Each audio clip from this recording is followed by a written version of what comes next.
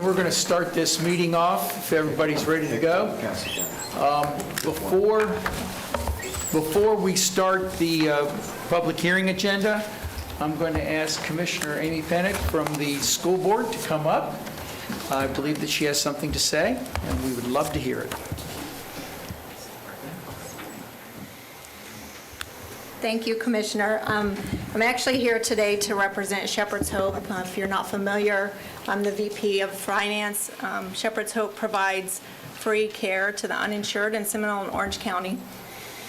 We were the recipient this past year of some CARES funding from you, and I came today because I want to explicitly tell you how wonderful your staff has been through this process. Specifically, Andre Burgos was a pleasure to deal with. We ran into no hiccups. We had a wonderful experience going through this compared to another county that we are still working through some issues. From the beginning of the pandemic, working with Alan to get necessary PPE to the staff that was unavailable, all the way to getting funds, which allowed us to keep 10 employees employed, converted from our face-to-face clinics to our telehealth. We were able to continue providing telehealth services to the uninsured locally. So I just wanted to commend you, thank you for the ease of the process, for being such a community support to the nonprofits in our communities, and thank you from Shepherd's Hope for your support. Great, thank you. Thank you.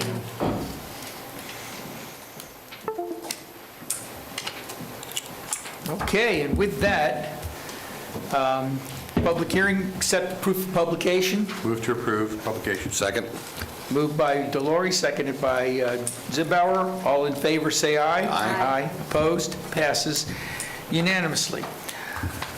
All right, the statement of the public hearing rules and procedures for everyone that's here and new. Our staff will be presenting each item for consideration with staff recommendation.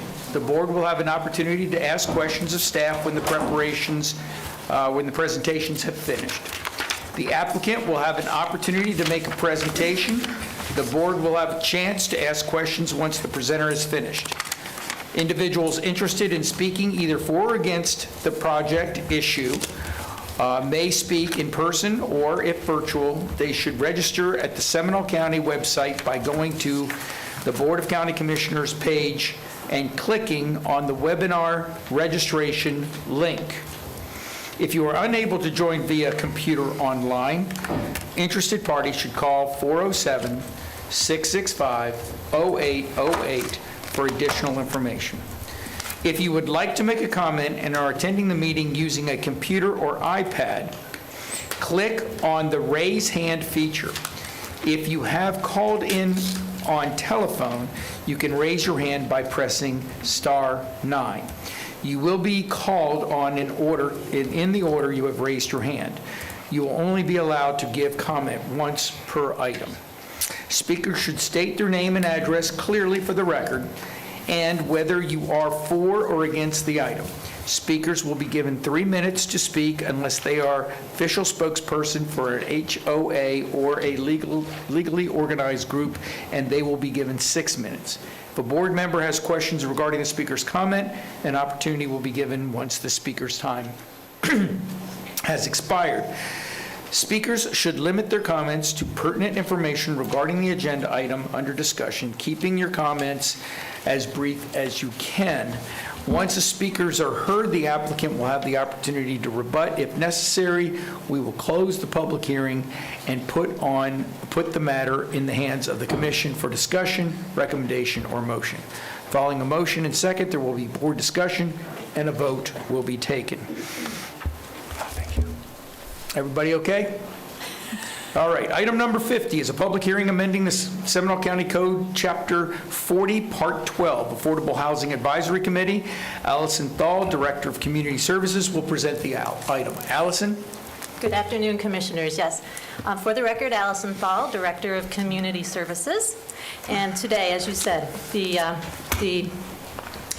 ordinance in front of you today is a request to adopt and approve the ordinance amending our Seminole County Code, Chapter 40, Part 12, In addition, I do have 2 resolutions that I will address as well, and this deals specifically with the affordable housing initiatives that are set forth under Florida Statute 420.9076. The purpose of this ordinance is to amend our,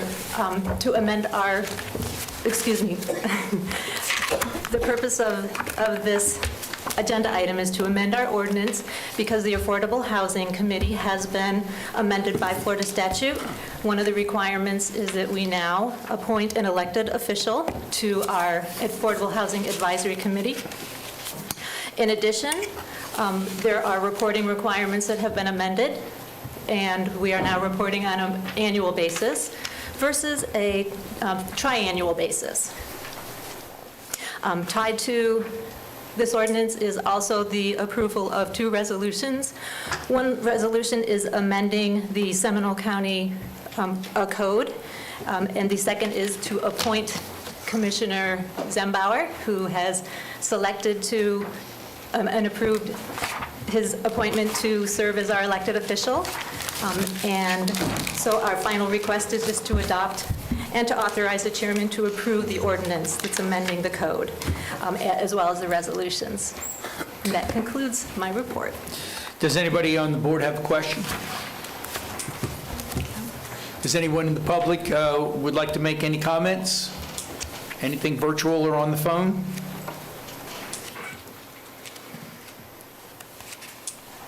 No hands, sir. Thank you very much. I would like to, as part of the motion, is it 2 separate motions, Allison, or just one motion that you're asking for? I believe we need a motion to amend the ordinance, Yes? and then Okay. the So the first motion would be to amend the ordinance. Is there any comments? Mr. Chairman? Yes. Before we close public comments, I'd like to submit my ex parte communication into the public record. Okay. Anybody else have it on this item?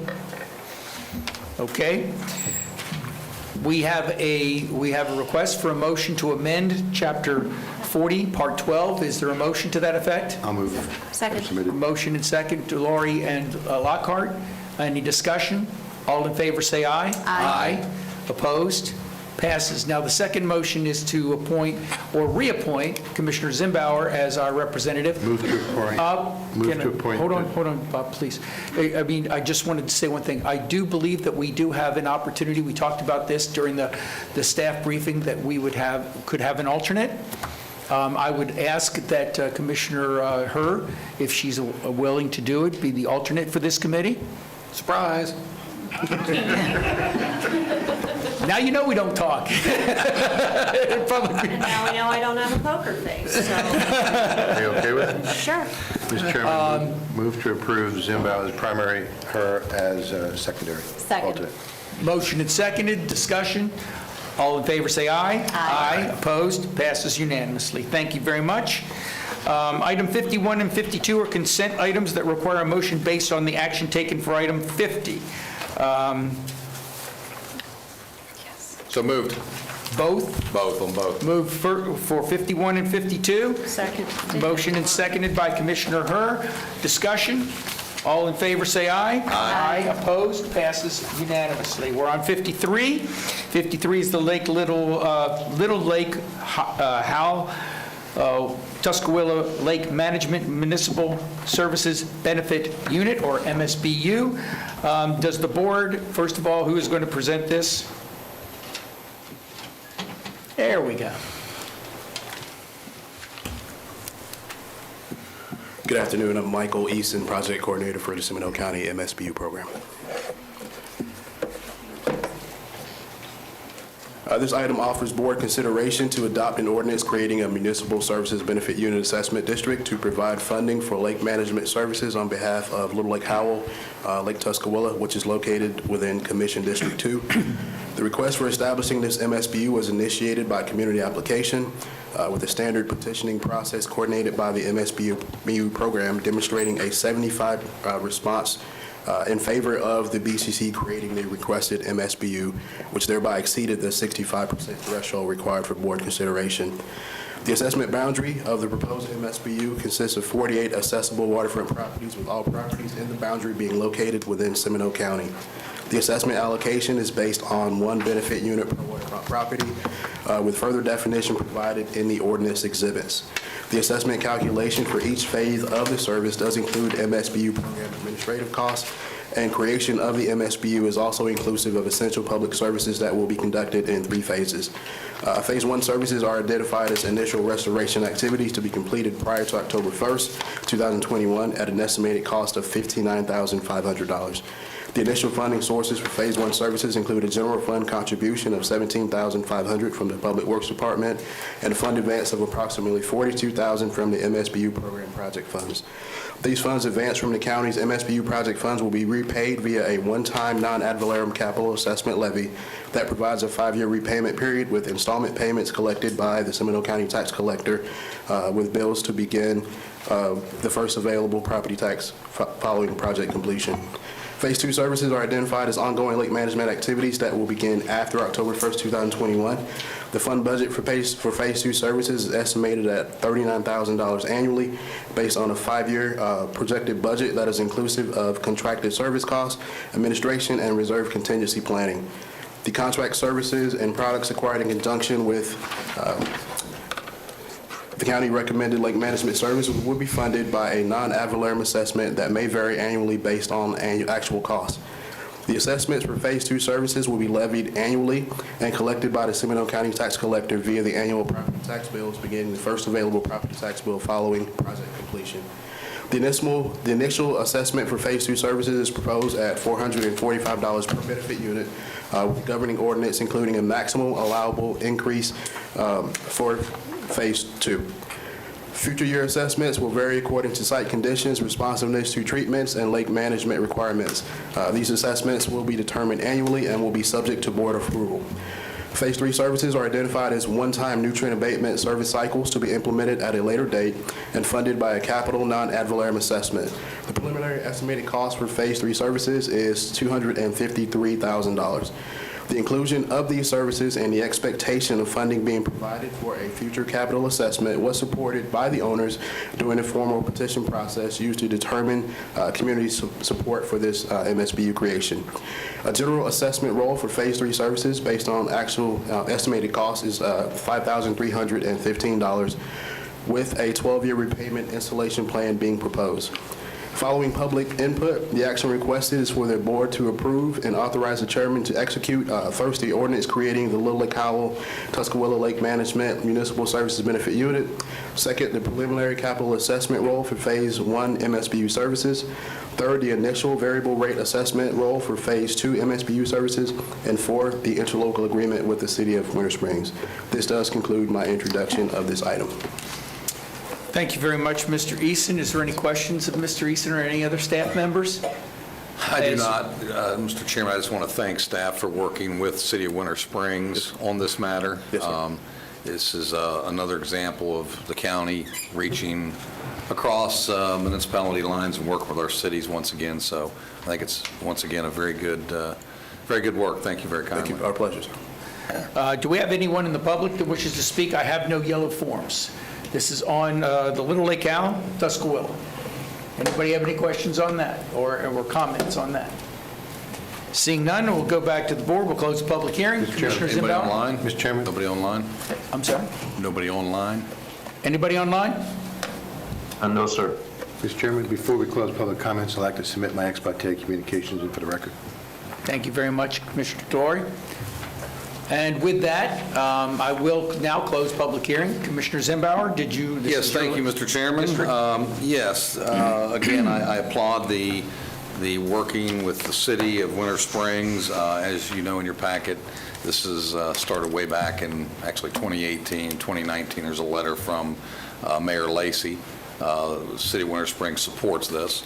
So I will make a motion to adopt the ordinance to create the Little Lake Howell Tuscarora Lake Management Municipal Service Benefit Unit, adopt a preliminary capital assessment roll and the initial variable rate assessment roll, and approve the interlocal agreement with the City of Winter Springs. Second. Motion by Commissioner Zimbauer, second by Commissioner Lockhart. Any discussion of the board? Further discussion of the board? Seeing none, all in favor say aye. Aye. Opposed? Passes unanimously. Thank you very much. But Mr. Easton, you're next again. Item number 54, East Crystal Chain Lake Management Municipal Services Benefit Unit, an MSBU again. Mr. Easton. Yes, sir. This item offers board consideration to adopt an ordinance creating a municipal services benefit unit assessment district to provide funding for lake management services on behalf of the East Crystal Chain of Lakes, which is located within Commission District 4. The request for establishing this MSBU was initiated by a community application with a standard petition process coordinated by the MSBU program demonstrating a 71% response in favor of the BCC creating the requested MSBU, thereby exceeding the 65% threshold required for board consideration. The assessment boundary of the proposed MSBU consists of 165 waterfront residential properties and 3 common element land properties with 288 associate properties, with all of those properties being located within Seminole County. The assessment structure for both phases includes 2 benefit allocation components, with the first being abutting waterfront and the second being right of use. The assessment allocations and cost allocation per cost benefit component are defined in the ordinance exhibits. The assessment calculation for each phase of the services does include an MSBU program administration cost, and creation of the MSBU is also inclusive of essential public services that will be conducted in 2 phases. Phase 1 services are identified as initial restoration activities to be completed prior to October 1st at an estimated cost of $333,500. The initial funding sources for Phase 1 services include a general fund contribution of $17,500 from the Public Works Department budget and a fund advance of approximately $316,000 from the MSBU program project funds. The funds advanced from the county's MSBU project funds will be repaid via a one-time non-ad valorem capital assessment levy that provides a 10-year repayment period with installment payments collected by the Seminole County tax collector via property tax bills to begin with the first property tax bill available following project completion. Phase 2 services are identified as ongoing lake management activities that will begin after October 1st, 2021. The fund budget for Phase 2 services is estimated to average $34,000 annually based on a 5-year projected budget that is inclusive of contract service costs, administration, and reserve contingency planning. The contracted services and products acquired in conjunction with county-recommended lake management services will be will be funded by a non-ad valorem assessment that may vary annually based on actual costs. The assessments for Phase 2 services will be levied annually and collected by the Seminole County tax collector via the annual property tax bills beginning first available property tax bill following project completion. Future year assessments will vary according to site conditions, responsiveness to treatments, and lake management requirements. Future year Phase 2 assessments will also be determined annually and subject to board approval. Following public input, the action requested is for the board to approve and authorize the chairman to execute, first being the ordinance creating the East Crystal Chain Lake Management Municipal Services Benefit Unit. Second, the preliminary capital assessment roll for Phase 1 MSBU services. Thirdly, the initial variable rate assessment roll for Phase 2 MSBU services. And fourth, the interlocal agreement with the City of Lake Mary. This concludes my introduction of this item. Thank you. Thank you very much, Mr. Easton. Does any member of the board have a question of the staff? Okay, then we're going to go right into the public comment. Now, I have a number of people that have asked to speak for this. I was also told by Ms. Schaefer that somebody wants to have an order. So the man standing, I guess, is the one that's got the order in charge, right? Okay, so the first person of the people that have these, the first person that wishes to speak is? Okay, me.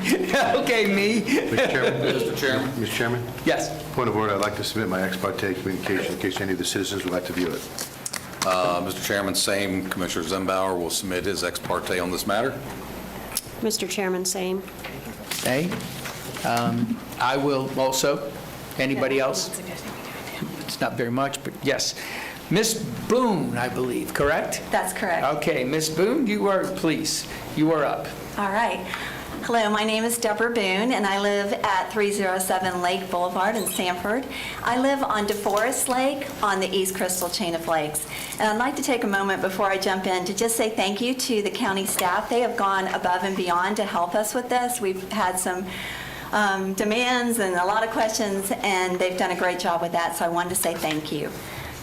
As you've heard, we have 4 lakes that will be part of this MSBU, and I'm going to go first because I have a little bit of a history before we get started on this process. 3 years ago, in February 2018, we actually tried to do an MSBU with DeForest Lake. And at that time, DeForest Lake was so overgrown with giant tussocks and islands that we were seeing land animals like 15 feet off the shore walking around out in the middle of the lake. It was crazy.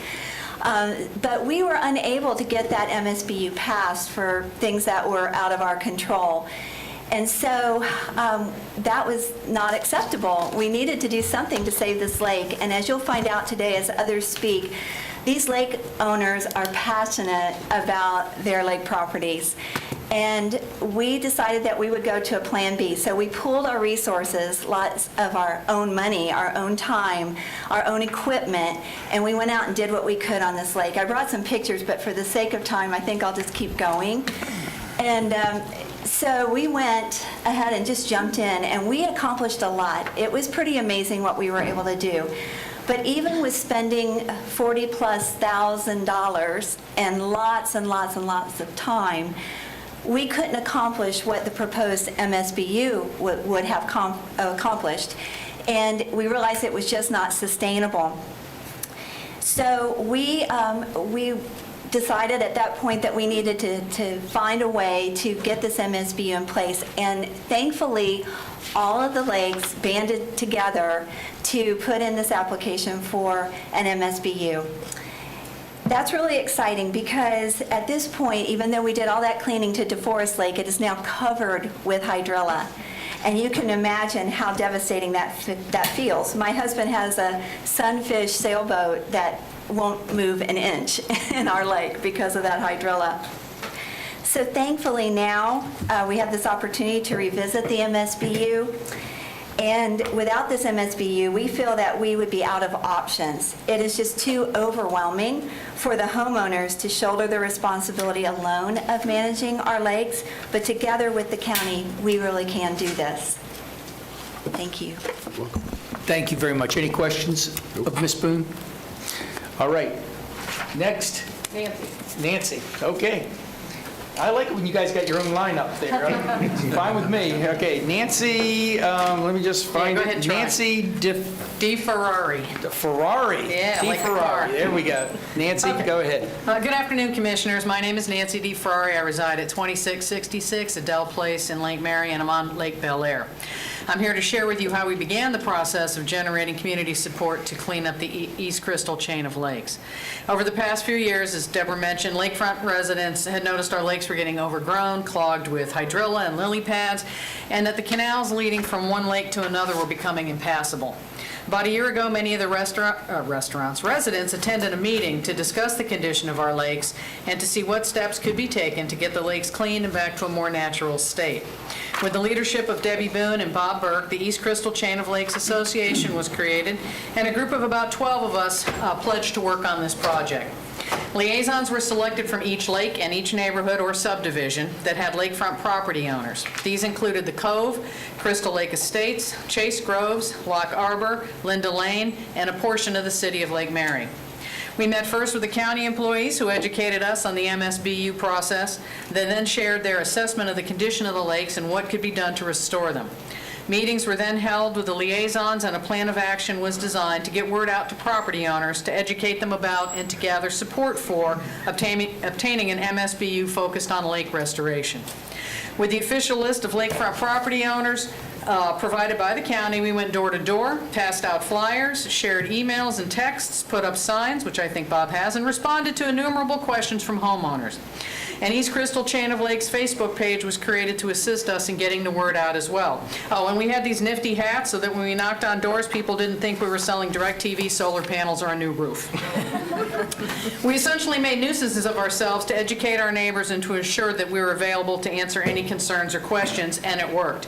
As mentioned, of the 168 property owners that could vote, we reached 65% required yes votes within 3 weeks of the county notices being sent. and ended up with the 71% that Michael mentioned. We actually had only 12 no votes. The other 36 owners simply never responded. And it should be noted, some of those properties were rentals whose owners we were unable to contact. We're thrilled with our progress thus far and thankful to have received professional assistance from the county employees that we've interacted with to this point. Now, we are eager to have the board vote to confirm the MSBU and have the East Crystal Chain of Lakes restoration process begin. Thank you very much. Thank you, Mr. Ferrari. Okay, Mr. Burke, you got, next person, you got it. I'm set. We need to put this group in charge of all public hearing input in the future. I think Mr. Burke has done a good job. Okay. Hi, my name is Seth Alderson, and I live at 108 Estate Circle, and that's in Lake Mary, Florida. I live in Crystal Lake Estates, and I think my piece is more of a fluffy piece instead of the informational. I think it was a great segue from Nancy, as I'm going to talk a little bit about the community that we've not built, but seen grow and strengthen. I'm new to the community, been here a little bit over a year, and by getting involved in this cause, it has allowed me to meet my neighbors in Crystal Lake Estates, as well as the communities around the lake, or chain of lakes, that is. This MSBU process is included, and here I have unprecedented coordination due to the fact that different neighborhoods, 6 different neighborhoods, and the city of Lake Mary with Seminole County, but it seems as if the Tuscaloosa beat me to the punch with multi-jurisdictions. Not only were we able to navigate this process under the multi-jurisdictions, but during the height of a global pandemic. Having to gather the survey of interest and the actual vote of over 65% was no easy task, and it goes to show the great strength of the community. My neighbors were so excited about this cause that we had 100% vote yes within Crystal Lake Estates. They were beating down the door and asking what they could do to help. This community of Chain of Lakes has such a great history, and the majority of the families want to see it continue. So we appreciate you letting us be here and hope you vote yes for our cause. Thank you. Thank you, Mr. Lindquist. Okay, I'm assuming that Seth is up now. That was Seth. No, that was Seth, I'm sorry. Then Mr. Lindquist? That'd be Lundquist. Lindquist, thank you very much. L-U-N-D. L-U-N-D, that's correct. Thank you, commissioners, for hearing us today. I was born and reared in Sanford, a rarity. My mother told me, you rear children and you raise cows. My dad, at the age of 9, said, we're going to move west, young man. Seth, I'm sorry. Bobby. Bobby. Bobby Lundquist. Bobby, I'm sorry, can you give your name and address, I mean, just your address? Bobby Lundquist, 123 Crystal View South, Sanford, Florida. Thank you very much, sir. You're welcome. At the age of 9, my father said, let's move west, young man. And that was to Lock Arbor, some 3 miles west. What a beautiful, beautiful chain of lakes we discovered as a kid. Oh my goodness, we had crystal clear water, sandy white bottom. We had big bass. We had wonderful wildlife in the area, in the lake. And we camped on the lake shores during the wintertime, and I can only say what a wonderful way to grow up as a young kid. We moved on. I came back and bought my current home in 1988, and I've seen the lake in its current condition, and I've seen it to where it's completely dry. Why is it dry? Well, back in the 60s, the lakes were dredged, and it upset for the sandy beaches that the homeowners wanted. And so it upset the balance of nature in the Crystal Lake, East Crystal Lake chains. So we have seen over time the ebb and flow of the water. It will completely dry up to where there's no water in the lake whatsoever. And then when the rains come, the hurricanes come, the lakes fill up. And this MSBU will not fix that. That's in your hands, the state's hands, other commissions' hands to protect our waterways, not only in Seminole County, but the state of Florida. We encourage you to stay involved with the restorations of all of our waterways in Seminole County. But we believe this is a start. The MSBU will give us a good start on cleaning up our lake so that maybe we can come back and restore it to its original beautiful nature that it was. Thank you. Mr. Chairman? Yes, A question for question. Bobby, if I may. Yes, sir. It's always good seeing you. Good to see you. I got a question for you. You say that periodically the lakes dry up. Do we know why? Well, it has to do with the St. Johns. When the St. Johns River is low, our lake's low and it dries up. So the springs and all the lakes, when I was growing up, 1960, all the lakes had spring water. I mean, you could see the spring water bubble up. It was, in all the 5 lakes that we mentioned here, it was just beautiful water. So my theory, the dredging destroyed the balance of nature, took the springs away, and so now we're dependent upon, Mr. Delary, we're dependent upon the rain, the hurricanes. Right now, as you know, the St. Johns River is up very high, and our lake's up very high. Some say it's the highest I've ever seen it. I've seen it a little bit higher. So we're dependent upon, it's the St. Johns River, the Wekiva River, Econohatchee Rivers. The reason why I'm asking, sir, is we've had questions about the Little Wekiva River and about how it's actually changing the direction and flow and settlement. So I wanted to know if you knew of any additional issues that are out there. That's why I was asking. There's no other issues. There's not any algae issues. There's not any of those type of problems with our lake. Fortunately, the water is still pretty clean. Okay. And, but we need to stay on top of restoration and maintaining our other waterways in Seminole County. Thank you. Yes, sir. Thank you very much. Any other questions? Okay, next. William Canavino.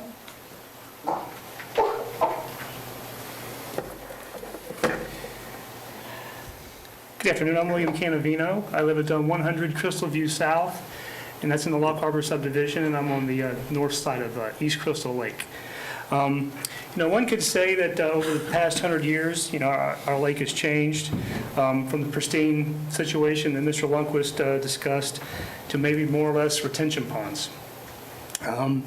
Beginning with development from the 1920s, runoff from properties and roads began to flow directly into the chain of lakes. Our chain also receives overflow stormwater from Country Club Oaks, which is not part of our lake community, and also from the road itself, from Country Club Road. These inflow issues have obviously been a contributing factor to the conditions of the lake today. We're excited about establishing the MSBU to correct the damage caused by these factors. As you've heard today, our community has overwhelmingly agreed to fund this MSBU and cleanup process, which we're very excited about.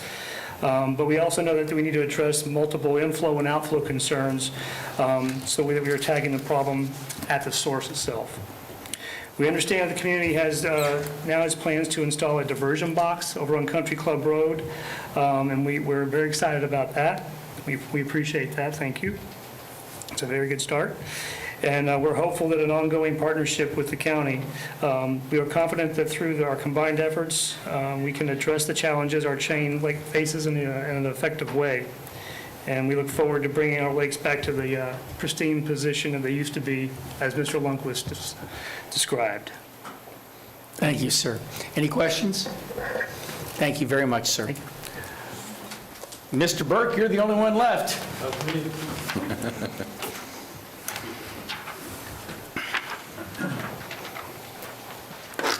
Good afternoon. Oh, wait. There, that's better. My name is Bob Burke. I live at 212 South Crystal Drive on Pine Lake. Mr. Chairman, Commissioners, some of you are used to seeing me here on behalf of Kids House of Seminole. And I have to say, based on an opportunity to appear before you, that we are grateful for your continued support throughout the years. But today, I wear a different hat. Literally, right? It's that of the East Crystal Chain of Lakes. I'm keenly aware and appreciate your individual and collective concerns for water quality in lakes throughout Seminole County. We all know that we face a never-ending balancing act considering our lakes are part of the county's overall storm management system, stormwater. The scope of work we hope to undertake was essentially tailored to our threshold of pain in terms of an additional tax assessment, especially considering the tax difference between lakefront property and non-lakefront property that we willingly bear. We see this scope of work as just the beginning. It's the beginning of a process to restore and maintain our chain of lakes so that generations of young people who grow up here will tell their children and their grandchildren about how great it was to live on the East Crystal chain of lakes, just like you heard from Bobby, and you could hear from several others in our lake community. I would ask that those who are here in favor of the MSBU stand very quickly for a moment. There you go, we came out in force. Okay, thank you. We're passionate. We are committed. We're ready to work in partnership with Seminole County as we tackle additional issues in our lakes and the surrounding conditions that affect our water quality. I close by thanking you for having such a great staff in lake management and MSBU departments, particularly Gloria Eby and Michael Eason. And I request that you support this ordinance to form an MSBU for our great chain of lakes. On behalf of the East Crystal Chain of Lakes Association, I thank you for your service to the citizens and businesses of Seminole County and your individual roles for the greater good of the region and the state of Florida. Thank you very much.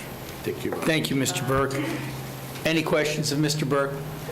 And I just did want to tell you, sir, that this, putting the organization as you did together, this, I'm sure all of you had a part to play in it, but this, as Commissioner Lockhart said, this was very nice to have, such an organized group asking us to tax you. So congratulations, sir. It wasn't easy to come around to that. But we do appreciate the relationship, and you can see that we have enthusiastic people, and our heart is in the right place. Thank you, Mr. Burke. We do have one other person, public comment, Mr. Ray Meeks. Mr. Meeks, are you here?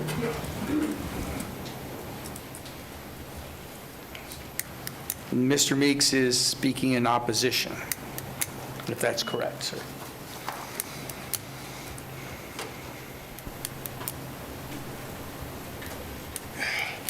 Here. Hi, my name is Ray Meeks, and I live at 2704 Teague Place.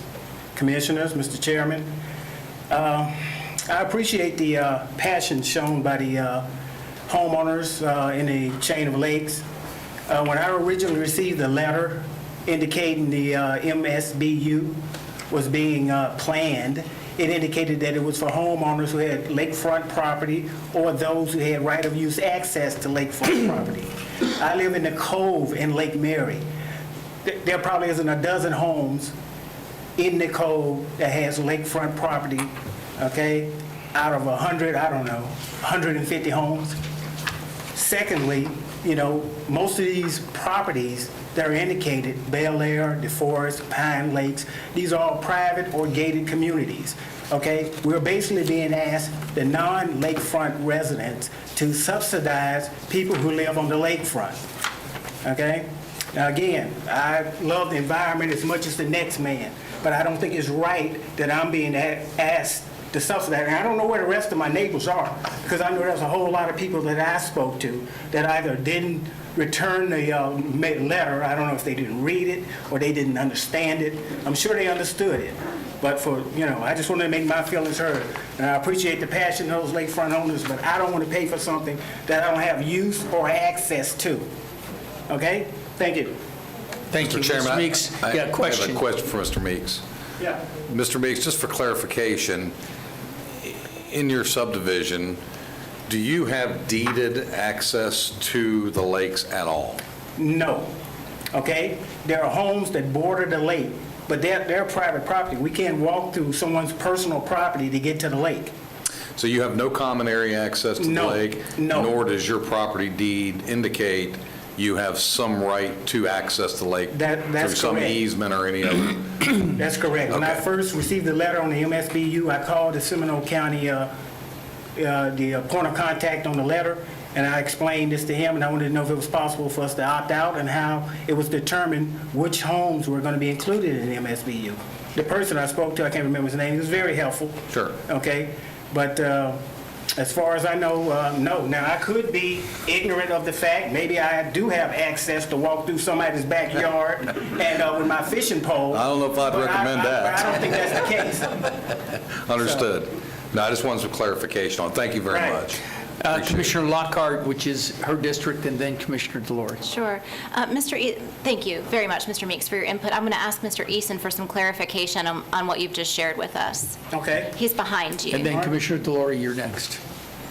So, Mr. Eason, the Cove HOA, does it own HOA-owned property Yes, on the lake? ma'am. There Okay. there are HOA-owned properties that are designated as waterfront, and there is the existence of a conservation easement that includes those properties in the assessment boundary. What we did to ensure that our logic was correct in forming the assessment boundary, we reached out to the county attorney's office for a legal opinion on those properties, such as the Cove, Chase Groves, and we received an opinion back that confirmed that we were able to assess those particular properties. So there is the existence of a conservation easement as well as a development order that includes those properties that are such as the Cove. They are HOA-owned properties that are designated as waterfront.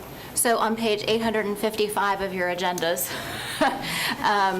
there is a breakdown, and it identifies the Cove HOA, and it has, if I'm reading this correctly, and correct me if I'm wrong, that the HOA is passing on part of its responsibility to each of those parcels that live in their HOA, because that's how they get their money, the HOA gets their money from the residents who live there. Is that correct? That is my understanding, yes, ma'am. Okay, so the extra assessment to an individual homeowner in the Cove is $20. Is that what I'm understanding from this I table? believe the installment is $20, yes, ma'am. Okay. A year? Annually, yes, ma'am. A year, okay. I just wanted to make sure. Yes, that ma'am. It's not, the folks who don't have waterfront access are not being assessed at the same rate. No, ma'am. Okay. That is in consideration of the assessment amount. Okay, thank you. Yes, ma'am. Appreciate that. Commissioner Delory, then Commissioner Zinval. Can you show us an aerial of where the Cove is and what the HOA property is? Have to.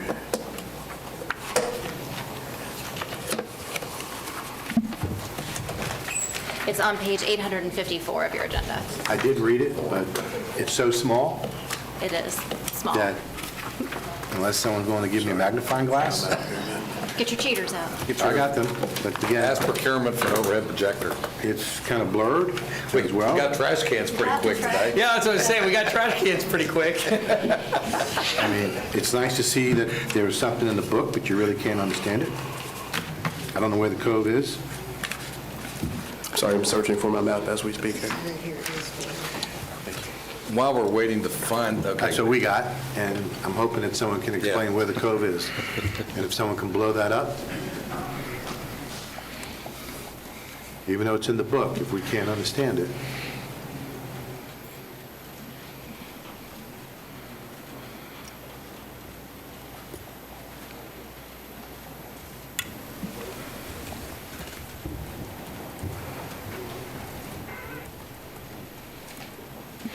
That good?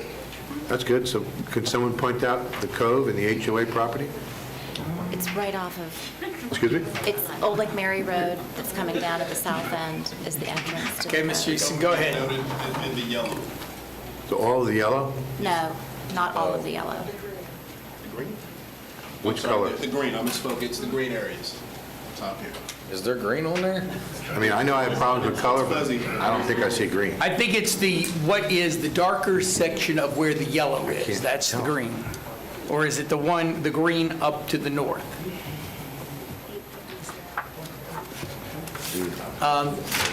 Is anybody that lived there, can help us here? So, Here comes. so that's all of it. But they're saying it's just the HOA property.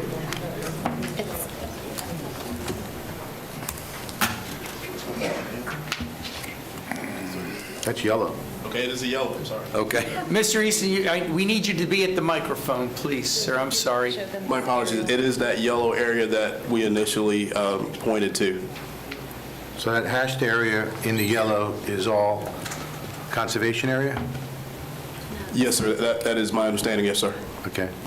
Could we ask Gloria Eby to please, I'm so sorry, I know you thought you almost got out of here. That is a wonderful map, thank you. Put that map up. That Yes, keep is- that map See, there. that's not in our packet. Yeah, I know. Okay. Miss But Eby? She's going to save the day. And Ms. Eby, since you're there and since you have become probably the most familiar with these lakes since you've been out on them, maybe you could walk Commissioner Delary through his questions. I'll try. And thank you, Mr. Easton. Hi, Gloria Eby with Seminole County Lake Management Program and Mosquito Control Program Manager. I'm going to step away to point at the aerial, if that's okay. There's a cordless mic right there. Okay, great. This one right here. Okay, that works. This is the HOA pond that Mr. Meeks was identifying. So because this pond, which has several tracts and conservation easements throughout this neighborhood, this has a very large tract that goes into the lake. So if you look at the property appraisers, you'll see a significant amount of property. So because this lot was lakefront, that lot has an assessment charged to it through the MSBU.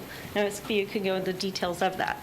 So the assessment for that particular parcel then becomes what's called a common element land, which means that assessment for this parcel goes into each homeowners within the HOA. So how somebody off lake is being assessed is because of this very large lakefront property owned by the Cove that will be receiving services through the MSBU. So that is how it was determined for that particular area.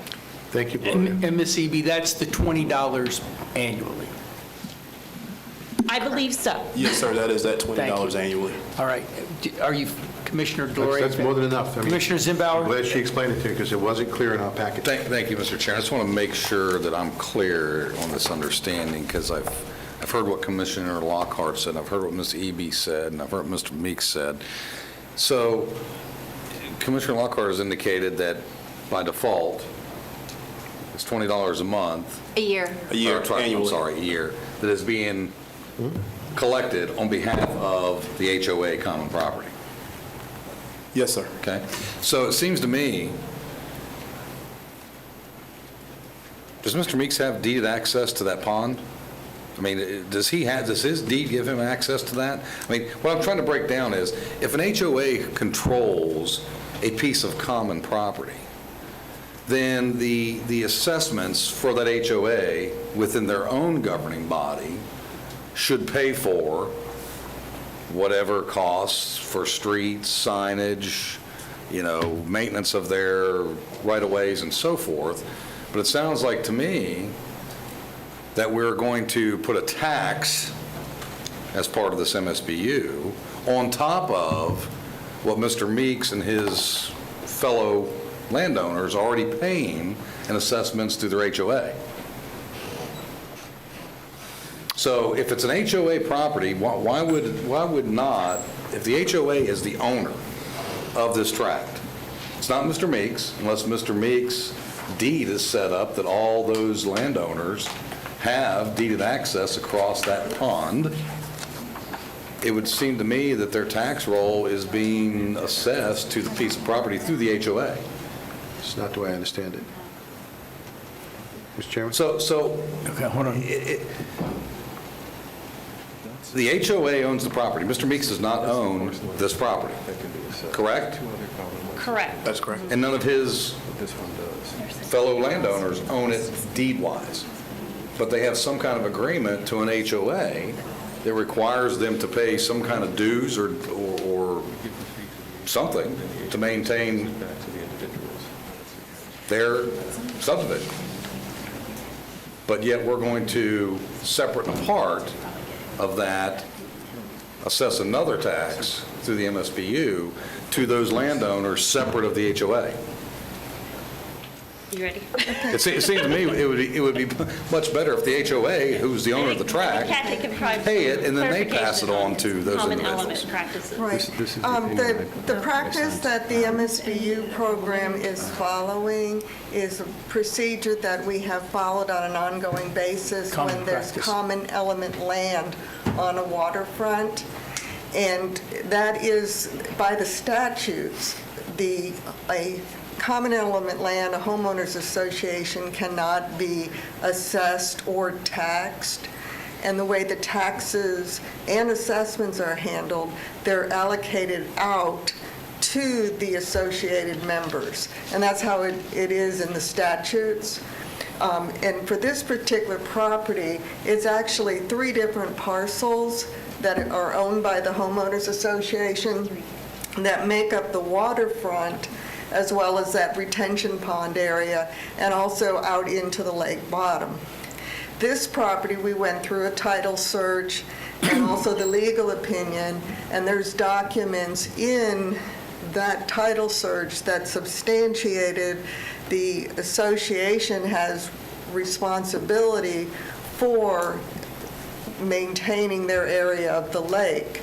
And that is what opened the door, in addition to the statutes. It opened the door for us to continue to follow our standard procedures of collecting what would otherwise be assessed to a homeowners association.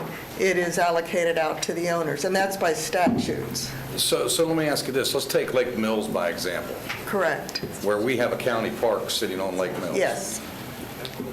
Did the county pay anything to an MSBU for? Yes. Okay, did they pay as a single landowner or multiple landowners? For the park, it's the county, we entered, government properties cannot be assessed either by statutes.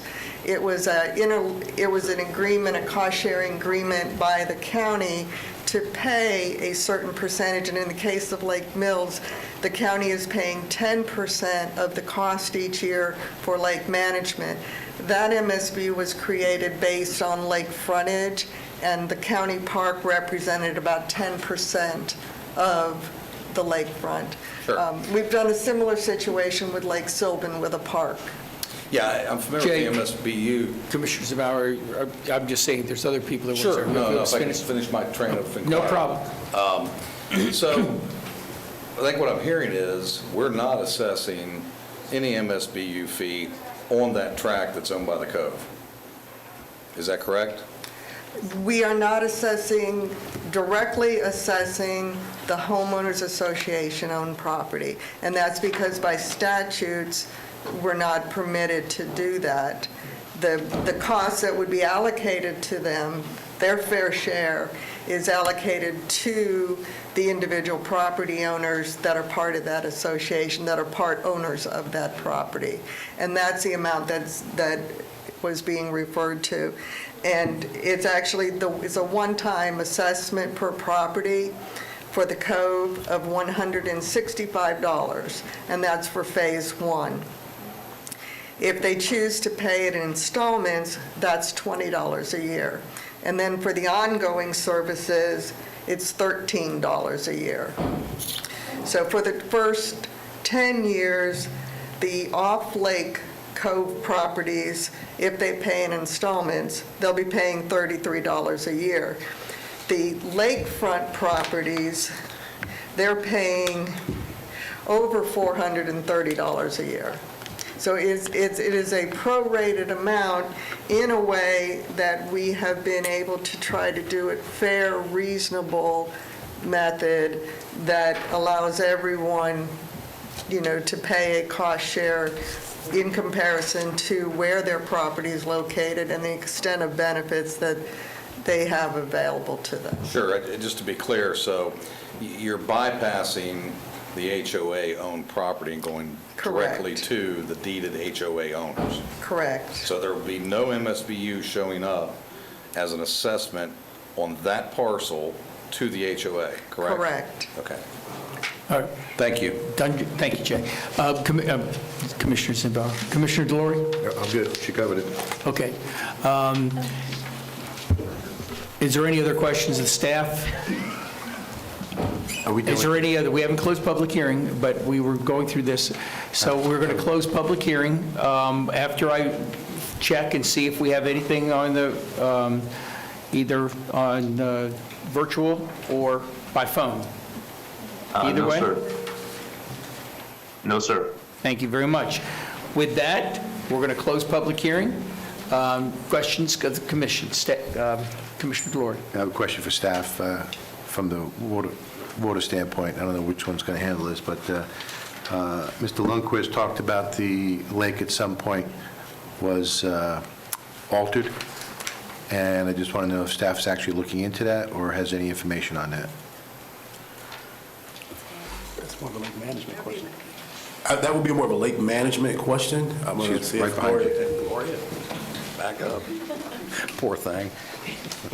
You might as well just stay up close. I will, getting my steps in. So we did conduct a nutrient and hydrologic study on the East Crystal chain of lakes. And during that period, we did experience a drawdown of the lake. It is a very porous, sandy soiled lake.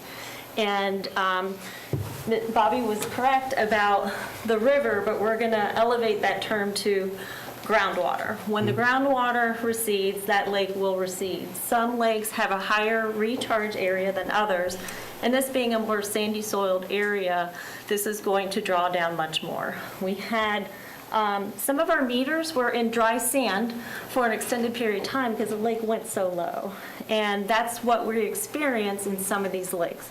We also have a ridge of lakes that does the same thing. Myrtle, Grace, all of those areas are ridge of lakes that act that way. So it's really a matter of groundwater saturation more than some other activities. I know the weir has been an issue with some community members talking about that, but that's a solid structure there. It really has to do with groundwater interaction with that area. Okay. I was just curious because I know we have a countywide stormwater master plan, and I didn't know if that needed to be included in our overall stormwater master plan. Couple of announcements before we go any further. Because the clerk is doing this, remotely, everybody, when they come to speak, staff also, please state your name again, even though you've already spoke. I apologize. No, it's not apology. Just want to make sure we're not, we don't always do this, but this is Gloria Eby that just spoke. Also, again, as I said, indicated before, anybody that's in the audience and attendees must wear masks at all times. So please, anybody that is not wearing a mask, please put your mask on. And if you don't have one, we will give you one. Okay, are there further questions? Can we answer the question? Oh, I thought that you... No, I asked another question. Oh, okay. I mean, I'm all in favor of this project, don't get me wrong. No worries. But I want to make sure that since we have an overall Specifically- stormwater master plan, Right. is this issue something we need to include in our overall stormwater master plan? I'm not aware of groundwater modeling for the area being on the stormwater master plan for Okay. that specific area. Okay, that's the answer. Thank you. Thank you. Thank you, Ms. Eby. Is there any other questions? Or Commissioner Lockhart, this is your district? It is. It is. These are my people.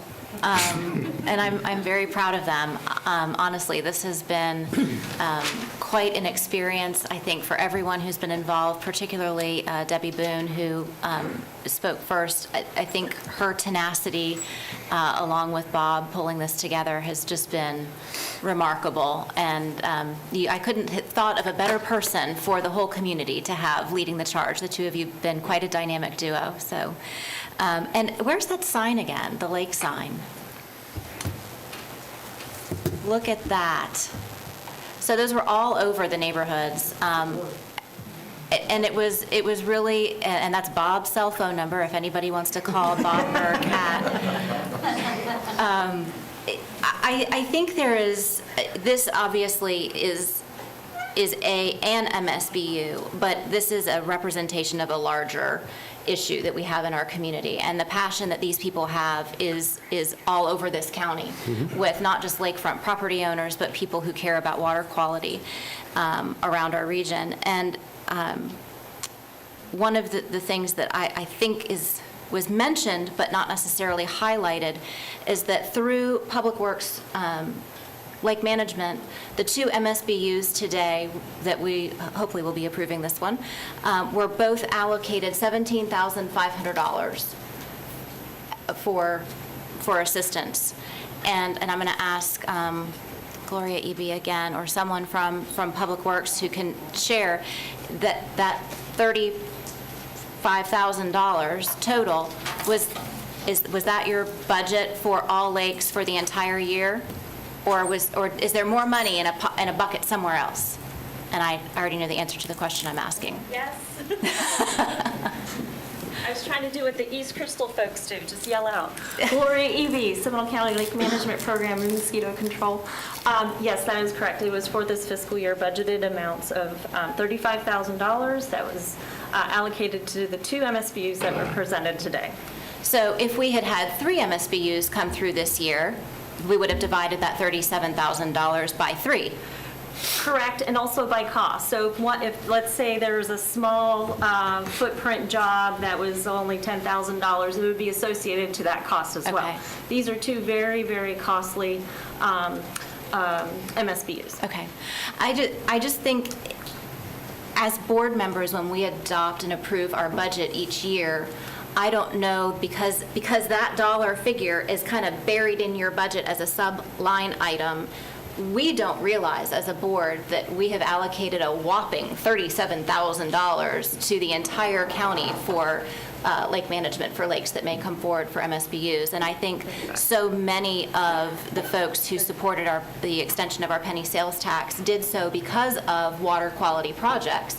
And to have the type of commitment that these folks have had and so many others have had to agree to tax themselves really would be important for us as a board to take that into consideration during budget time and how much we want to allocate toward water quality projects moving forward. We're a big county, and $37,000 is not a lot of money. And I just wanted to use this opportunity to put that out on the table. So, Mr. Chairman? Yes, please, Commissioner. So I'm not familiar with this lake or any other lake being on the 1-cent sales tax roster that was given to the public when they voted for it. I don't necessarily disagree. We want to fund as much water quality improvements that we want to.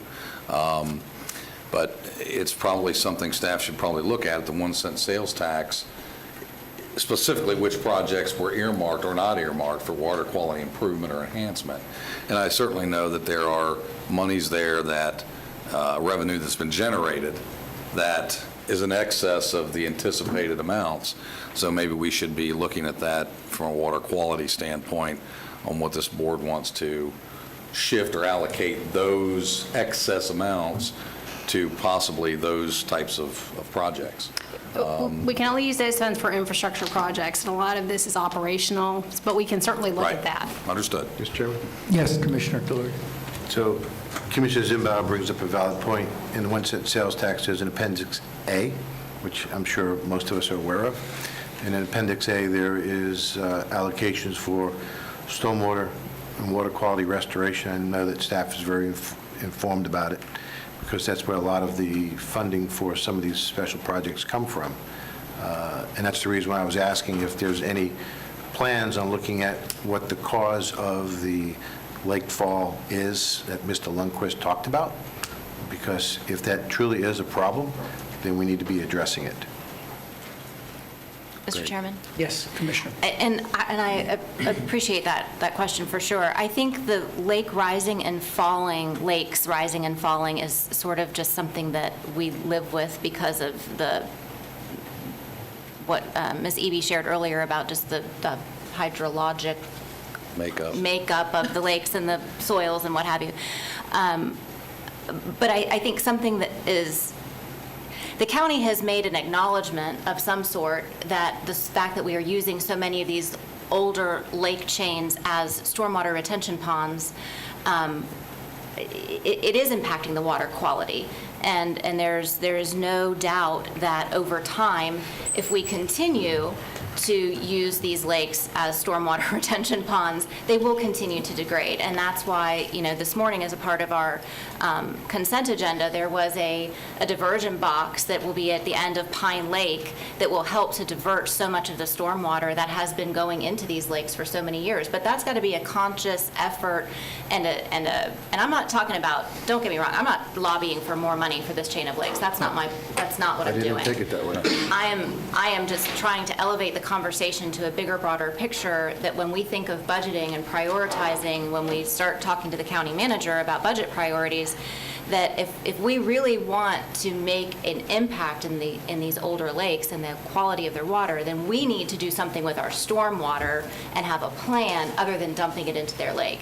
It won't necessarily have anything to do with the raising and lowering of the water level, but it certainly will improve the quality. Mr. Chairman? Yes. Okay, I'll lobby for money. Even though you live there, I'll lobby money to go there, okay? The issue that I'm going back to is that's why it's important that we have an overall stormwater master plan, as Gloria talked about. And it's important that if there is an issue that is caused years ago, and if it's needed to be fixed, then we should be addressing that. Just like the Little Wekiva River, with everything that's happening there, somebody needs to fix it. And I know it's not the residents because it's impossible. So it's either the state, the feds, or the local. Same thing with this chain of lakes. If there's a problem there, then we should be addressing it. That's why I'm asking. And if you talk about stormwater, when it comes from, who's putting stormwater into it, that's when you do a nutrient study. And I'm hoping that, and I'm not asking for it to be done, but I'm hoping that people are actually looking at that, because that's where you find out where everything that's coming in and everything that's going out. And we've asked many of the MSBUs for lakes that have done it. A nutrient study is truly the Bible of what happens to that lake. And you can actually see it, parcel by parcel. I mean, it is amazing, a nutrient study. But I want to make sure that, as it was said here in the public record, that there was damage to these chains of lakes years ago. If it was, we need to identify it so we can correct it. That's what I'm going after. Talking about a comprehensive plan on stormwater And that's why we is have- music to my ears. That's why we started 2 years ago. I'm loving the Mr. Chairman, conversation. that's why we started 2 years ago, an overall stormwater master plan. That was the premise for it. And I can remember a time in this chambers, probably 20 years ago, when the then county commission tried to adopt such methodology through a taxation process, stormwater tax, which this county is one of the few in the state that does not have that. And it was quickly dismissed when the whole chamber was filled with residents, including myself, and the parking lot was packed. And the commission said, yeah, that's probably not a good idea. That's what that was all about. Yeah. That's almost 20 years ago. So, yeah, I concur. We all want fresh water, we all want good, clean water, and if there is a problem, we should identify it. I mean, I'll be supporting the district commissioner. I support the MSBU process. I know what it is for those that are out here back in the 80s as a resident of Lake Pickett, going door to door trying to convince my neighbors to pay money, of which 372 of them did not live on the lake. And although they had deeded access, many of them didn't have a piece of property to access the lake to put a boat in. They could walk down and throw a pole in, but so I commend you all for all the hard work. I know what that's about.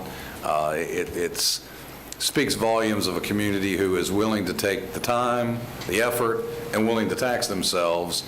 And this is what the partnership, what government should be doing with our citizens. So I'll be supporting whatever the district commissioner. I'm going to make a motion for you to support. Here we go. And before I recognize you, Commissioner Lockhart, I just want to say, every one of you is absolutely correct. If we are going to really tackle water, and we talk a lot about it, and we have done a lot of things, but if we're going to do an overall comprehensive plan, we've got to do something about stormwater. It's one of the three most important things that pollute our rivers, lakes, and streams.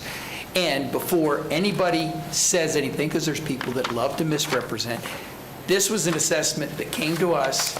We're not really taxing these people. They have asked us to put an assessment to protect their lakes.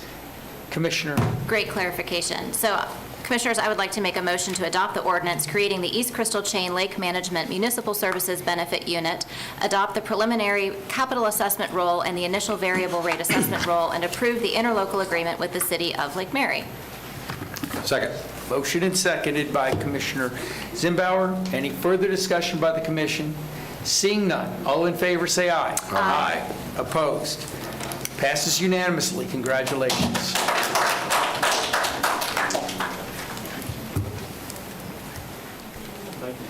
I will give you a minute to clear out because... Unless you want to stay, we're Yes, going to have a lot of fun. We'd love to have you stay for the rest of it. It's only going to last another 3 or 4 Mr. Chairman, hours. did Yes. you want to take a break now? No, I think we can get one more through. Okay. Yep. Unless you... No, I'm good. I think Just we thought can it get might be appropriate.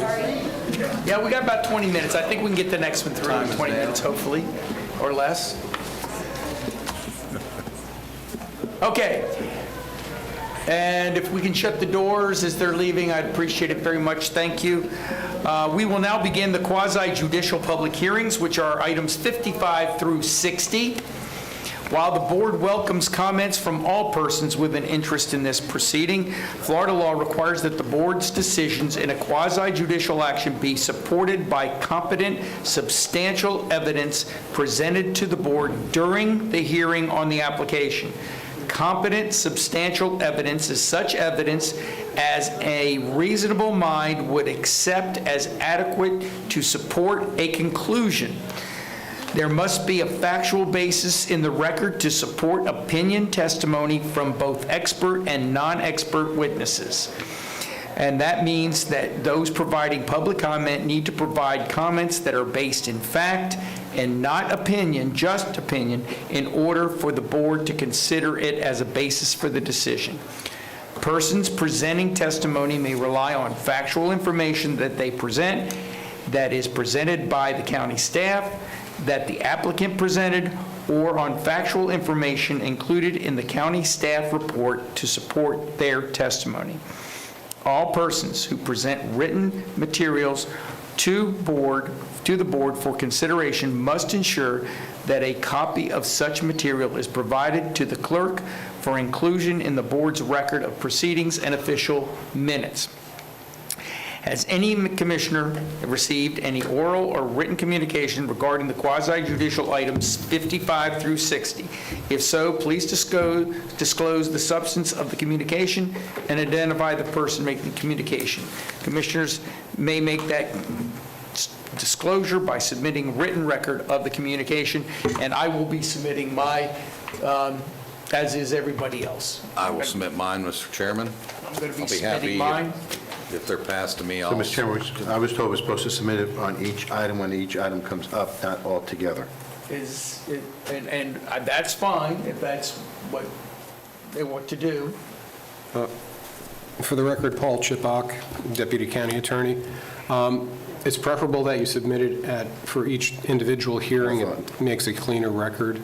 And also, the item needs to be submitted before the item, so if anyone wanted to look at the ex parte communication, they could do so before you render or vote on that decision, on that matter. So, Mr. Chairman, I will submit my item 55, my ex parte communication for public reviewing. Okay, and I will do the same. Could I ask for clarification from the county attorney? Yes, you can. So I heard others saying that they were giving ex parte communication on the previous items. Those were not quasi-judicial. I did not print any for any of those items because I thought we were only doing quasi-judicial. Can you give me clarification on that? The ex parte communication is necessary for the quasi-judicial matters. Okay. On a legislative matter, there is no ex parte per se. You are entitled to speak with your constituents on a legislative concern. Okay, thank you. It doesn't hurt to... Well, it's going to save a lot of trees, for one thing, so that's good. Okay, awesome, thank you. Okay. Yes, Commissioner Hurd? I'll be submitting all at once. We scrambled and added 54 to the items because others were doing it. So I would thank Diana for that. I'll be submitting for 55, 56, 57, and 60 all at once. so, Okay? okay. They can pull them out as they wish with mine. Yeah, I got 55 through 60. Next time, we'll get it right next time, Mr. Chippewa. I'm going to say, and I will as well, I'm going to say, I'm a little confused what Mr. Chipak just said. We're going to do the best we can, but it's all there. It's all there. That's right. Thank you, Commissioner Delory, for pointing that out. Okay. Item 55 is Board of Adjustment appeal regarding 3069 East Wind Chime Circle. Angie Kielhofer will present the item. Angie? Good afternoon, Commissioners. Angie Califer with Development Services. Califer. Item number 55 is for an appeal for the Board of Adjustment decision to deny the request for a side street north setback variance from 25 feet to 4 feet for a privacy fence in the R1 Single Family Dwelling District, and more particularly known as 3063 East Wind Chime Circle. On October 26, 2020, the Board of Adjustment denied a variance for a side street north setback variance from 25 feet to 4 feet for a privacy fence in the R1 Single Family Dwelling District. On November 10, 2020, John and Don Erickson appellants filed a notice of appeal of the Board of Adjustment decision.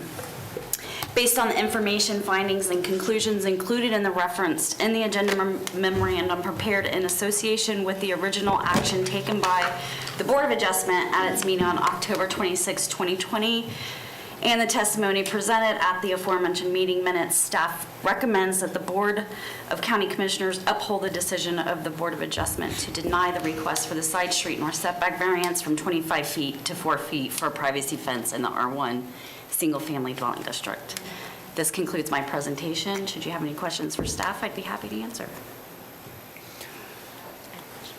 Commissioner Lockhart? Ms. Califer, the fence that's existing on the neighbor's property received a special exception, is that correct? A variance? It received a variance, yes. It received a variance. And that was how many years ago? 1990. 1990, so quite some time ago. Yes, ma'am. Okay.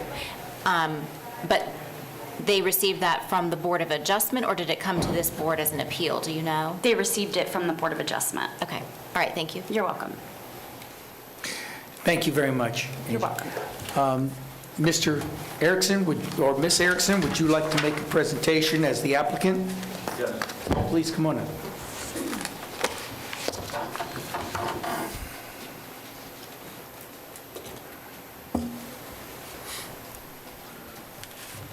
Okay, my name's John Erickson. I live at 3063 Wind Chime Circle East. We've lived there for roughly about 20 years. I have some pictures. I don't know if you have pictures, but I would like to. Mr. Chairman? Yeah. Just for clarification purposes, John? John Erickson, yeah. Once you show us those pictures, you have to leave them behind. Okay, that's fine. Okay, just want to make sure you're aware of that. We'll let you make a copy later. I have them. Okay. So that picture there is before we had trees removed around that yard. You could tell they basically said it was going to create a tunneling effect going down the road, whereas your engineering department didn't have a problem with it. So we didn't quite understand that, but that's before. This is basically now.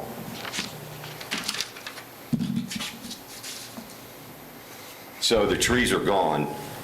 The picture, if you know, the other picture was out in the actual road, but so I don't understand how that creates a tunneling effect. I don't understand if we put a fence exactly like that, where if you drive this neighborhood, there's fences all over this whole entire community, all the phases. So I'm trying to understand why. Here's another picture.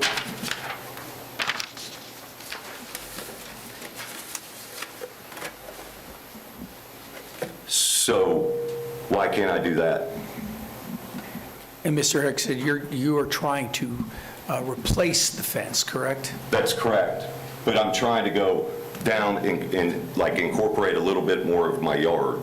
So that's one of the reasons when we took the trees out, the fence had to go that way. There was no other way the fence could have gone in the beginning.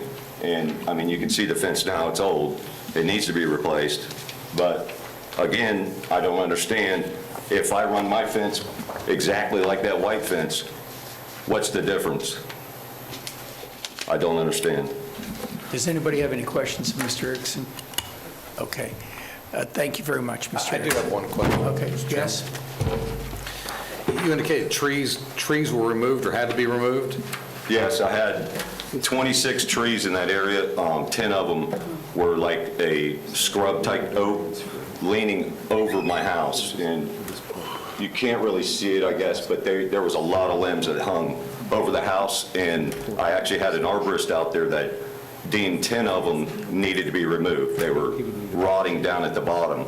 So some of the ones I could have left, basically, if you'd have cut those limbs off of away from the house, there would be one little limb hanging the other way, and basically the tree was, Sure. not a tree. So where the trees are in that picture now, we cannot see the fence, the existing fence, is that correct? Correct. But once those trees are gone is what we see in the other picture. That's the existing And you want fence. to come, bring your fence further up where the trees used to be. That's correct. To recover that area where trees used to be planted. Correct. Okay, clear. Yeah. Thank you. Thank you, Mr. Erickson. Okay, thank you. We do have a member of the audience and the neighborhood that wishes to speak, Mr. Luis Morales. Excuse me, plus I have one other thing. Okay, I'm sorry. We have 9 other letters here from people that are in favor of the fence in This the is like a neighborhood. petition of your neighborhood. Yes, sir. Okay, would you please leave it right there? Yes, sir. And we thank you very much. Yeah. Mr. Morales?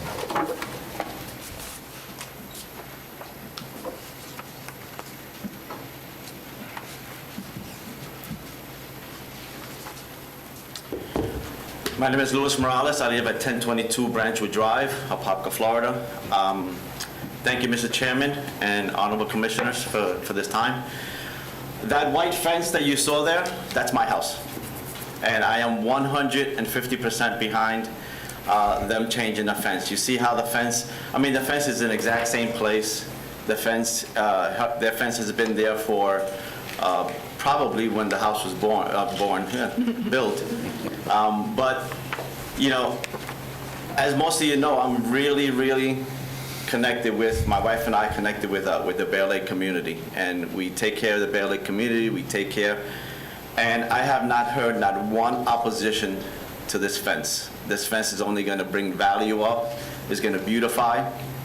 And when the County of Justice made their decision, a couple of things I was concerned about their decision. First decision was that they said that there was no letters or anything for this project. I emailed them, I sent them pictures, they acknowledged they had it.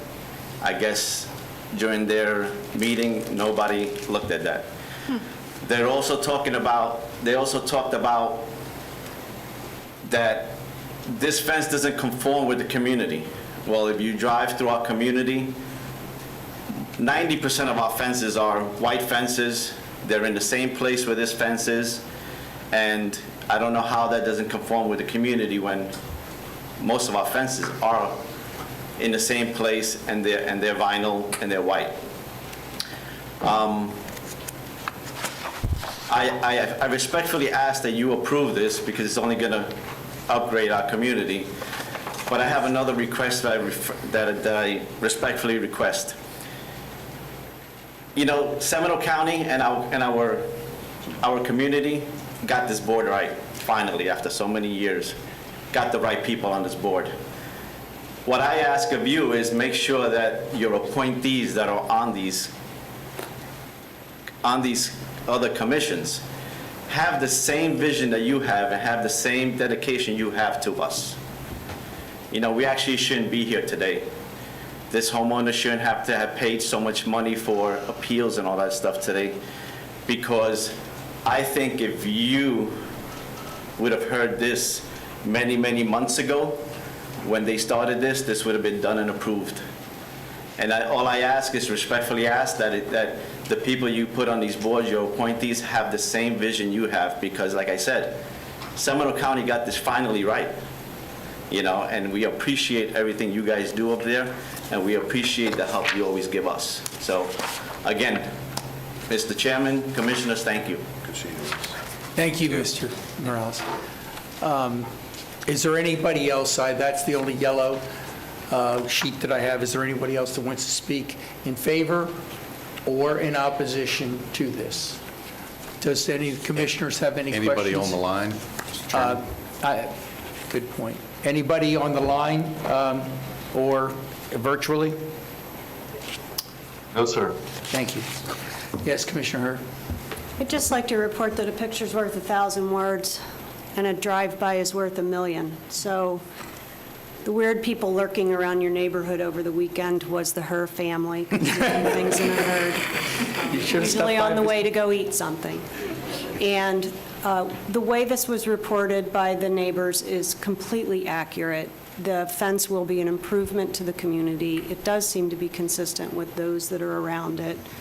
And it was confusing to me that you ended up here as well, so I will be voting in favor of the fence. Commissioner Zimbauer. I agree and concur. I know this area well. My family's business is in close proximity to this, and I have a lot of clients in that area. This is not uncommon. I mean, this fence, as stated, is a very common conducive of what already exists in that area. I'll be supporting the district commissioner's decision. I would also ask that we maybe consider waiving the cost for this appeal to this appellant. That they've lost time. His neighbors have had to come up here.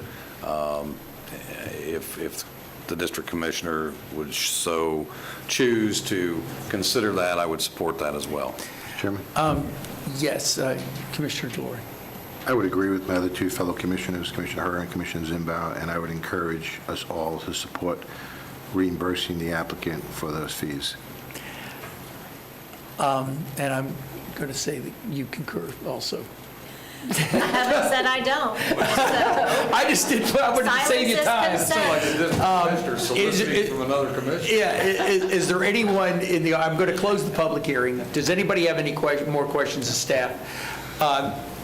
As the district commissioner, I'm going to ask someone to make the motion for me as chairman, but I encourage them, after hearing the tape and after talking to Mr. Morales, which all of you know gets very emotional on a number of things, and he was very emotional about this after the Board of Adjustment and Appeals. He felt that this was wrong of his neighbor, wasn't asking anything of himself. And so therefore, I concur with Mr. Zimbauer, Commissioner Zimbauer. I was going to ask if we could also, because I didn't feel that they should have even had to come to us, that we can waive the appeal dollars as well as approve their request. So with that, Commissioner Zimbauer. Mr. Chairman, I'll make a motion to overturn the Board of Adjustment decision to deny the request for a side street north setback variance from 25 feet to 4 feet for a privacy fence in the R1 single-family dwelling district and refund the applicant the fee and costs associated with the appeal. Second. Motion second. Discussion. All in favor, say aye. Aye. Opposed? Passes unanimously. Congratulations. We're getting a lot of hands today, I like that. Ladies and gentlemen, as I told you, commissioners, we would break for about 10 minutes every hour and a half. It's about that time, so we'll break right now for about 10 minutes. For those of you that are here for the rest of them, we'll be starting at about 10 after 3. Thank you very much.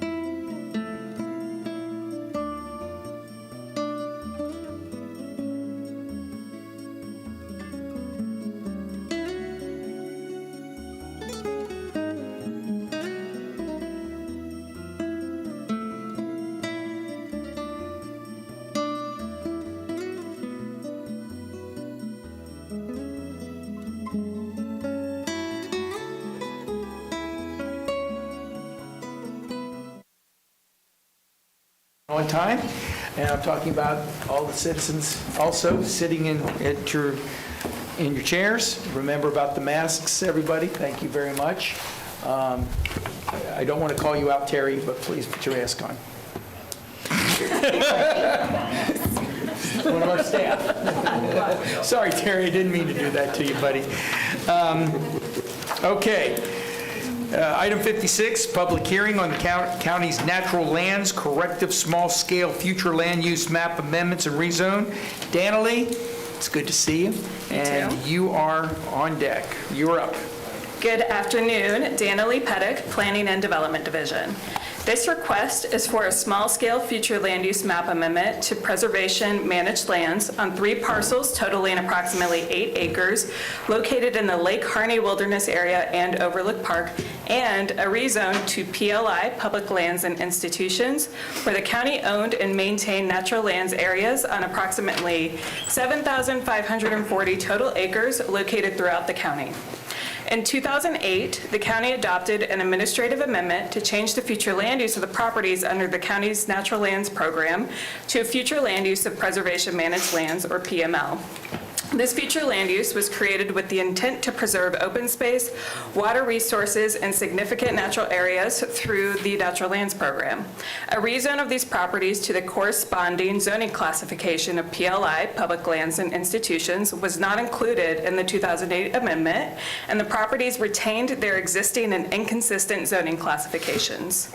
With the goal of further protecting these natural lands areas and to ensure their long-term preservation, Seminole County Leisure Services has requested this corrective rezone to remove these inconsistent zoning classifications and existing development entitlements, which include agricultural, residential, commercial, and industrial uses. With the rezoning to PLI, Public Lands and Institutions, the allowed uses on the properties will be limited to public parks, parkways, and reserves. The 13 natural lands areas included in the rezone request are Black Bear Wilderness Area, Black Hammock Wilderness Area, Chuliota Wilderness Area, Econ River Wilderness Area, Geneva Wilderness Area, Lake Harney Wilderness Area, Lake Jessup Wilderness Area, Lake Proctor Wilderness Area, the Lee Tract, Overlook Park, Spring Hammock Preserve, Sullivan Tract and Unnamed Parcel, and Wilson's Landing.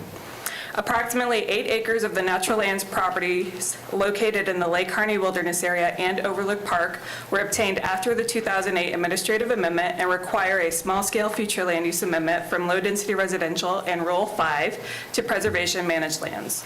A future land use amendment for the remaining properties with inconsistent future land use designations located in the state-owned Spring Hammock Preserve will be brought forward at a later date. Staff finds the preservation managed lands future land use designation and PLI zoning classification to be consistent with the goals of the comprehensive plan, the county's natural lands program, and the land development code. The Planning and Zoning Commission met on December 2nd, 2020, and voted to recommend approval of this request. Additionally, staff has received 244 letters of support to the request, an example of which was distributed earlier today.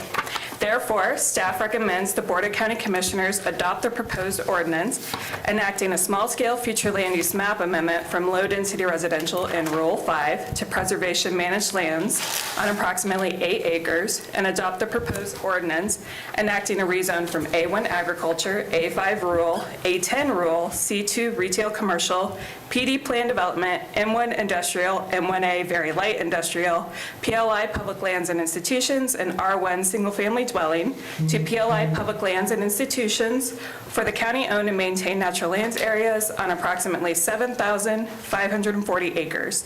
That concludes planning's presentation. Leisure Services will now make a short presentation as well. Before I recognize Mr. Doobie, does anybody have a question of Danilee?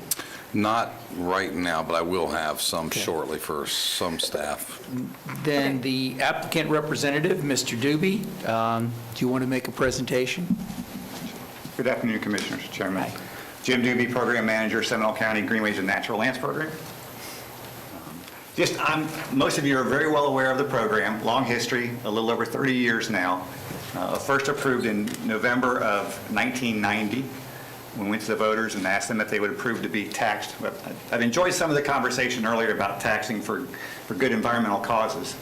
And of course, the voters supported that wholeheartedly in 1990 and again in 2000. The county has then used that land through help of a National Lands Advisory Committee to move forward purchasing land to date. Dana Lee said the number's a little bit skewed because there's a very large parcel that's part of Black Bear and part of Yankee Lake. But we manage a little over 6,600 acres. And you can see up here, I don't need to read it to you, but our mission, the preservation, environmental preservation, so these properties would always be there to provide their ecological services, things like flood storage, aquifer recharge, all those things that, water quality we talked about earlier. Passive recreation. I'm sure you're well aware that folks have been looking for new avenues to get out and enjoy themselves, and the visitorship of our properties has shown that. From the year before COVID to this year, we've increased over 50,000 in our visitor count. So they're very, very popular. Anyway, you can kind of see the passive resource-based recreation. So recreation that's focused on the natural resources present. And then finally, why are we doing this? I think it's obvious, and Ms. Pettick communicated that very well. It probably should have been done a long time ago. I'll admit, maybe I dropped the ball. But maybe we just didn't think that it was going to be necessary. But we all know what happened last year with the, that zoning of, I think it was PUD on the Econ property, made it kind of attractive for something like that. So this is really just an administrative house cleaning correction for that zoning. And I'm here to answer any questions. Does anybody have a question, Mr. Doobie? Seeing none, we do have folks from the public that wish to speak, and I have one in front of me, and that is Mr. David Stewart. Mr. Chairman, Stewart. before we Yes. do that, I would like to submit my ex parte communication for the public record. Thank you very much. Good afternoon. My name is David Stewart. I live at 390 First Street in Geneva, nearly right across the street from the Baptist Church in Geneva. And we have a small group that goes out once a week to take hikes, and we just asked me to come and thank you all for all that you have done, and what this gentleman had just said is extremely important to us. And also that I have been told that the budget restraints for some of the repairs on the wooden walking bridges that are unpassable right now, if you all could maybe come up with a volunteer spearhead or anything, that there are people that would volunteer for the repair work. But we just wanted to tell you all thank you for what you're doing. Here, I'm sure you hear a lot of negatives, but we're just here to give you a plus. This is why people live in Seminole County. It is Florida's natural, choice. So that's what we like. That's why we're here, and that's why we depend on you. And that's about all I have to say, but thank you. Thank you, Mr. Stewart. Mr. Stewart, I did want to say that in your written comments, so that everybody knows it, it needs repair and bridges on walking trails on Osprey Trail. Yes, sir. And Mr. Doobie, will you please take Mr. Stewart's name? He volunteered to help fix it. Mr. Zimbauer. Commissioner Zimbauer. Yeah, thank you, Mr. Stewart, for being here today. As a citizen from my district, I applaud your patience in being here most of the day and waiting your turn.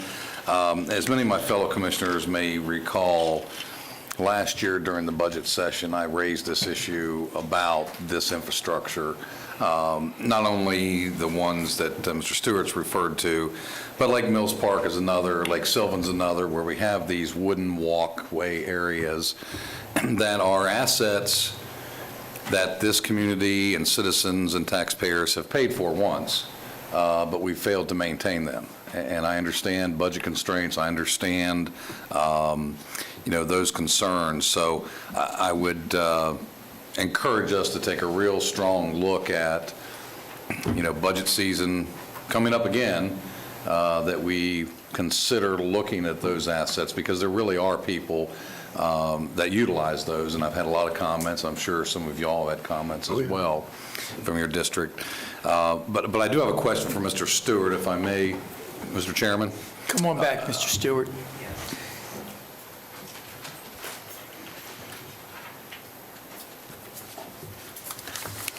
Again, thank you for your patience today, and I applaud your recommendation for a volunteer group, and I know, and I've had others indicate that. Would you be willing to help put together such a group? I mean, is that something that you would offer to do? Yes, sir. Okay. So, Mr. Doobie, if you would please get all the contact information from Mr. Stewart, I'll have my executive assistant reach out, and we'll see if we can get a group started with the help of our natural lands people. I'd appreciate it. I'm sure a campaign would go well for that. Great, thank you very much. Thank you, Mr. Appreciate it. Stewart. Okay, we also have Ms. Cindy Howard. Ms. Howard, in favor of the proposal.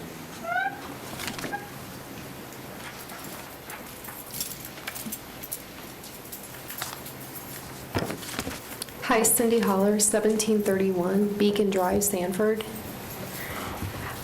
So I like the idea, I support it, and I would like to recommend that within 2 miles of the PLI site, that there be no walled communities built, because many of these PLI sites are homes, they're natural parks, and they're pretty much rural, so the deer and the bear, and I think they need to have more, open area to roam, because they do roam.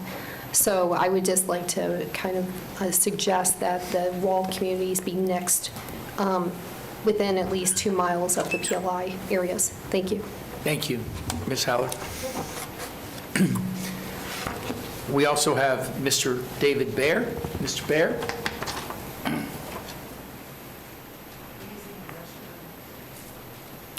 While we're waiting on that, Mr. Mr. Baer, Chairman. you're up. Yeah, while we're waiting, did anybody want to say something? I just had some questions for staff, but if Mr. Baer's here. Okay. This is on the natural lands, Mr. Baer. Thank you very much. I apologize. Trying to take care of multiple things. The first thing I want to say is thank you for county staff for getting us here. My name is David Baer. I live at 921 Tuscaloosa Trail. This change in zoning pursuant to natural lands is incredibly important. Many people here, including all of you, remember the origin of this with the swap, and this is a huge improvement. But the reason I wanted to comment is both to say this is great, and thank you everybody for getting us here, but I don't think it's the end of the story. There are additional things that we can do to further protect this land and make sure that future commissioners who maybe are not as community-minded or insightful as you guys are, don't do something that we know they shouldn't do in the future. And so I wanted to put the bug in everybody's mind that I don't want this to foreclose protecting these lands as much as they need to be. So that's all I wanted to say on the matter. Thank you. Thank you, Mr. Baer. Any questions of Mr. Baer? Thank you I very do much. have a question for Mr. Baer. Oh, okay. Mr. Baer, you're an attorney, correct? Correct. Would you be willing to work with county staff on a land trust or conservatory for these lands? Sure, and in fact, there was a presentation that I was a part of giving with 3 of us, 2 attorneys and 1 land surveyor, where we proposed 3 different options for putting easements or alternative things over these lands to do what this change does, but more. Right, So understood. yes. Great, thank you. I'll have some more questions for staff and the attorneys in a minute, whenever you're ready, Mr. Chairman. Thank you very much, Mr. Baer. Anybody else? I don't have any more yellow forms, public comment forms. Anyone else on item 56? Anybody in the virtual or on the line? Yes, we do have one. Okay, Clint, go ahead and put the Nancy through.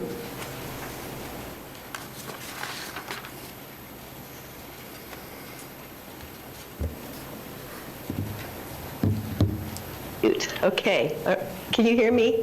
Yes, we can. Okay, good, thank you. Nancy Harmon, 752 Pioneer Way, Geneva, Florida. I concur with all the comments with regards to thanking the staff for putting together the paperwork and the exercise to properly rezone, or properly zone, what am I calling this? Not a rezone, properly to state the type of property that this is and to protect it. It's been a long journey for us, but I know it's been a long journey for everybody. I also ask that commissioners would take what Commissioner Zimbauer said with regards to budget. You know, we all pay taxes, and we all do want to be able to enjoy our parks. And it's very disappointing to me that our parks don't get our tax money the way they should so that we can enjoy the parks. I look also to the fact that there can be legal actions if someone falls and hurts themselves because our equipment is not up to date and not in good shape. So I really ask that during this next budget session that you would consider taking and looking with the staff to determine what are the most important areas that need repair now. Use volunteering as much as possible, but upgrade and maintain our parks. I also would ask that you would take what Cindy Howler asked for, which is that there would be no walls within 2 miles of any of these park areas, because these are what we consider to be open corridors for wildlife. And when we start putting up walls, it creates more problems for the animals, and we find more of them on the roads. I'm excited about the request to ask for David Baer and others to put together with staff land trust documentation. I just think this is all going in the right direction, and I just say thank you very much, and I am 100% in agreement. Thank you, Mrs. Harmon. Appreciate it very much. We are, as we've discussed this before through our work sessions and everything, going to be really taking a deep, hard look at land use and land use policies, and that might be a couple of notes that you might take, Rebecca, of things that we can discuss, the things that were brought up today. Thank you. Commissioner Zimbauer. Thank you, Mr. Chairman. I have a question for Assistant County Attorney, Mr. Paul Chipok. And Paul, if you don't mind, yes, thank you. It's hard to hear you with the mask on. So I want it to be clear to the public. I agree this is a great first step in consideration, changing the zoning to PLI. But is it not true this board could make a decision to move this to a PLI, but then next year, 5 years from now, 10 years from now, another commission could sit here and decide to change that back? Is that correct? Yes, it is. But again, it's set up in your comprehensive plan as PLI and also has a zoning of PLI. So it would be subject to at least 3 public hearings, one before the P&Z, for the future land use designation, and then it would be subject to a public hearing on the rezoning as well. Sure, understood, but I want to make it clear, I don't want the public to come out of this with the misconception if we move forward with the PLI designation, this does not put these lands in PLI into perpetuity. It puts them in perpetuity until there is public hearings, and if the board in the future deems that it's necessary to change part or all of it to a different land use designation. But again, that would be subject to public scrutiny and the public hearings. Sure. And the future decision of the board. Translation, more brain damage for the decision makers, staff, and the public to show up for multiple public meetings on something that was decided maybe a decade or two before, going through the whole process all over again. Again, under the then current circumstances. Okay. Is there a mechanism in place that we could put either permanent easements or put into perpetuity a land trust or conservatory type standpoint? And I imagine that would take a private organization to partner with the county, or maybe it doesn't. There are various avenues. Off the top of my head, I'm not prepared to give you a specific answer on that, but it's something that, yes, staff could definitely explore and bring back to the board. Okay. Okay. Thank you very much. Thank you, Mr. Chairman. Is there anyone else?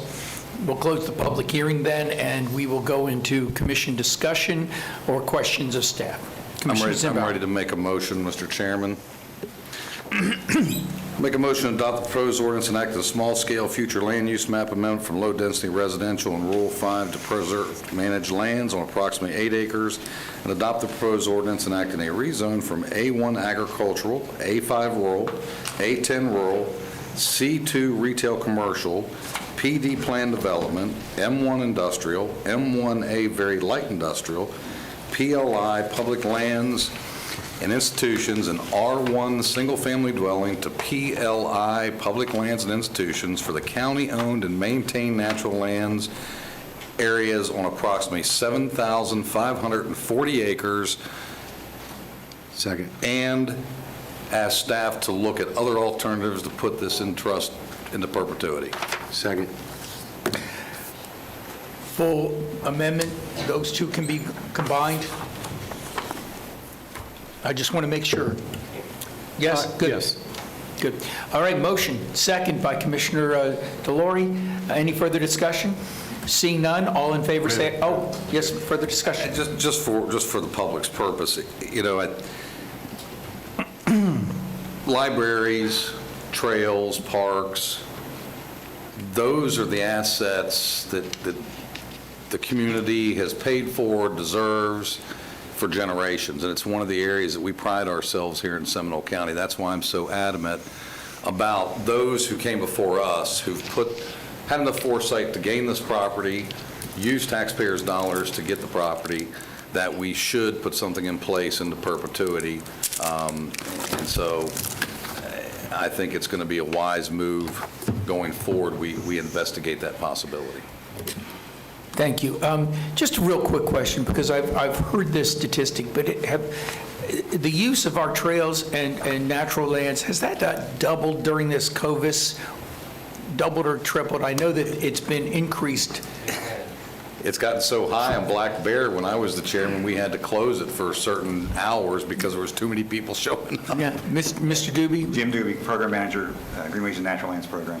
The Natural Lands Program, it's almost increased by a third in the last year alone.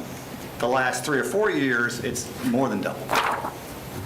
It reinforces the fact of what Commissioner Zimbauer has said, that especially during these difficult times, that's what people gravitate back to, you know, and bring solace to their lives. So thank you very much. You've heard the motion and the second. Is there any further discussion? Seeing none, all in favor say aye. Aye. Opposed? Passes unanimously. Congratulations. Mr. Chairman, could we try to get a commitment out of staff when they believe they could report back to us on the second portion of that motion in perpetuity? Mr. Chairman? Yes. Who said Mr. Chairman? Over here. Andrea. Oh, I'm sorry, Andrea. Commissioner Ray, I appreciate the idea of doing it, and I appreciate asking staff for a commitment for time. I don't think today's the day to ask the staff for a commitment on time, because this is a big deal. Perpetuity is perpetuity, and we cannot go into this mindlessly and rush staff through a process that we've invited volunteers to engage in. All of that is a good thing, but then rushing that behind it will create, I think, the Italian word for it is agita, aggravation that's not necessary. So I would personally rather have staff come back to us. We have a work session in 2 weeks with a time frame, as opposed to putting them on the spot today. Yeah, I'm asking for when they want to get back with us. If it's at the next meeting, that's fine. I was not looking for, hey, give us something in stone that we're going to do.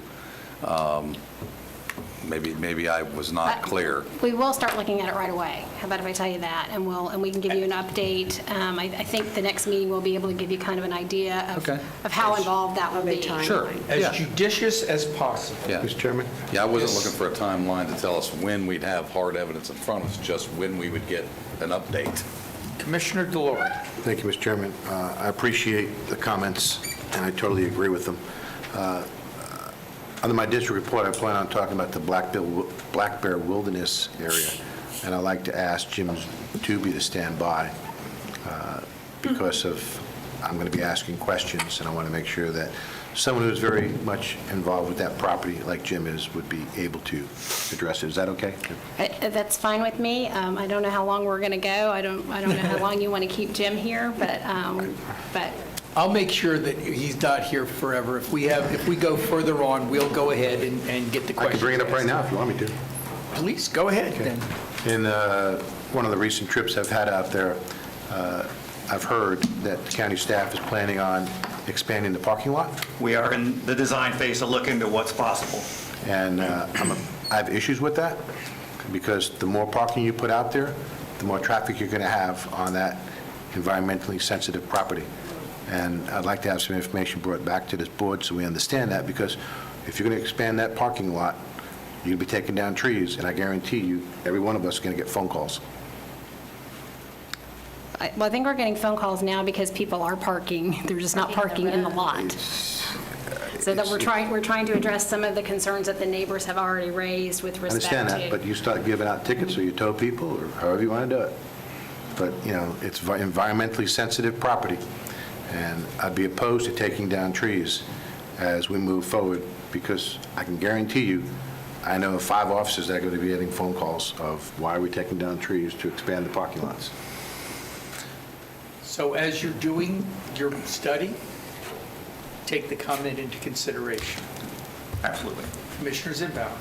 Well, I concur, but I think we have to find a balance.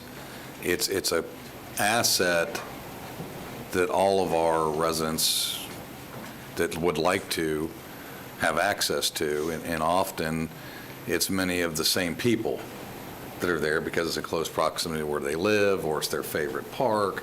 And I don't know what an easy answer is. I concur with I don't know what the Commissioner answer Valari. is, Commissioner Zimbauer. Taking down trees and expanding Not in parking favor of it. lots may or may not be the answer, but we have to strike a balance in allowing access. I don't know whether it's some kind of pass or whatever it is, certain hours, I mean, some way. Because I know for a fact there's residents from outside this county, because I've heard from some of them in Osceola County, they just loved that park. Commissioner Zimbauer, that's why I asked Mr. Dubey, as he's going through this study, to take this in consideration. I mean, he's going to have to come up with a balancing act. And Right. so, thank you very much. So, appreciate it.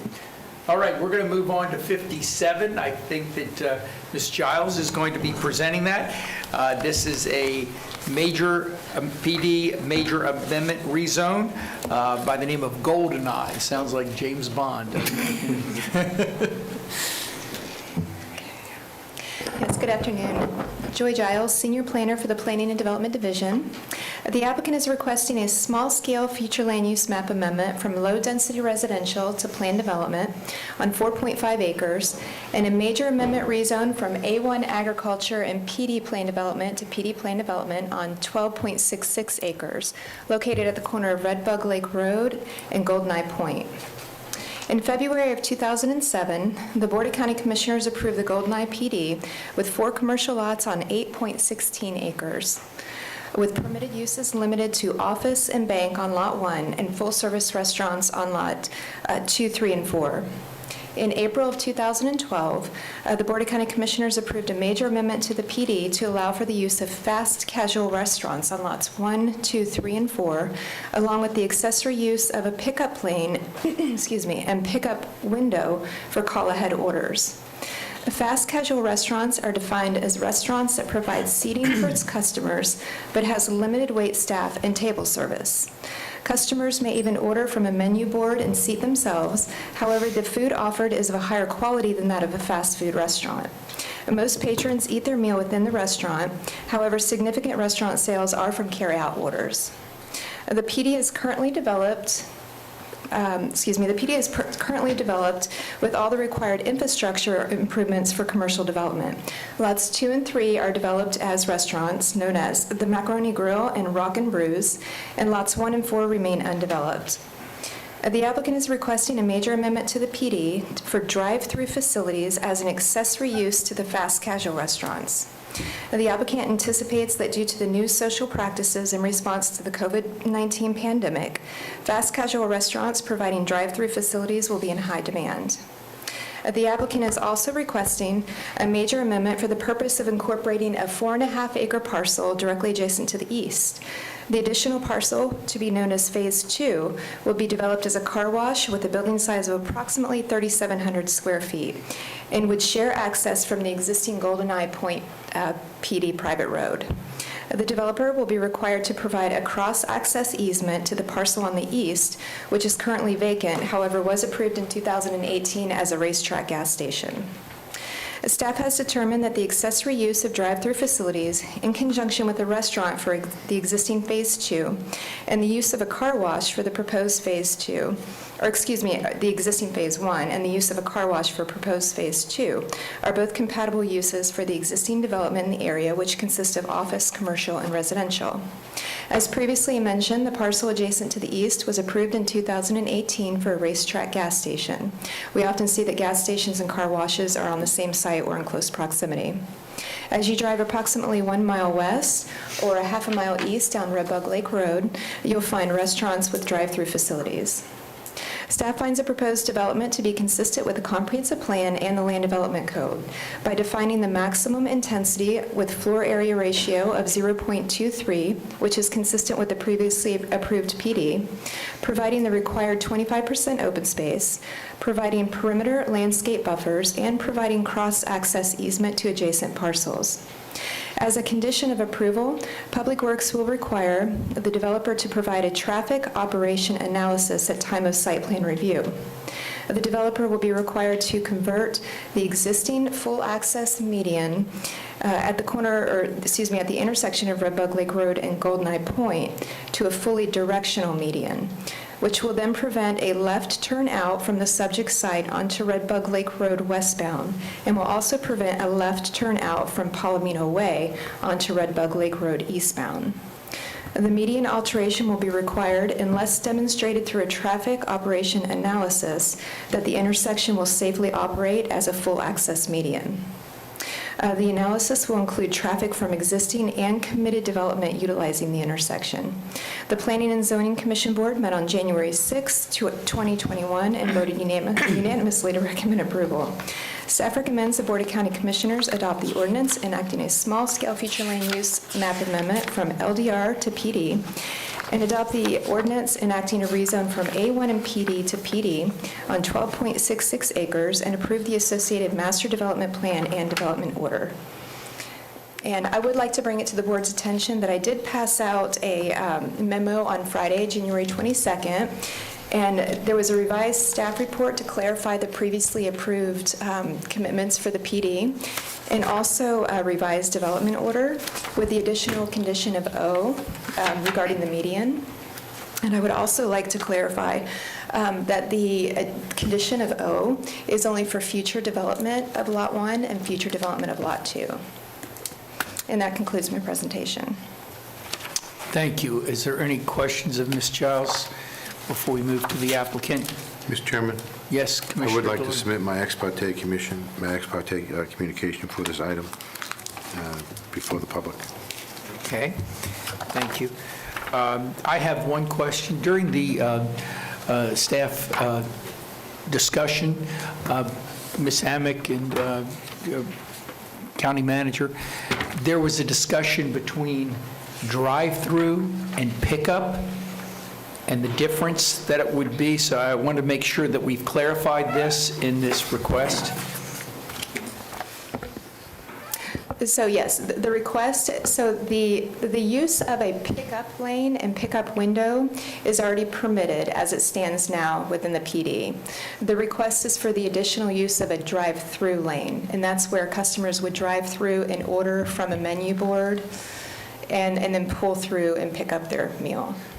So it's a little different. And I just wanted to clarify, because I think we all understand that with what has happened, there has been changes in the restaurant business, and specifically pickup at you call it a casual dining, I believe? Fast casual. Fast casual dining.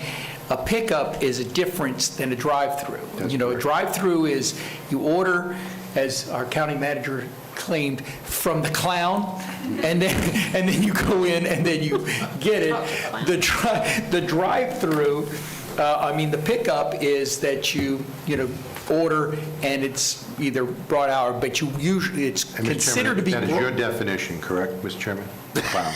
No, I'm trying to get a definition, but the drive-through is you've ordered early, you've ordered online. Pickup. You're talking about pickup. Pickup, I'm sorry. You order online, and then you come in. I just, there is a difference, and I did ask the staff, that we might in the future have to really look at this as to which ones, it is. But I also wanted to just take an exception. As a young man who came from a family of restaurants that were fast food, I wouldn't say that this food is superior. Okay, Commissioner, and then Commissioner. So I think the differentiation, and I also have connections to the restaurant industry, and so the differentiation is not that it's the drive-through piece, it's that it's fast casual versus fast food. And so it's Panera versus McDonald's. That's correct. And that's where I think the differentiation is difficult. So it's not, because we did approve the Panera on Lake Mary Boulevard and Sun Drive, which is a fast casual restaurant. We gave them a drive-through, right? It's not a pickup window. So we've already done that for a fast casual restaurant as a board. What was that, maybe 18 months ago, 2 years ago, maybe? A year and a half, I believe. So this is the same request as that previous request, correct? Yes, that's correct. Okay.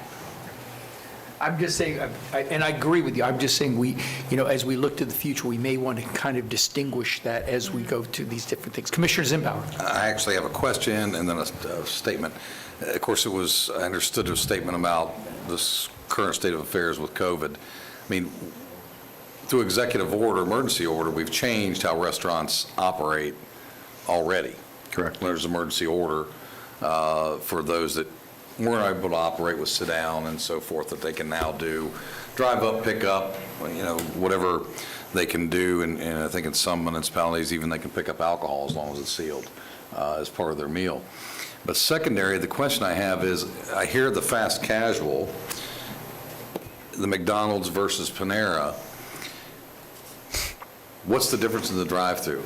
Are you telling me it's because one has a board that they order from and talk to one person who takes the money and the second window gives you the food? Or, it's still a drive-through, right?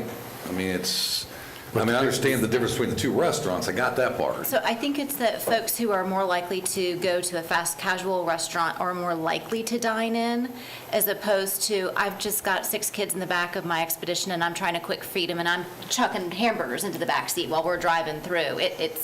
There are, right? Maybe I've done that, I don't know. So I think it's that the demand and the volume going through a fast food restaurant drive-through is much greater than the demand of a fast casual restaurant drive-through. Mr. Zimbauer and Commissioner Zimbauer, I thought it was more like timing. Well, as far as the timing of the fast food drive-through, you're up there, you order, and you take the food. Sure. The pickup is much, as I was indicated, more like you call in before, right? Before the restaurant, you call in or order in online, whatever the case may be, so that you come in and then you pick it up. Yeah, that's why I'm saying we need to. I understand what Commissioner Lockhart's talking about, the two differences, and as raising a family, I've been to that movie myself a few times. Add the dogs in the mix, you got a real fun day. Of course, sometimes my dogs like Panera more than they do McDonald's, so I don't know. But the reality is, and I'd want to know from staff before we get to that juncture, if we're differentiating between a fast casual versus, quote, a fast food typical restaurant, I don't know that I can delineate the difference on a drive-through from picking winners and losers, meaning, hey, you can put a drive-through there as long as you do a fast casual, but if you want to do fast food, no. I need to understand. I need to understand that a little better. Can we hear from the public first and the Sure. applicant before we actually have this debate? Because I like to jump in, but I want to hear from the public. It's something that is out there that we need to consider. No, I just want a clarification because our staff presentation talked about one versus the other, and that's a question I haven't had in my mind after reviewing all the documents. So staff is... Ms. Giles, go ahead. Okay, so staff is reviewing this. We're looking at the difference between, as was earlier stated, a fast food restaurant does have a much higher traffic volume coming through for drive-through, as opposed to fast casual, which is already permitted with the additional use of the drive-through, is still not going to be the same as a fast food restaurant. And typically, overall in general, it is a higher quality food. The restaurant itself is that of a higher quality because most of the patrons are there to go inside, sit down, and have a meal. So it is kind of keeping in line with the previously approved PD that prohibited fast food restaurants for that specific reason. Hard to eat a Panera Bread bowl with soup while you're driving. Oh, I've seen some crazy things. And I keep picking on Panera. I don't. Let's move on to the applicant and the applicant's representative, and I think we have Chris Warsaw and Casey Dendor, and I don't know which you are. Hi, Casey Dendor for the record, England, Thames and Miller, 1525 International Parkway, Lake Mary, Florida. There is a PowerPoint prepared if you wouldn't mind pulling that up. To begin, I do have an applicant team with me. You did mention Chris Warshaw. He's the engineer of record, also with England, Thames and Miller. Also with England, Thames and Miller is our transportation engineer, Jeffrey Crewman, the developer of Clean Streak Ventures, Steve Lepovsky, and our legal counsel, Julie Kindig. Sorry about that. I'm going to give you the remote control to this if you would like to. That would be great. Yes, thank you.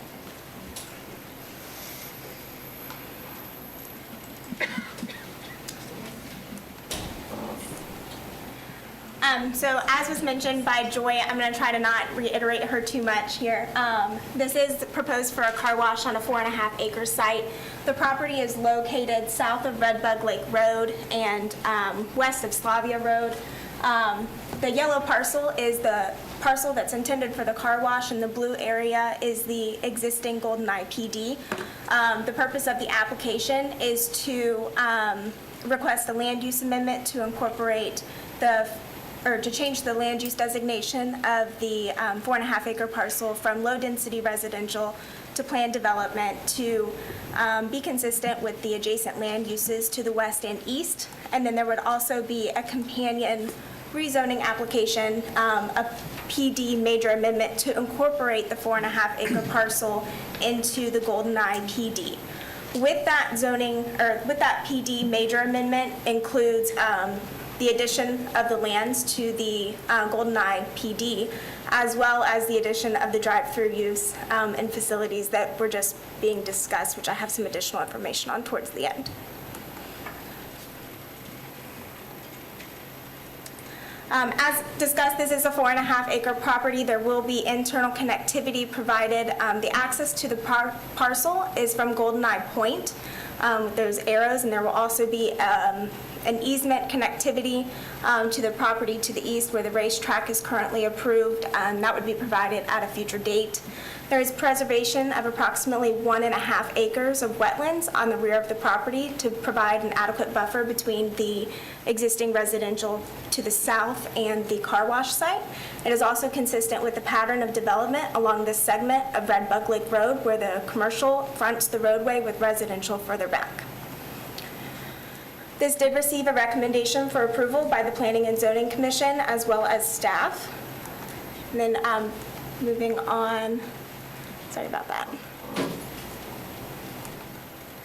So fast casual restaurants are restaurants that do not offer full table service, and the food is not prepared prior to entry to the ordering. Fast casual chains are implementing new drive-through facilities as we move forward. Some of the common ones that you're probably familiar with are that of Panera Bread and Chipotle. Some that already exist with those drive-through facilities, as you've seen, are Panera Bread. Starbucks is kind of on the verge of the two, not so much as the fast casual, but if you look it up, it is included. Moe's Southwest Grill is another one that's commonly seen, as well as Shake Shack. And I'm happy to answer any other questions that you may have regarding the fast casual restaurants. I did pull a study by Blue Dot that was conducted in August of 2020 called The State of What Feeds Us. And with that, they interviewed a little over 1,500 people, and they separated it by jurisdiction or land area, and all of those responses indicated that they would prefer to pick up their food through drive-through because of the less contact. Again, my name is Casey Dindor, and I'm here to answer any questions you may have. Thank you, Ms. Dindor. Are there any questions? You're running up there, so I guess that you need to say something too, sir. That's also as part of the applicant team. I'm Chris Warshaw with England, Timms & Miller. One thing we would like to just briefly discuss with the commission and get some clarification on the conditions that are in the recommended development order. Mainly, I'll go through three of them. The ones that are up here on the board first, these are conditions L and conditions O. First, I'd like to just say that we have no objections to the intent of the conditions. We would just like to make sure there's further clarification on at which point do these become applicable to the development. So the first one is we'd like to just kind of add the clarification in that at the time of future development of Phase 2, the Phase 2 developer will provide an access easement for future connection to the development to the adjacent to the east. And so what this does is it puts the requirement on when Phase 2, which is the car wash, when that gets developed, that easement becomes applicable at the time of development of that parcel. Further to condition O, just want again to clarify that condition so that it's at the time of future development of Phase 1 or Phase 2, the developer of the phase which is requesting that additional further development will be responsible for converting the full access to the directional access as noted. So what this does is it puts the onus of whoever's developing Phase 2 or one of the additional out parcels of Phase 1, puts the onus on that developer to convert that, as opposed to it just being a shall overriding on the entire development. The last one that we'd like to just get some clarifications on is, and I don't have it written up here, is condition H. Condition H regards the hours of operation. We'd just like to clarify with the board that those hours of operations restrictions are only for Phase 2. Phase 1 will remain as originally noted in the GoldenEye PD as it was amended the first time. Which is? Because it should state that in here. It is, give me a second. So you're saying that H is for Phase 2? 6 a.m., as Joy just brought up, it's 6 a.m. to 2 a.m. So for lots 1 through 4, as shown in the GoldenEye PD, Phase 1, those would remain with those hours of operation, and then the hours of operation for Phase 2 would be as noted on condition H. So I'd just like to clarify that the that condition, that additional new condition only applies to the car wash and not to the restaurant uses.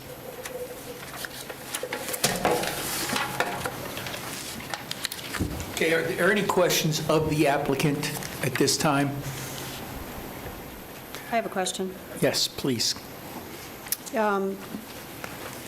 Casey, can you perhaps answer Commissioner Zimbauer's question with regard to the difference in volume, maybe not specifically, but generically in the industry, between drive-through at fast casual and drive-through at fast food? Yeah, I think Commissioner Lockhart touched on it very well. The fast casual restaurants, as mentioned, the food is not prepared prior to ordering. So the process is much slower. Again, people also have a higher intention of eating inside the restaurant than they do going through the drive-through, whereas your places such as Chick-fil-A and McDonald's, people are primarily going through out of convenience. I do have Jeff Crammon, he's standing right behind me, to touch on it further. He's the expert in traffic, so I'll turn it over to him. Jeff Crammon, England, Thames and Miller, 33 North Old Kings Road, Palm Coast. The typical fast food restaurant generates about 480 vehicles an hour during the afternoon peak, whereas a fast casual is about 250.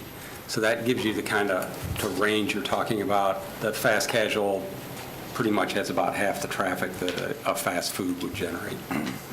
Unless it's a Chick-fil-A, and then it's a quarter. Then it's a Chick-fil-A. And then all that's Commissioner. Sir? Commissioner, yes. Yeah, all of you stay there for a while, okay? Please. Talk to us about the typical operating hours of the difference between the two. Typical operating hours for fast food can go from 5 in the morning to 9 at night, or they can operate 24 hours depending on the chain. Typical fast casual opens up for the lunch and dinner crowd, opens up mid-morning, 10 or 11, and closes about 8 in the evening. The GoldenEye PD has specific hours for the fast casual already established, and those we're not changing. It's just for the car wash that we're restricting those hours more. Commissioner Delory. I'm sorry, Commissioner, you're finished? And I just wanted to clarify for the record, and those operating hours that you're not desiring to change again are? 6 a.m. to midnight? 6 a.m. to 2 a.m. 6 a.m. to 2 a.m., correct? Yes. Okay. But the fast casual typically does not operate past 8 p.m.? No. Okay. Most Paneras close down at 8. Chipotle's about the same. Right. Okay, thank you. Mr. Chairman, I have a couple questions. I don't know who to address it to, but it's going to be one of the applicant people. If you don't know the area, it's got a high banking turn with elevation change, and it's pretty drastic. I see nothing in this PD that talks about additional sign height that we had to do in Phase 1. So Phase 2, if it's not addressed, you will not see that building, and you will not have any signage that's visible from the road. I believe as part of the original agreement, and I do understand the traffic in the area, but the original I'm not agreement. talking about the traffic, I'm talking about the height. Again, the height, the road configuration. The existing PD is required to follow Lake Mary sign standards, and the adoption of this piece of land into that will follow it, and we'll also have to make sure that we follow any required site triangles as needed for that.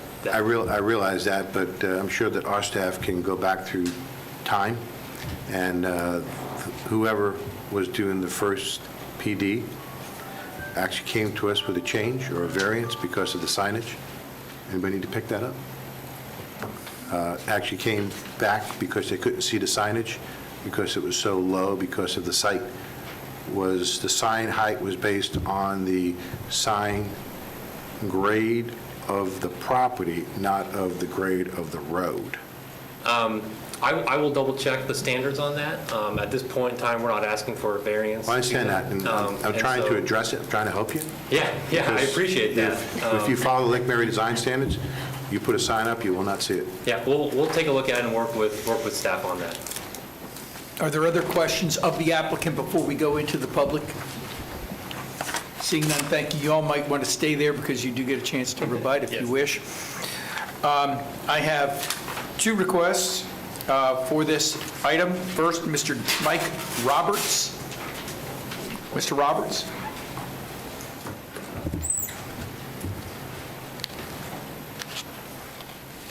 Oh, thank God, I've been waiting all day to get that off. My name is Mike Roberts. I live at 1345 Palomino Way. We have discussed this with Commissioner Delory, and I was asked to come and give public record on it. Our little community predates Redbug being even widened. It looks like this development will preclude us from turning left out of our road. My question would be is why can't we put a right in, right out on the GoldenEye Road so that no one can turn left going westbound from Redbug into the business, and neither can they turn left out of the business going westbound on Redbug. They would have to use the signaled intersection at Mickler, and in the future, the signal intersection at Slavia. That would not impact us and would keep traffic flowing just the same. Thank you. We'll ask that question. I'm sure somebody will ask that question, but thank you very much. Is there any questions of Mr. Roberts? Thank you, Mr. Roberts. Mr. Roberts, if I may. Oh, yes, please go right ahead. Mr. Roberts.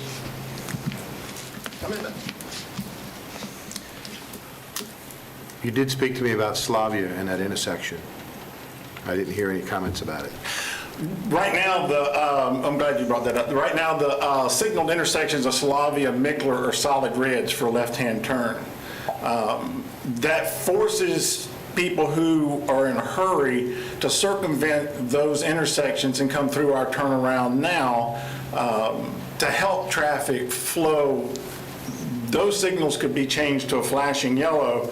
People who are in a hurry to get down Slavia would not make a U-turn where we're at to circumvent the light. The people who live off Mickler would not circumvent their light to go behind the businesses off of GoldenEye to get to their properties.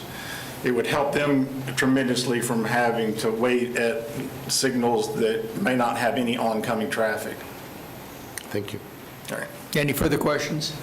Has this idea, concept already been floated through our Public Works Department, through engineering, or is this the first time they're hearing it? They've heard about it. They have, okay. All right, Mr. thank you. Fitzgerald got back with me and said that they would look at it, but as far as any ideas from staff, I haven't heard anything. Okay, thank you. Thank you. Anyone else for Mr. Roberts?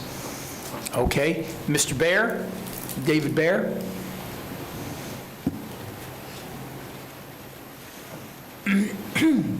David Bear, 921 Tuscola Trail.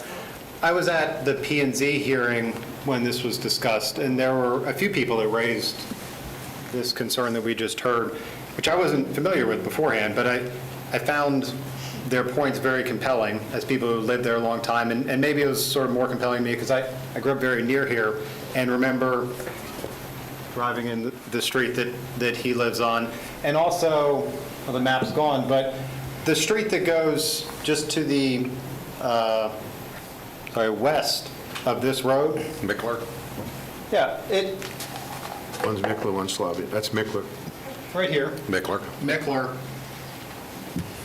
Probably not too many people remember this, but it used to go all the way across as an L down to St. Luke's. Correct. When I was 5, I used to drive down that road to get to St. Luke's. When you were 5, you were driving down that road? Oh, yes, don't tell anybody.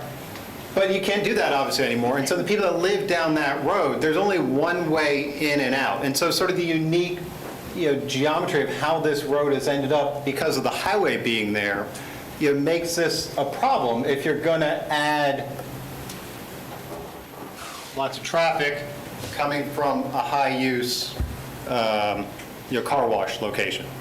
And same, but also on the other side with the angle. So, I don't stand here as a traffic engineer, knowing what the solution is, but I just want you to be conscientious because of the number of other people that I heard before that maybe didn't have an opportunity to be here of the numerous problems that are being created by this traffic, which is not to say that the land use shouldn't be allowed, but just this traffic flow issue is unique and should be taken into account for the people that bought there before, relying upon having reasonable, ingress, egress to their property.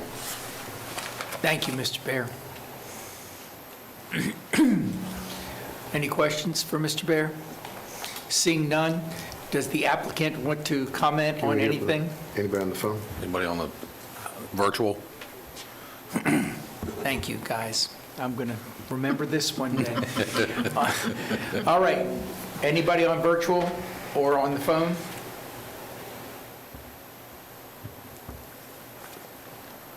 Two. have their hands up. Go ahead. Yes, sir, we've got a couple.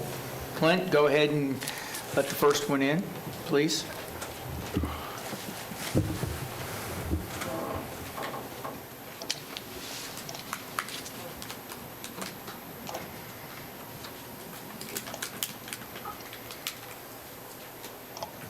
Good. Thomas Boyko.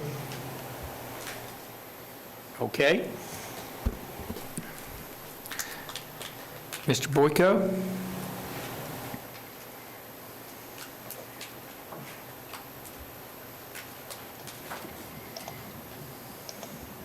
It's still Mr. muted, Clint. Yeah, Mr. Boyko, you may have to hit *6 to unmute.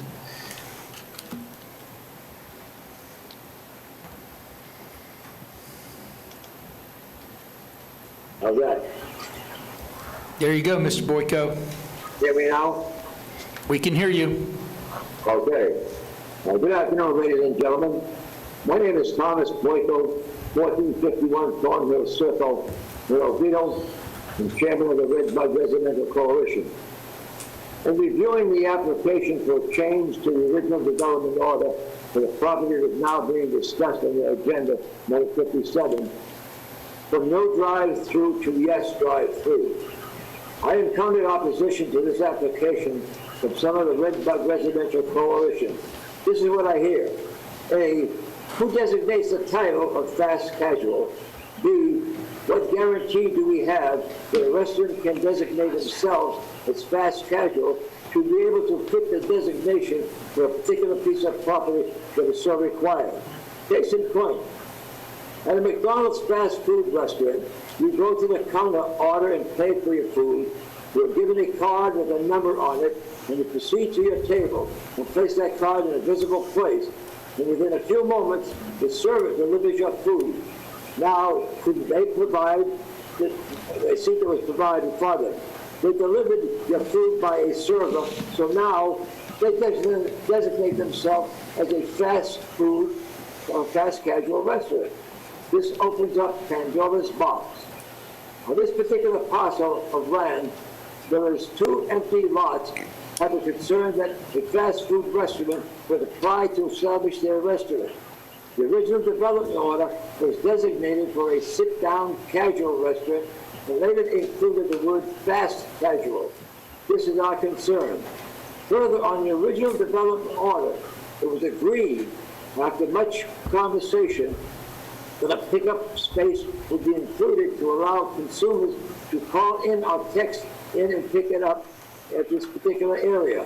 Many restaurants in our area right now, sit-down restaurants, have that area also for pickup. We enlist your vote, gentlemen, to deny this application. Thank you, Mr. Boyko. Are there any questions of Mr. Boyko? Thank you very much, sir. Okay, Clint.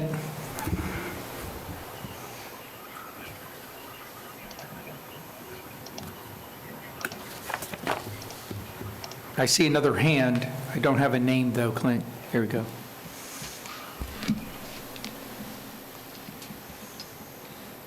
Noreen?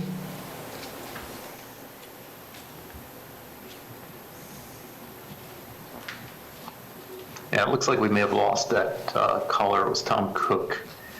But let me bring Noreen in. Okay. That's the only name I have in front of it.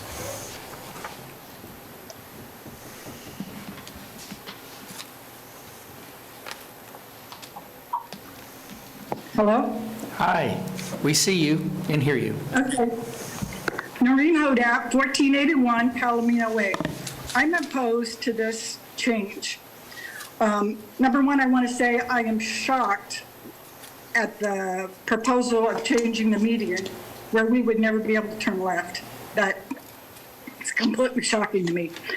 But before Macaroni Grill and Rock and Brew were developed, the homeowners from several subdivisions were promised there'd be no drive-through restaurants and the exit onto Redbug would be right out, right in. Breaking those promises are going to continue creating hardships on the local homeowners. We already have a lot of traffic trying to get out of our street and not to be able to turn left. I work at UCF. A lot of people have their kids at St. Luke's, Masters Academy, Oviedo High School. we all need to turn left. And again, it's been touched on, all the Mickler people off of Mickler, they're building more homes down there. They all cut through the parking lot. When the racetrack was approved, I was at the P&Z meeting. They were going to have a right-in, right-out on their property, which wouldn't impact Palomino Way. But now they're going to have cross-access. They want to give them cross-access. We have about 18 homes, and every home has about 2 to 4 drivers. So we have a lot of people on the street.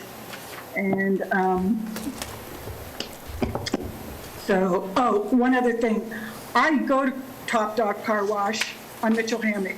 One of the employees told me on a slow day, they have 100 to 200 cars. On a busy day, 600 to 1,000 cars.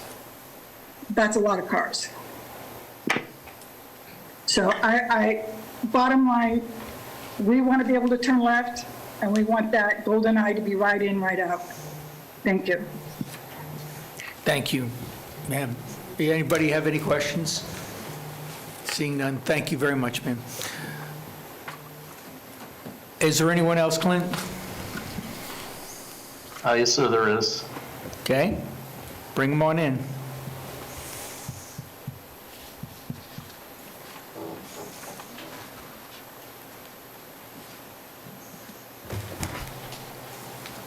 Tom Cook, Mr. Cook.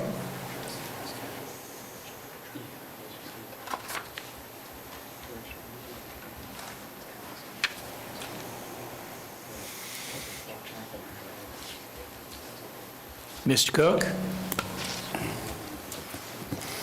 Yeah, it looks like perhaps his audio device isn't working. Clint, do you know if Mr. Cook was for or against the proposal? I believe he was against. Thank you very much. Doesn't look like we're going to be able to get to Mr. Cook. I'm sorry. It seems that, Technology. Technology, yeah. Clint, try and make one more time. Yeah, looks like he may be there now, Mr. Cook. Mr. Cook, are you there?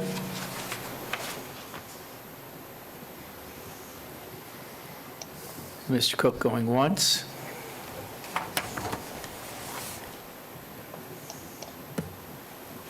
Going twice. Up, we got somebody else now. We're staying on long enough, we're going to get more people, I think. Glenn, I see a Gary, I don't know, the last name is cut off.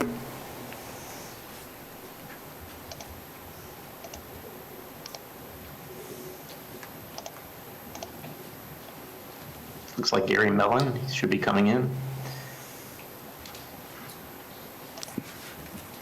Okay, Gary Mellon.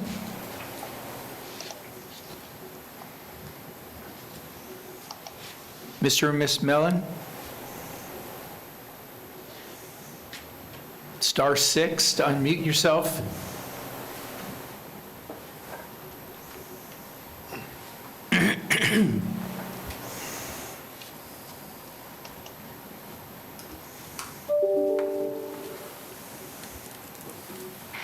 Clint, are you,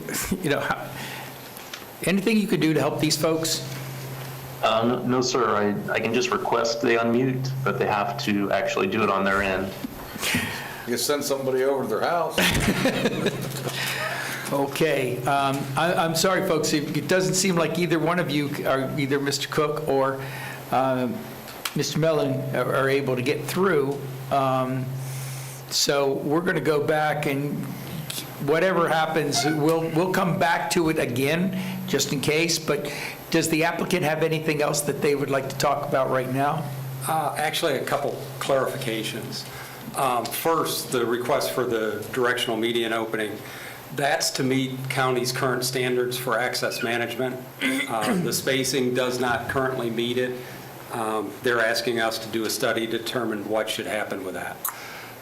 Second part of that is putting a pork chop or an island onto our side, making a right-in, right-out.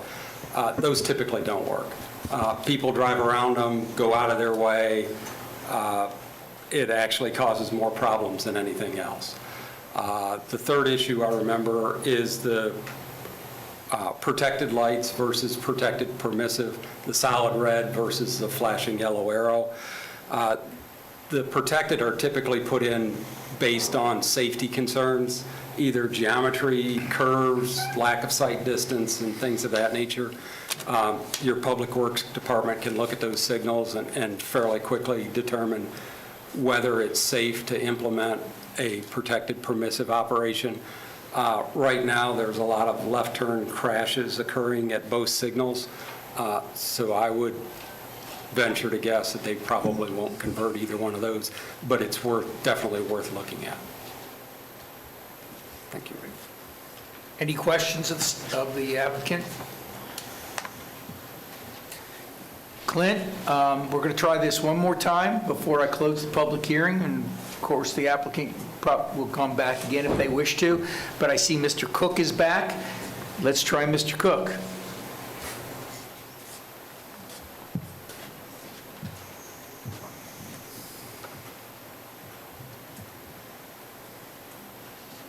Mr. Can you hear me? Yes, we can. Yay. Okay, fantastic, finally. I apologize for my antique computer. It chose this moment to mess up.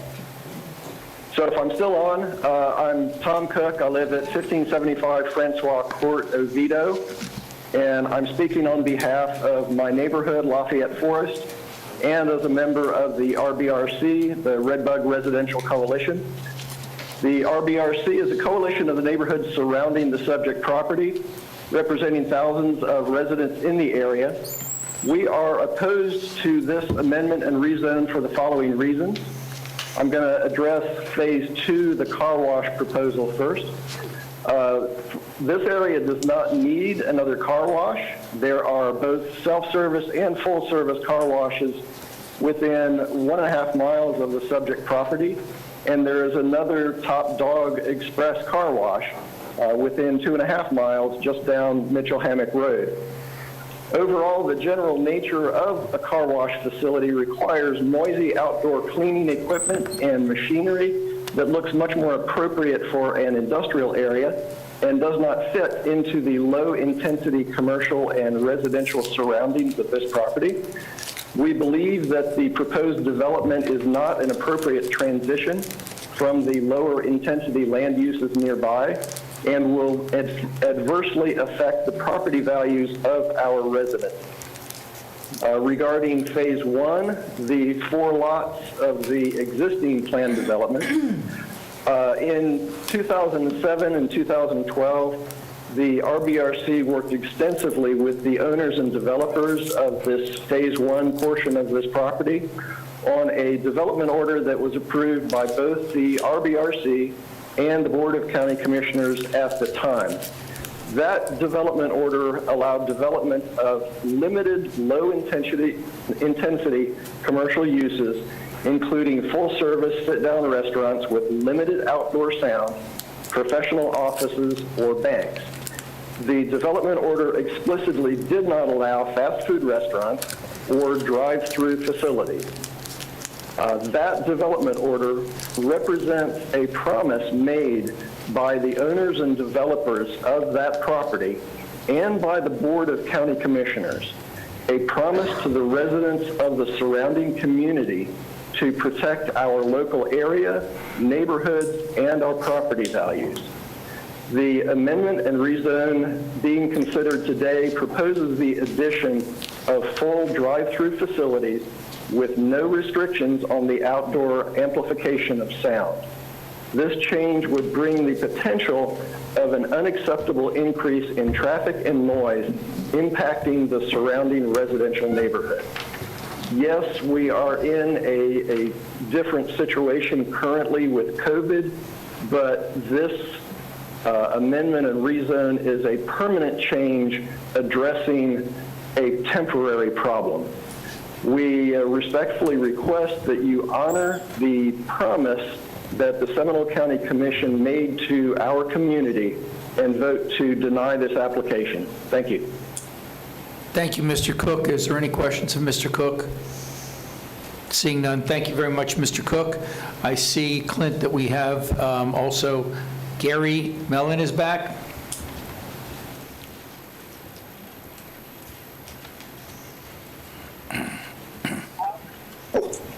Gary, you're up. Yes, can you hear me? Yes, we can. Yeah.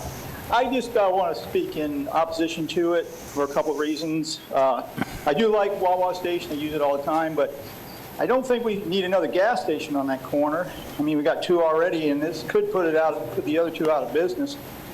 And the fact of another gas tank on that corner in the Wekiva River Protection Area, I think is also a problem if it leaks. Mr. Mellon, I think you're talking about item number 60. We're on 57. Would you like to come back for the... That's okay. Yes, We'll I'm make sorry, sure... I must have accidentally raised my hand, sorry. Thank you. Clint, make sure that he knows that, keep him up there for 60, okay? All right. Anyone else for 57, and that's the Golden Eye? Yes. Yeah, well, we'll be, okay, yes, sir. Are you with the applicant? I am. Okay, we'll get to you in a second, sir. Anybody else in virtual or on phone? No, sir. All right, thank you very much. Now, we will close public hearing, okay? Amen. Applicant, please come on up. Good afternoon. My name is Carl Sulston, 12302 Marblehead Drive, Tampa. I'm the original developer of Phase 1, and I worked extensively with the local neighborhoods and community to come up with the original PD. As far as full-service restaurants and bank, obviously it's very limited uses. And then in 2012, I worked with them again to add the fast casual with a drive-through with a pickup window. And frankly, I'm disappointed to hear the community, a couple of community leaders' comments, because I've always been available, and there was a neighborhood call on the 21st of December, which I was on, and none of these comments were expressed at that time, at least not relating to, the full drive-through, addition in terms of being able to order as well as pick up. So I'm disappointed that we didn't have more of a chance. I talked to Mr. Boyko yesterday and today, and maybe it was a little, I heard about this too little too late, I guess. But I'd just like to comment on a couple things he said regarding, or his concerns about fast food versus fast casual, and that, McDonald's could come in and say, well, because we bring food to your table, that we're now fast casual. I don't believe that's the case. I think that both the industry has puts labels on concepts in terms of what they are, as well as code and traffic. So it's more than just the amount of, or the style of service. It is about what kind of brand it is, and we're talking about elevated brands above fast food. But I would be happy to add to the development order where it says no fast food, to give specific examples such as McDonald's, Burger King, Hardee's, Wendy's, to name a few. Because that's not the intent, and no one's trying to play games. We're talking about higher quality and higher end concepts that make food from scratch, whether we're talking about a Bolé or a Chipotle or Panera Bread, what have you. And COVID, and then to address the comment about COVID is a temporary thing, but it's not. It has permanently changed people's behaviors. And even after COVID, which hopefully will be gone before this year is out, people's behaviors will have changed. And so I think that concepts like a Bolé, which is just down the street, they don't have a drive-through now. Their requirement now is that they have to have a drive-through or they will not go into the location. And a pickup window, a drive-through with a pickup window only is just not sufficient for them or any of them. They're not going to invest the dollars going into a new site when they don't know if they can do a full drive-through. Unfortunately, that's the way it is. I've owned this property for 14 years. I've worked with the community to try to make it a real positive addition to the community, and will continue to do so. And adding the ability to order as well as pick up in the drive-through, to me, is a minor change, and will ultimately allow me to put a couple tenants there that will bring some services to that community that aren't there. Right now, it's vacant lots. It's been vacant lots for 14 years, and that's not doing anybody any good. It attracts vagrancy, people dumping. I've dealt with it for years, people dumping on the vacant lots. And so I think that these kinds of uses that we're talking about are higher end uses and will benefit the community. Thank you. Commissioner? Mr. Chairman, thank you. This is a question for the applicant. You have entitlements to 6 a.m., from 6 a.m. to 2 a.m. right now. We're having this discussion about drive-through and whether it's fast food, whether it's casual, whatever you want to call it. I think it could be it could be interpreted to be a class-type situation, which I have no intent to do so. But as part and parcel of this, to maybe help the community, would you be willing to cap hours of drive-through to what I think what one of your experts on your team said is a typical midday to 8 p.m.? Well, I wouldn't say for drive-through or pickup or.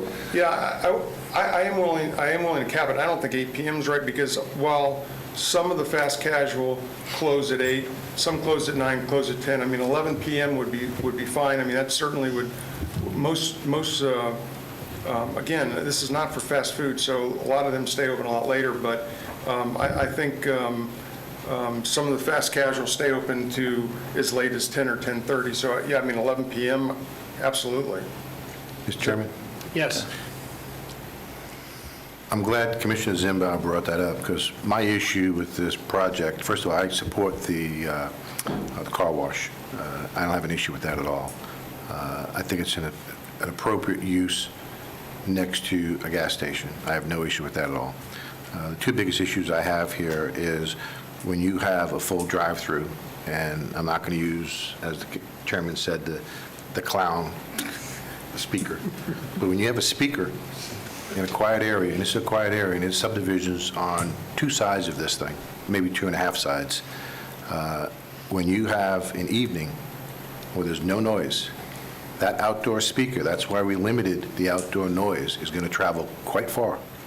So if you're sitting outside your home at 9 o'clock at night, you're going to hear, that's what you're going to hear on that lawn. That's pretty good. That was pretty good. Well, I mean, I can do other ones too. my only, I mean, I hear you, I appreciate your comment. I'm sure you did hear that. I did hear that. That was good. My only comment to that is that it's not complete silence out there. One, you have. Oh, I know that, and I get complaints about it all the time. And now we're adding one more thing, because that's why in your original PD, we had limited outdoor amplification. Now that's changing. Well, I'm confused about that. To me, isn't there a limitation on the sound amplification that's got to meet county codes?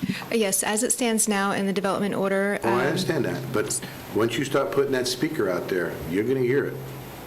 Well, what I was going to say is you got a couple things going on. One is you got road noise. You got a 6-lane road that produces a significant amount of road noise. You also have 2 restaurants that are currently operating, one being a Rock and Brews that has a large outdoor patio that again has to meet county code, but it's not like, you know, we're out in the prairie where there's no noise. I mean, there is lots of noise. I don't think the speaker, and they've come a long way on the speakers. It's no longer a clown, and it's not garbled and et cetera. Well, the garble is when you're X amount of feet away from it in the back of your house, or trying to sleep, and you're going to hear that. You're going to hear that drive-through at 11 o'clock at night. You're going to hear it. And that's why I'm glad that Commissioner Zimbar brought this up. You know, because you have the extended hours at 6 a.m. to 2 a.m., your staff, basically, your consultants basically said that fast casual is 10 a.m. to, what time was it? 8. 8. And so we're allowing you to stay up later because you don't have the outdoor amplification or the outdoor speaker for the drive-through. Now you want both. Every couple of years you come back, no disrespect, and you want a little bit more. And this is, it's just a little bit more. And in my opinion, I'm okay with the car wash. The two issues I have is the drive-through, and the next question I'm going to have is for our county engineer about the right-in, right-out. I'd like to hear his expert opinion on it. I'm willing to entertain limiting the drive-through hours. You know, I would, 8 o'clock I think is, I know that that's too short, or that's too early. Too many, most fast casual restaurants are open until at least 9, and quite a few are open until like 9:30. So, you know, I would like to see if we can't extend that. Mr. Chairman, does it make sense, do we want to give the applicant a few minutes to speak with his experts, come back in and maybe report? Sounds like... Before we do that, Commissioner Zimbar, should I ask our county engineer? Sure, absolutely. They may want to talk about one more thing. Okay, sure. Mr. Dredge, if I may. All questions. Mr. Dredge, you want to stay up here, please? Since you are one of those phenomenal engineers.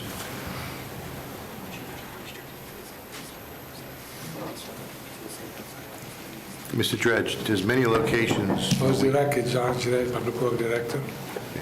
And thank you for the record. And Mr. Dredge, there's many locations we have restaurants and/or subdivisions and/or retail stores or complex that have right-in, right-out. Do right-in, right-out work? Sometimes it works, sometimes don't. In that situation, what you have a 3-lane highway and a lot of traffic. You have over 45,000 trips on that road. My recommendation will be for access management is the directional for that area. However, during the plan review, we can look at it a little bit more in detail, but the best situation for that area will be is directional. Does that turn lane come all the way back up to the right-in, if that, by that entrance? Does the turn lane come all the way up that far? You're talking about the... turn lane for Slavia. For Slavia, we're not asking them to do any... I don't think it is warranted to extend the lanes, the left lane. All what we're asking them to do is just to put the infrastructure for the directional. However, during the TIA, when they submit the report, if we see it is needed to extend it, we will have that conversation with the developer. So because listening to Mr. Roberts, I think, when we do, or if we did close that medium, now we're putting an excess burden on those residents on Palomino Way, and I'm trying to stop that. Right, that will be the option for them to take right and take make a U-turn and come back on. Will be in the next slide now.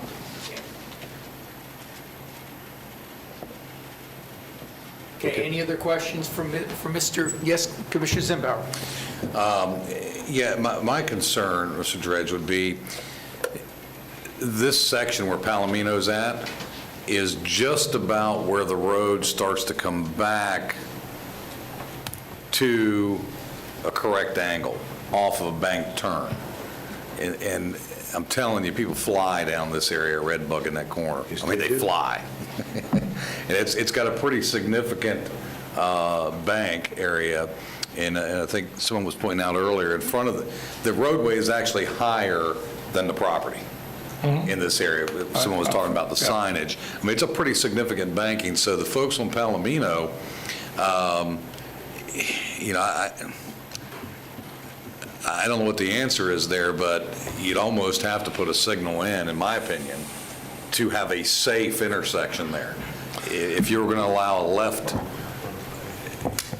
it would be suicidal. Well, that is true, will not be allowed, in the directional will not allow people to take left on a signalized intersection. What they have to be able to do, they come and they use that direction to make the U-turn and go to the second light, if that's what's...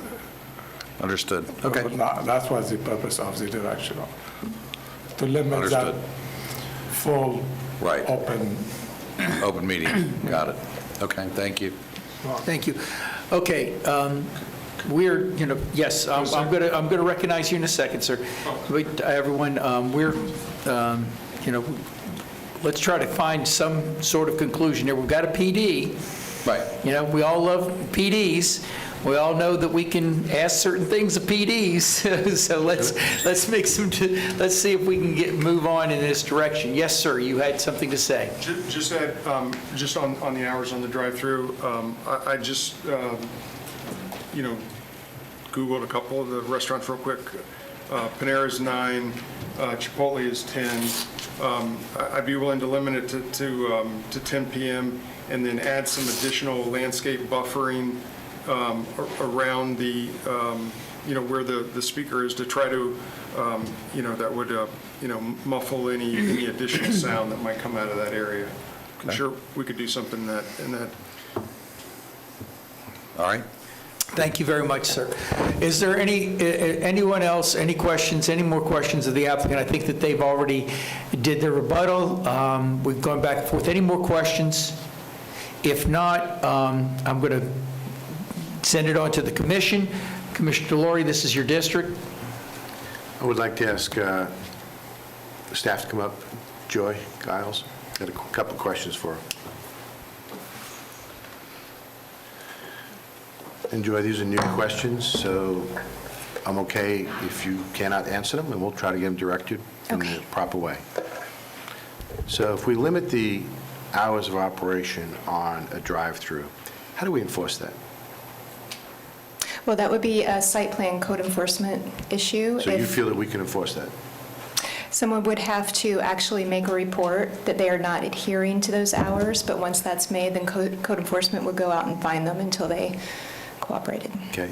And then with the original PD that's in place today, there's limited outdoor amplification, correct?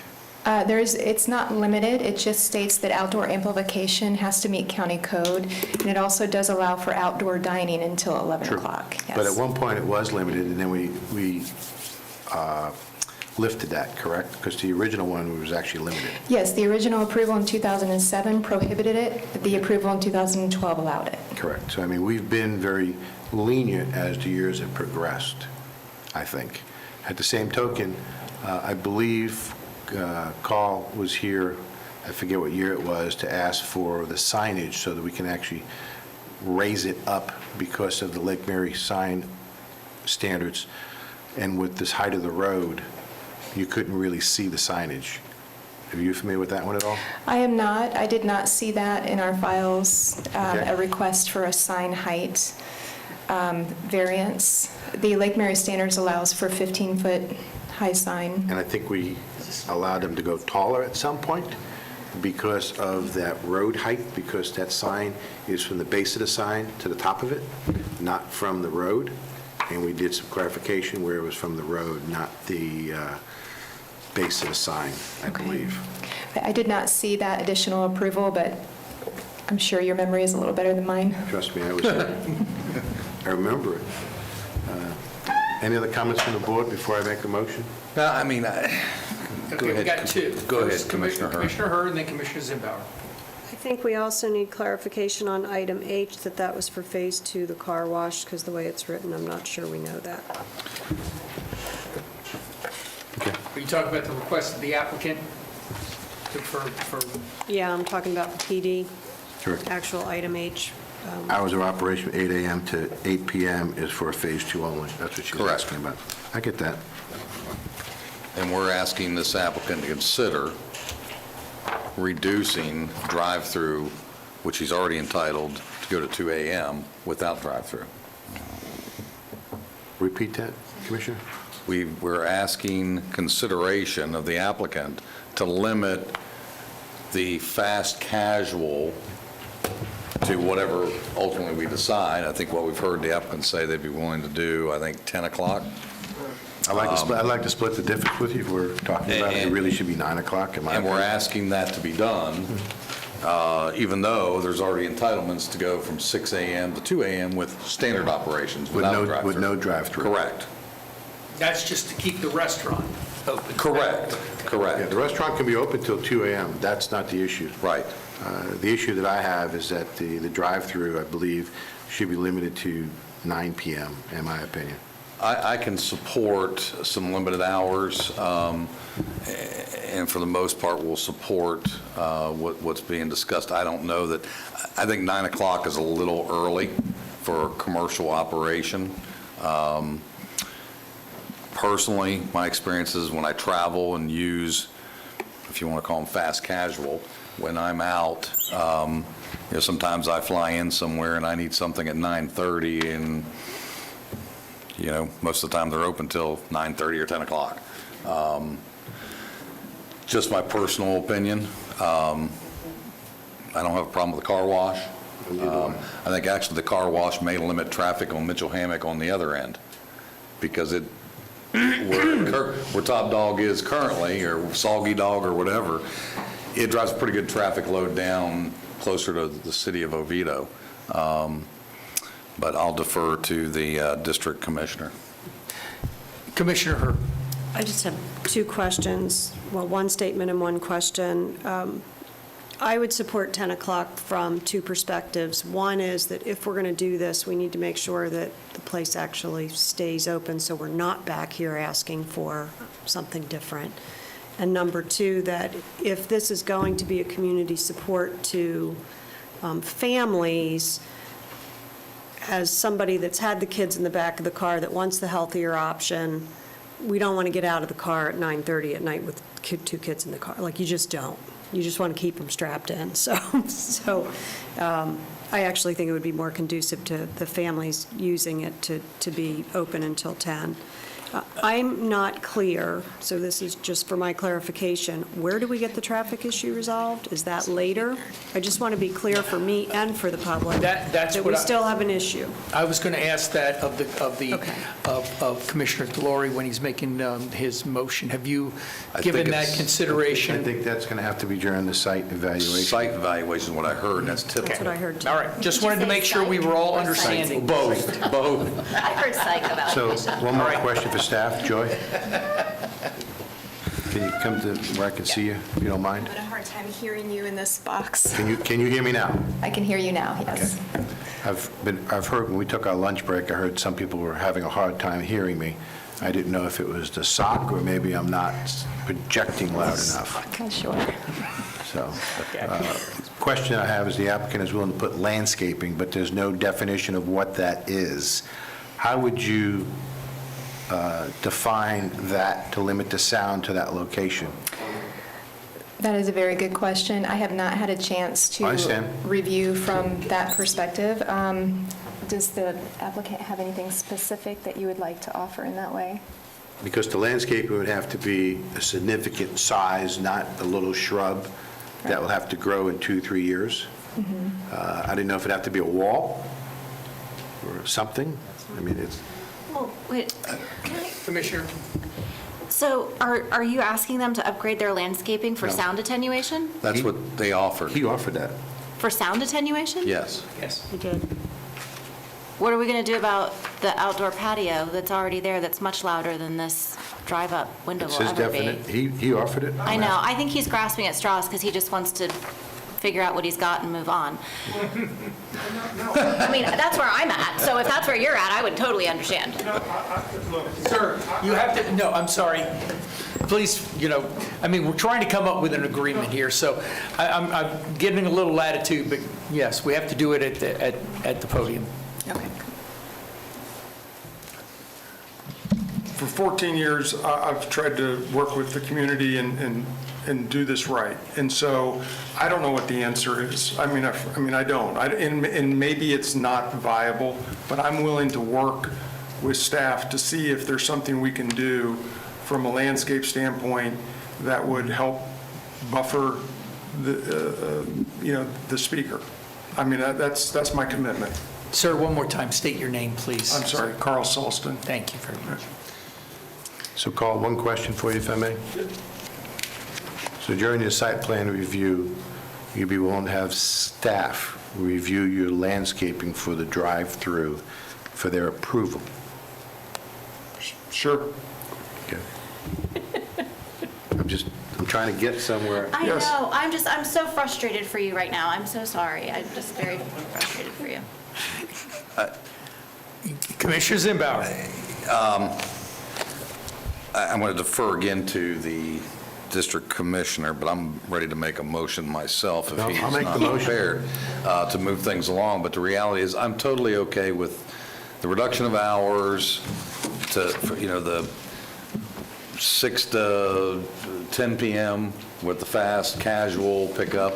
And I think we can trust our staff. That's where I was going. And we've got the applicant on the record stating that he's willing to work with our staff to come up with some kind of foliage landscape barrier to give some attenuation to the speakers. I mean, I don't think anybody's expectation is nobody could ever hear it.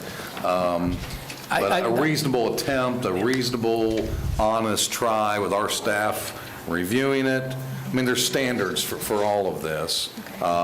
I'm okay with that, and we'll support if that's the district commissioner's desire. Commissioner, sometimes making the sausage doesn't look pretty. That's right. And Commissioner Delory is trying to find some answers, I think. And but we need to come to a conclusion. I think he's ready to give that, so go ahead, Commissioner. So, Mr. Chairman, I'd like to make a motion to adopt the proposed ordinance enacting a small-scale future land use map amendment from low-density residential to plan development on 5.5 acres, adopting the ordinance enacting a rezone from A1 agricultural and PD plan development to PD plan development on 12.66 acres, and approve the associated master development plan and development order for the properties associated on the corner of Red Bug Lake Road and Golden Eye Point, with the following changes on their DO, development order. First, on item H, would be designated for Phase 2 only the hours of operation. And then for the drive-through, the limited time would be from 10 a.m. to 10 p.m. with the commitment they're going to be working for staff with sound attenuation on the drive-through for staff approval. Is there a second to that? Is there a second for discussion? I would make a second with an amendment. Which is? If the commissioner There is no desire. There is no Right. second. We've got to go through amendments. Sure. So go ahead. I'll give a second for discussion. Okay, second for discussion. And I would like to offer to amend that. Which is? The existing is 6 a.m. They can open at 6 a.m., go to 10 p.m. Instead of 10 to 10. You're talking about the drive-through. Correct. All right. If that's acceptable, that's the amendment Is I would it offer. acceptable to the maker of the motion? I said yes.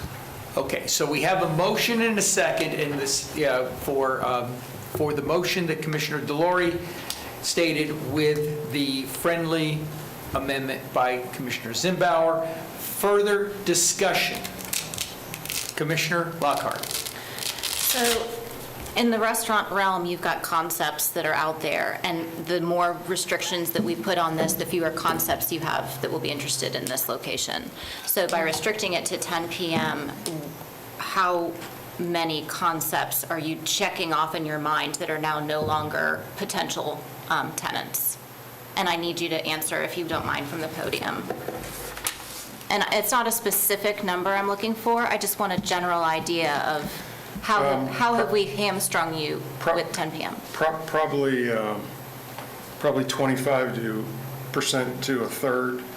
Because a lot of the new concepts that, I mean, what's building restaurants now are these, they're the quality of full-service restaurants, but they're fast-style service, and a lot of them offer alcohol. So, there's a concept out of Texas called Velvet Taco that is, I think they're open until 11 o'clock, and they serve alcohol, but it's fast casual. So those kinds of concepts, I don't have a precise percentage, but I would guess 25%, maybe a third, maybe. That you're restricting is what you're saying, okay? Yeah. I think, if I can just compound on that, I think that you would say that obviously you asked for 10 o'clock, and, there was discussion on, Asked for 10. but Did you ask for 10? No. No. You said you would be willing to go to 10, I think is what you said. Well, originally, what I really wanted was 11 PM, but, But I guess what I was going to say, the earlier hour is not a concern to you as much as the later hour. It is, it's limited to 10 AM, sure, that would cut out a concept like Panera Bread, for example. They said 6 AM. No, I know, he just asked about the. No, I was just trying to get in my mind. Go ahead. Thank you, sir. Chairman? Yes. If I may, I have a question. Who's saying, okay, yes, Joy. I just want to clarify in this discussion, so the hours of operation for the drive-through, is that specifically for the drive-through facility, not for the restaurant itself? Just a drive-through facility. Okay, and also I wanted to clarify for item L, the applicant had asked if we would put that additional wording in there that at time of future development of Phase 2, the Phase 2 developer will be required to provide the cross-access easement. He just wanted to clarify that information is put in there. And also And that's fine with you? Yes. Mr. Chairman, I'm fine with that. Okay. And the clarification of item O to add at time of future development of Phase 1 or Phase 2. And that's okay with staff? Is that okay with the app? Yes. Okay. All right. Very good. All right, now we're back to the motion, the second. Does anybody need clarification? Is there any further discussion? All in favor, say aye. Aye. Opposed? Passes. All right, we're going to take a 10-minute break. 10-minute, we've been, it's 5 o'clock, we haven't had 2 hours. 10-minute break. We'll be back at 10 after 5. Yeah, now we're done with the easy part.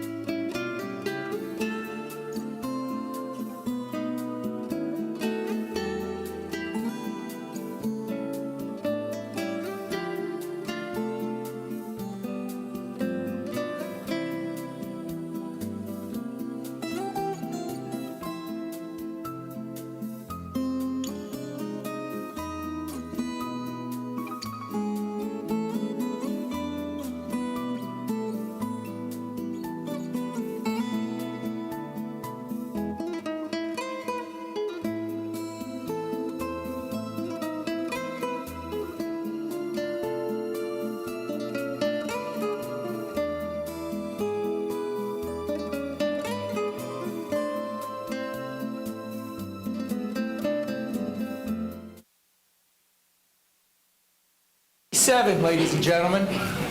We only have 3 more. So the one thing I want everybody to remember is the more succinct you can be, the better. To everyone. And the vice chair and I were talking about having one of those little chess clocks. But, everybody okay? We ready? All right, we're going to go on to item number 58. Dana Lee, again, will be making the presentation on the Red Amber Estates PD, major amendment and rezone. Dana Lee? Yeah, good afternoon or good evening now. Dana Lee Pettick, Planning and Development Division. This request is for a PD major amendment and rezone from A1 Agriculture and PD Plan Development. The PowerPoint's not on the screen. I'm working on it. Okay, we're working on it. To PD Plan Development on 50.49 acres located on the east side of Old Lockwood Road, approximately 1/2 mile south of Lockwood Boulevard. There's only one copy. The Red Ember Estates Plan Development was approved on October 8th, 2019 as a single-family residential subdivision on 40.43 acres with a maximum of, there it is, there you go. With a maximum of 76 lots, a density of 2.3 dwelling units per acre, a minimum lot width of 70 feet, and a minimum lot size of 8,400 square feet. The applicant is requesting the major amendment and rezone to incorporate an additional 10.06 acres into the existing plan development to create a single-family residential subdivision on a total of 50.49 acres with a maximum density of 2.35 dwelling units per net buildable acre and a maximum of 95 lots. The previously approved lot width and size will remain the same. Staff finds the proposed development to be compatible with the surrounding area, consistent with the comprehensive plan, the low-density residential future land use designation, and the land development code. The Planning and Zoning Commission met on December 6, 2020, and voted to recommend approval of this request. Therefore, staff recommends the Board of County Commissioners adopt the proposed ordinance enacting a rezone from A1 Agriculture and PD Plan Development to PD Plan Development and approve the associated development order and master development plan for approximately 50.49 acres located on the east side of Old Lockwood Road, 1/2 mile south of Lockwood Boulevard. Thank you. Thank you. Is there any questions of the staff at this time? Just Knowing quickly, that it might be if I later. may. Commissioner Delory? The density is staying the same, correct? Yeah, the density is still less than 4 dwelling units per acre, which is what the low-density residential requires them to be. It's 2.35 versus 2.3, which was previously approved, so it's It's well below the 4.0. absolutely. Any other questions? All right, thank you. Is the applicant here?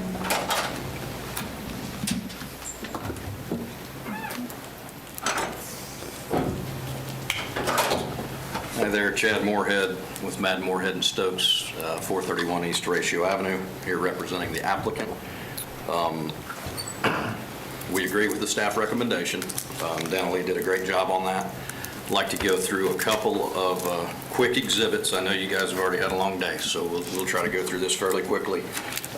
In October 2019, zoning came before the board.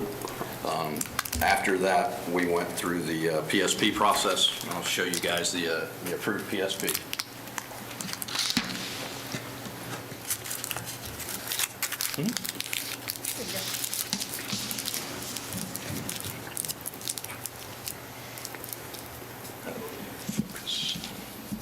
Okay, that actually works good. So what we're here for today is we're adding this parcel and this parcel to the PD, and they are both future land use LDR. What we're proposing, this would be the new PSP. We are adding 19 lots, which would be approximately 4 here and the remaining lots on this parcel. And I'll come back over here now so you guys can see me. When we were at planning and zoning, there were some concerns about drainage, one in particular about the outfall from the, I'll switch back and forth, in particular the outfall out of this pond. The resident that lives right here asked that we rotate that outfall further away from his property, and we will take care of that with our construction revision. as well as the other issues with drainage. We've already gone through the process on this, on the initial phases. We have construction plan approval, and I promise you that your staff looked at everything very closely to make sure that we were not making any existing drainage issues any worse. We're hopefully making them better. Thank you very much. Is there any questions? Yes, Commissioner Zimbauer, did I have your hand? Okay, Commissioner Delory? Thank you, Mr. Moorhead. The water naturally flows for the drainage, is it east or southeast? It depends on how much rain's coming down. I didn't mean to be humorous, but... Well, I'm chuckling because right now it goes a little bit all over the place. So I don't have a pre-development map, but essentially now the water would come out of this wetland, come down, and during big events, it would spill over the road a little bit, or it'll go down to the east. And there's a pair of culverts down here that it would come over and go into the wetland that runs east and west down through here. With our proposal, we're basically managing that stormwater and putting it in a conveyance system. And that's the reason why I'm asking the question, Mr. Moorhead. I wanted to make sure that we're actually managing it so that you're not, the surrounding properties are not going to incur any additional flooding. And that is what we've done. Yeah. Including the property to the east of that retention pond, because you're taking the pop-off or the drainage to the south and not to the east. Correct. And that is one of your commitments that you volunteered to do. Yes, sir, and that's actually the exhibit that shows that outfall pipe. So I did bring it with me. Yeah, just wanted to be clear. It's very difficult for them to see me over there, so I'm kind of popping back and forth. Travel around, it could help you. Thank you, Mr. Moorhead. And I would like to rebut any issues that may be brought up. And there was one more issue, I'm sorry, concerning the existing Red Ember Road. Since my client is closed on several of the properties, the road had not been maintained. After P&Z, they did go out there and maintain the roadway. They also made the sight distance better at Old Lockwood and Red Ember, as some of the residents were having issues as they were trying to pull out. Great. Thank you very much, sir. I have no yellow cards. Mr. Chairman, before we go to the public, I'd like to submit my ex parte communication for anyone that wants to see it.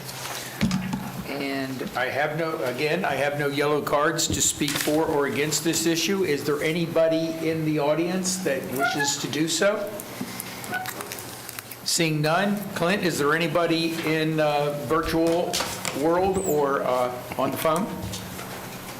No, sir, I have no hands. Okay. If there is no objection, then I'm going to close the public hearing and go back to the applicant. You don't want to rebut anything? Okay. Staff, now it's up to the commission. Ask of staff or of the applicant. Mr. Chairman, I'd like to first comment that I'm glad that the applicant worked at any and all potential issues with the general public, so I want to thank him for that. And with that, Mr. Chairman, since this future land use is low-density residential, which is 1 unit per 1 acre, up to 4 units per 1 acre, and they're well below that, and they are almost copying what they existing have out there, almost, because I know it's gone and changed a little bit. With that, Mr. Chairman, I'd like to make the following motion: to approve the proposed ordinance enacting a rezone from A1 agricultural and PD plan development to PD plan development, and approve the associated development order and master development plan for approximately 50.49 acres located on the east side of Old Lockwood Road, half-mile south of Lockwood Boulevard, as presented here today to the County Commission. Second. Moved and seconded by Commissioner Herr. Any further discussion? Seeing none, all in favor say aye. Aye. Opposed? Passes unanimously. Thank you very much. We're now going to go, and Dana Lee, it's your day, huh?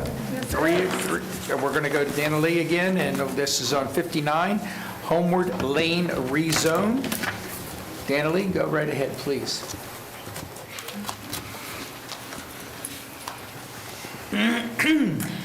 Good evening, Danilee Pettick, Planning and Development Division. This request is for a rezone from A1 Agriculture to R1A Single Family Dwelling for a 2-lot single-family residential subdivision on 0.72 acres located on the south side of Homeward Lane, approximately 300 feet east of West Lake Brantley Boulevard Road.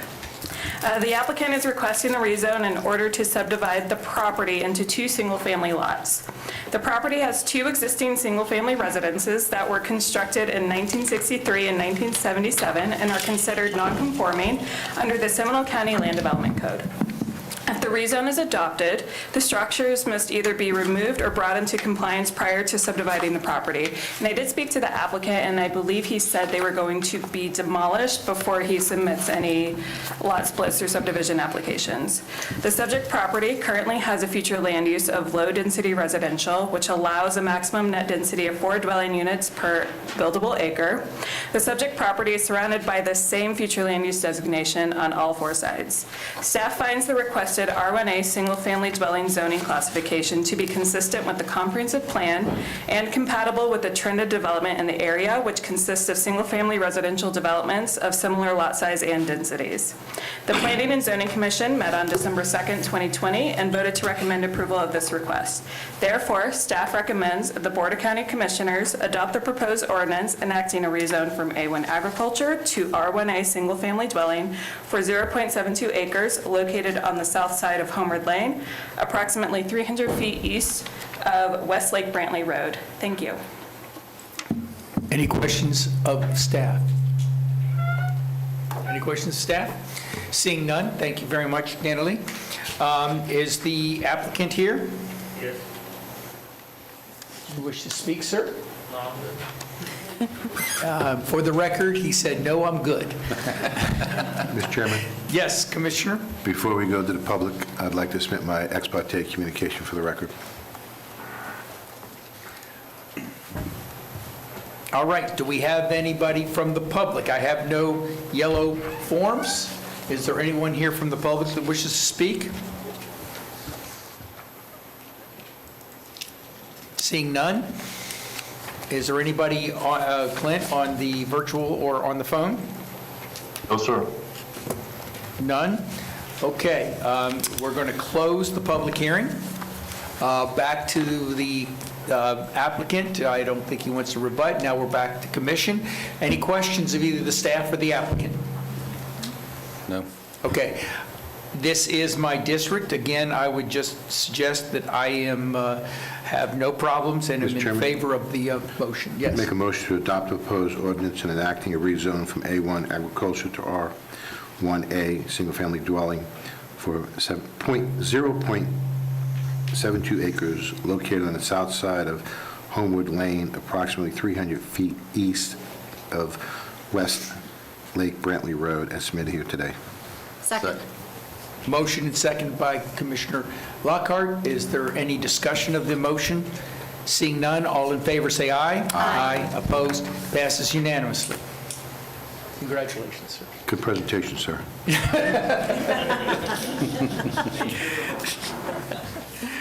Let that be a lesson.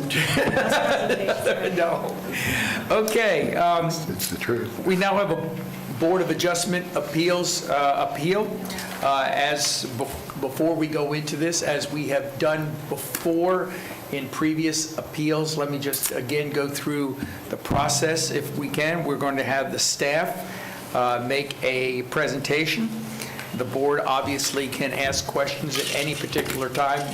After the staff's presentation, we will then have the applicant's presentation, and whichever else they wish to have speak in on this. Then we will have the appellant and the appellant's presentation. Then we will have the public. Then we, again, all through this, the commission can ask questions. We will go back to the applicant for rebuttal. Then we'll go back to the appellant for rebuttal. And then we will close the public hearing and the commission will make a decision. Does everybody understand that? Good. So we were going to go number 60, Board of Adjustment Appeals. We're going to Kathy Hamill. And Kathy, this is appeal of the special exemption from the Board of Adjustment. Yes, sir. Kathy Hamill, Development Services. This item is the appeal of the Board of Adjustment decision from this October 26th Board of Adjustment hearing. They approved a special exception to allow gas pumps as an accessory use within the C1 zoning district for property located on the southwest corner of State Road 46 and Orange Boulevard. The Board of Adjustment concurred with staff's recommendation that gas pumps are a customary accessory use to a convenience store and approved this special exception with the condition that the final site plan will meet all of the requirements and all other codes, including Chapter 40 of the Seminole County Land Development Code and the Wekiva River Protection Area regulations. On November 9th, 2020, Gray Wilson with the Friends of Wekiva filed a notice of appeal of the Board of Adjustment decision. To give the board some background, a site plan was submitted for a convenience store and accessory gas pumps. The convenience store is a permitted use in the C1 zoning. The commercial land use was established prior to the adoption of the Wekiva River Protection Act. Seminole County Comprehensive Plan authorizes properties within the East Lake Sylvan transitional area of the Wekiva River Protection Area assigned a non-residential land use designation as of December 15th, 1999 to develop with their land use designation, which is commercial. As part of the site plan submittal requirements, the applicant is required to submit a Wekiva consistency form to demonstrate compliance with the Wekiva River Protection Act. The site plan must demonstrate that the proposed uses will not have more impact on natural resources than low-density residential. In addition, the proposed site plan must demonstrate compliance with the rural character policies of the Wekiva River Protection Area outlined in the comprehensive plan. The applicant stated as part of the site plan application that the project is 2.8 miles away from the east bank of the Wekiva River within a landlocked basin with no direct connection to the Wekiva River. The entire retention of the stormwater runoff from a 100-year, 24-hour storm event will be stored within an underground system with no discharge to the adjacent properties. There is also an active cleanup of the site that is being monitored by the Florida Department of Environmental Protection for previous underground tanks that were approved as part of a special exception in 1977. As stated previously, the special exception was approved with the condition that the final site plan must meet all applicable codes, including the Wekiva River Protection Area regulations. In conclusion, based on the information, findings, and conclusions included and referenced in the agenda memorandum prepared in association with the original action taken by the Board of Adjustment at its meeting on October 26, 2020, staff recommends the Board of County Commissioners uphold the decision of the Board of Adjustment to approve the special exception to allow gas pumps at accessory use within the C1 district. This concludes my presentation. Thank you. I'll be happy to answer any questions you may have. We'll have plenty of time to ask questions, but if you have questions now, please go right ahead. Thank you, Mr. Chairman. If you could give the public an idea, what could go on this property under the C1? Our C1, Some examples. Our C1 is our retail commercial. So it's retail stores, convenience stores are a permitted use. So it is I would consider it to be a. Always good to have help, right? Love the pass off. Their anticipation. Amusement, commercial recreation within a closed building, appliance stores, bakeries, banks, churches, daycares, employment agencies, funeral homes, furniture stores, hardware stores, laundrettes, pet stores, plant nurseries, private clubs, quick print shops, radio, restaurants, theaters, multifamily, dry cleaning, and veterinary clinics. So those are permitted uses currently on the parcel as it remains with no changes? Correct. They would still have to go through site plan review process, Sure. in which they are going to have to be consistent with the WRPA policy. Understood. Commissioner, I just want to add one thing that has to be clarified. Under the conditions, however, that it has no impact greater than Correct. the resource of a low-density residential. Correct. So, Correct. yeah, that has to be put in the context. Sure, no, understood. Mr. Chairman? Yes, Commissioner Delory. On that same line of questioning that you asked, what is low-density residential and what is that impact? The low-density residential per our land development code is 4 dwelling units per acre. Okay. And so what is that impact? our comprehensive plan says on natural resources. So our natural resources are such as water bodies, spring sheds, things of that nature. Thank you. Further questions? Yes, Commissioner Zimbauer. Just for clarification, because it came up in one of the ex parte inquiries I had, on that same vein, it's natural resources. We're not talking about traffic impacts. No, sir. It's natural resources. Yes. Nothing more, nothing less. No, our comprehensive plan says on natural resources only. Okay, thank you. That's why I was asking what that is. I apologize. Okay. Let's go to, if there's no further questions of the staff, let's go to the applicant. Mr. Chairman, before the applicant starts, I would like to submit my ex parte communication for the record in case anyone wants to look at it. And I have presented some of the ex parte. I think we got additional today from emails and everything that came in the last 4 or 5 hours. We're going to start. I'm sure it went to everybody, but I just wanted to make that public. Mr. Chairman, I have submitted everything as of 1:30 this afternoon. Thank you very much. Ditto. All right. We are now, is Allison Yurko, are you going to be making the presentation? Yes, I am. There Thank you you. go. I can't see you over there, so I just wanted to make sure. Okay. You're kind of hidden there. Okay. Do you want me to take this? Does this help? Okay. Yeah, there you go. Thank you, Chairman Constantine and Board of County Commissioners. My name is Allison Yurko. I'm an attorney with Allison Yurko, PA, Winter Park, Florida. I'm here today representing Chuck Whittle with Unicorp. We have our team here today in the first 2 rows. I have Jennifer Strickler with Kimley Horn, Eric Lagasse with Kimley Horn. We have Vinny Sprayer appearing remotely from Kimley Horn. We have Scott Kearney here live from Wawa, and we have 2 folks, their presentation that they're going to be doing after me. We appreciate the staff recommendation of this. We would ask that the board uphold the unanimous approval of the BZA. I'm not going to add a ton of detail because staff covered so much, but I do want to just bring your attention to this map that I've put up.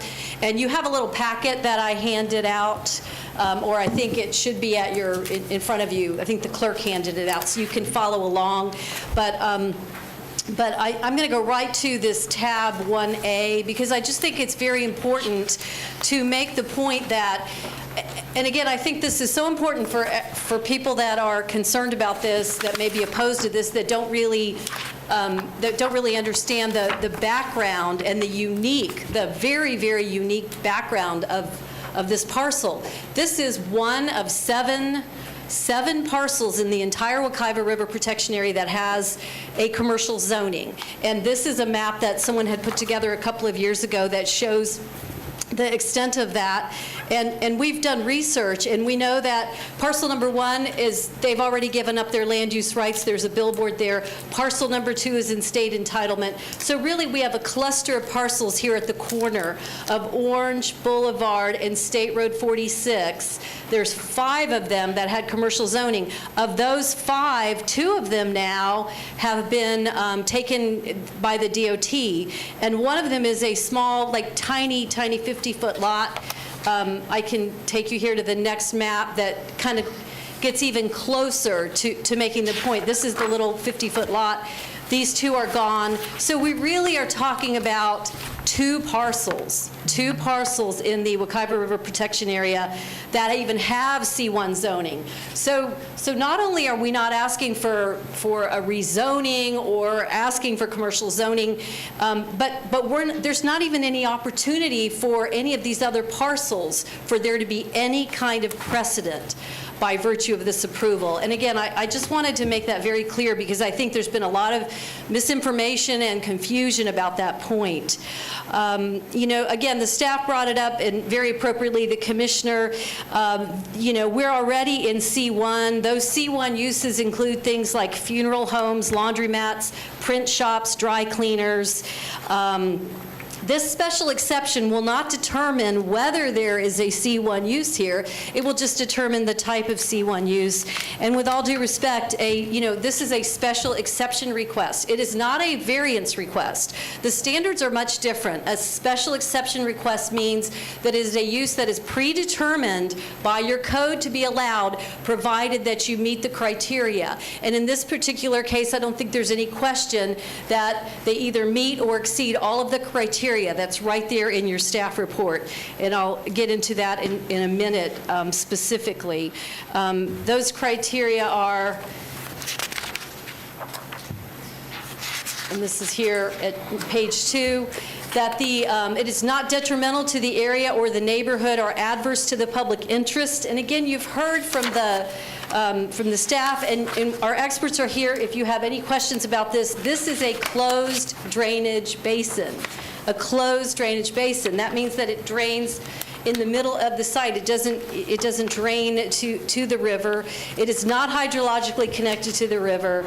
This property exists in the Wekiva River Protection Area to square off the boundaries. And I can't emphasize that enough, because I think there's an information piece out there that kind of acts like this is violating the Wekiva River Protection Area boundary. Again, the Wekiva River Protection Area has a boundary. It's actually a legal description in the state statute. So you can imagine that they had to pick and choose how they were going to describe that, and they recognized in the statute itself that the areas that are farthest away from the river should have the most density and intensity, and that is in your packet at tab 7. That's 369.05. The Wekiva River Protection Act again expressly contemplated that there would be situations like this where it wouldn't make sense to not allow development to proceed that had prior approvals. Again, we're going to hear from Wawa in just a minute. This is state-of-the-art gas pump technology, the construction, the maintenance, the monitoring. These people are all over this. They do this all over the country, and they do a fabulous job with it. And again, you'll hear, if you need to, any detail about the fact that we're retaining the 100-year storm event. There's no discharge onto adjacent properties. Again, every precaution is being made. State-of-the-art technology. The other criteria is that under the special exception, you have to show consistency with the comprehensive plan, and we concur with your staff. This could not be any more clear. Policy 12.8 precludes further commercial development on properties not assigned commercial land use designations on your exhibit flu as of December 15th, 1999. There's no question that we fall within the category of properties that had that commercial designation. But your comp plan goes even further. At section 12.3, it recognizes, quote, non-residential land use designations in the WARPA prior to December 15th, 1999, and then goes on to say that they expressly acknowledge the right to develop consistent with that land use designation. This is not a grandfathered in use. That's the other misstatement that's been out there. Grandfathering is very different than a vested use, and I'm sure Mr. Chipok can jump in if there's any confusion about that. This is not subject to abandonment. It's not subject to full commercial entitlements like any other commercial use.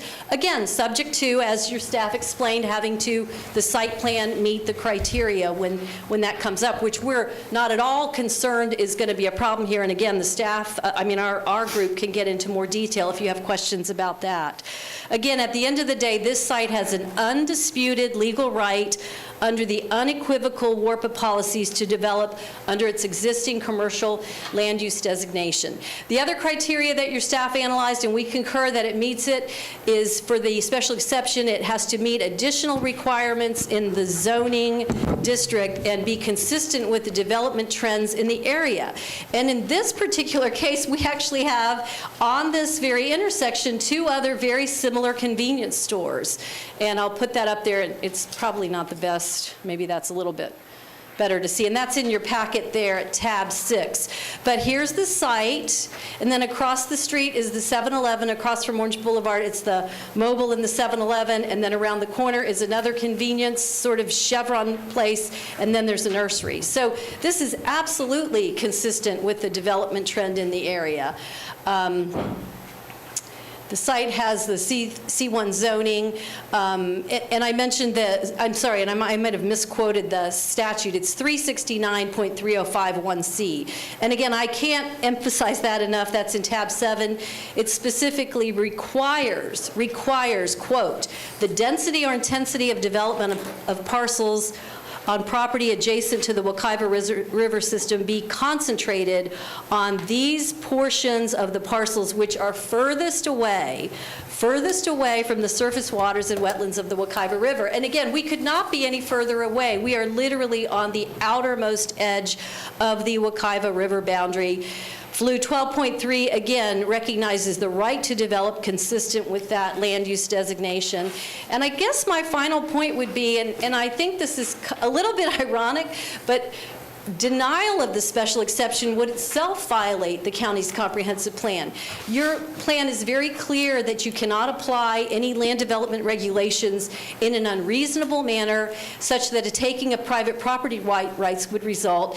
And your FLU 13.4D expressly incorporates by reference, quote, objective FLU 17, protection of private property rights in order to, quote, reinforce the provisions of the Wekiva River Protection Act. And again, there's a reason why you've been able to hold up that Wekiva River Protection Act so strong, because you do recognize that there are going to be situations where it doesn't make sense. This is a vested commercial property, and this is not a situation where I hope anyone would be inclined to try to do an end run around the process and violate your own comprehensive plan. Again, this does not create a precedent, and the approval of the special exception recommendation by the BZA should be upheld, and we appreciate staff's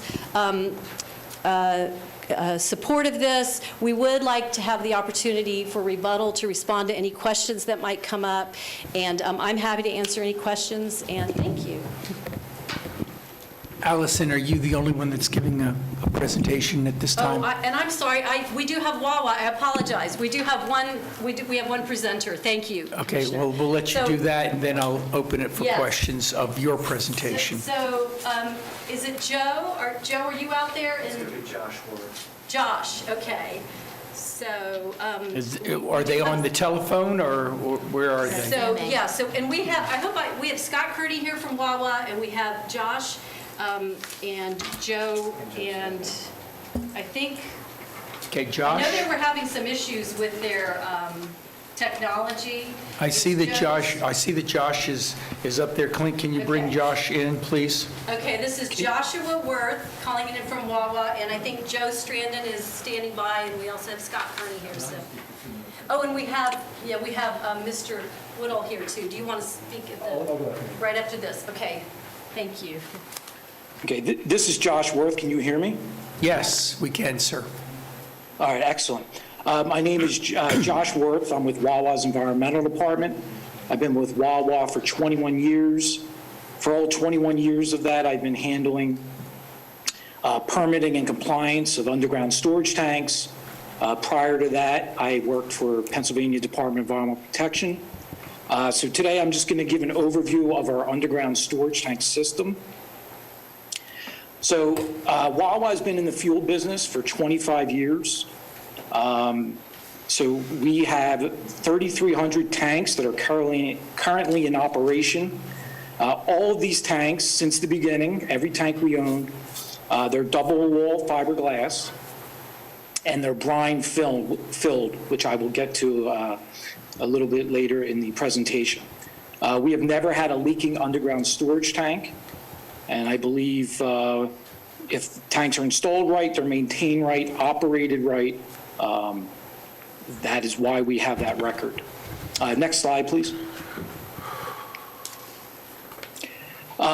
So all of our tanks, the construction of it, operation, our methods of release detection All of that either meets or exceeds all federal, meaning EPA, and also state, in this case, of course, Florida Department of Environmental Protection, regulatory requirements.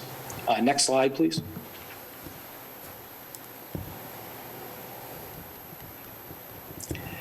So our tanks are double wall, and in between, the space in between the two walls is called the interstice.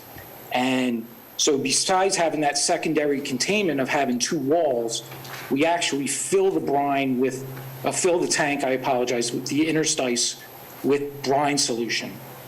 That brine solution is your method of continuously knowing the integrity of the inner wall and outer wall of the tanks. We have a hydrostatic sensor that goes in the brine reservoir, and it is super sensitive. It'll fluctuate with just 2-inch increase or decrease of the brine level. That would tell you right away if you ever had a potential issue with either the inner or the outer wall of the tanks. We do, and again, through that, we do continuous electronic monitoring, so 24/7, every second we know what's going on with the tanks through all of the sensors. The tanks, as I mentioned, are made out of fiberglass, so they are corrosion proof. And then also there is a 30-year warranty on the tanks, which, you know, again, that's just the warranty. The tanks certainly, fiberglass has no limit, has no lifespan. The tanks can remain in operation well past 30 years. Next slide, please.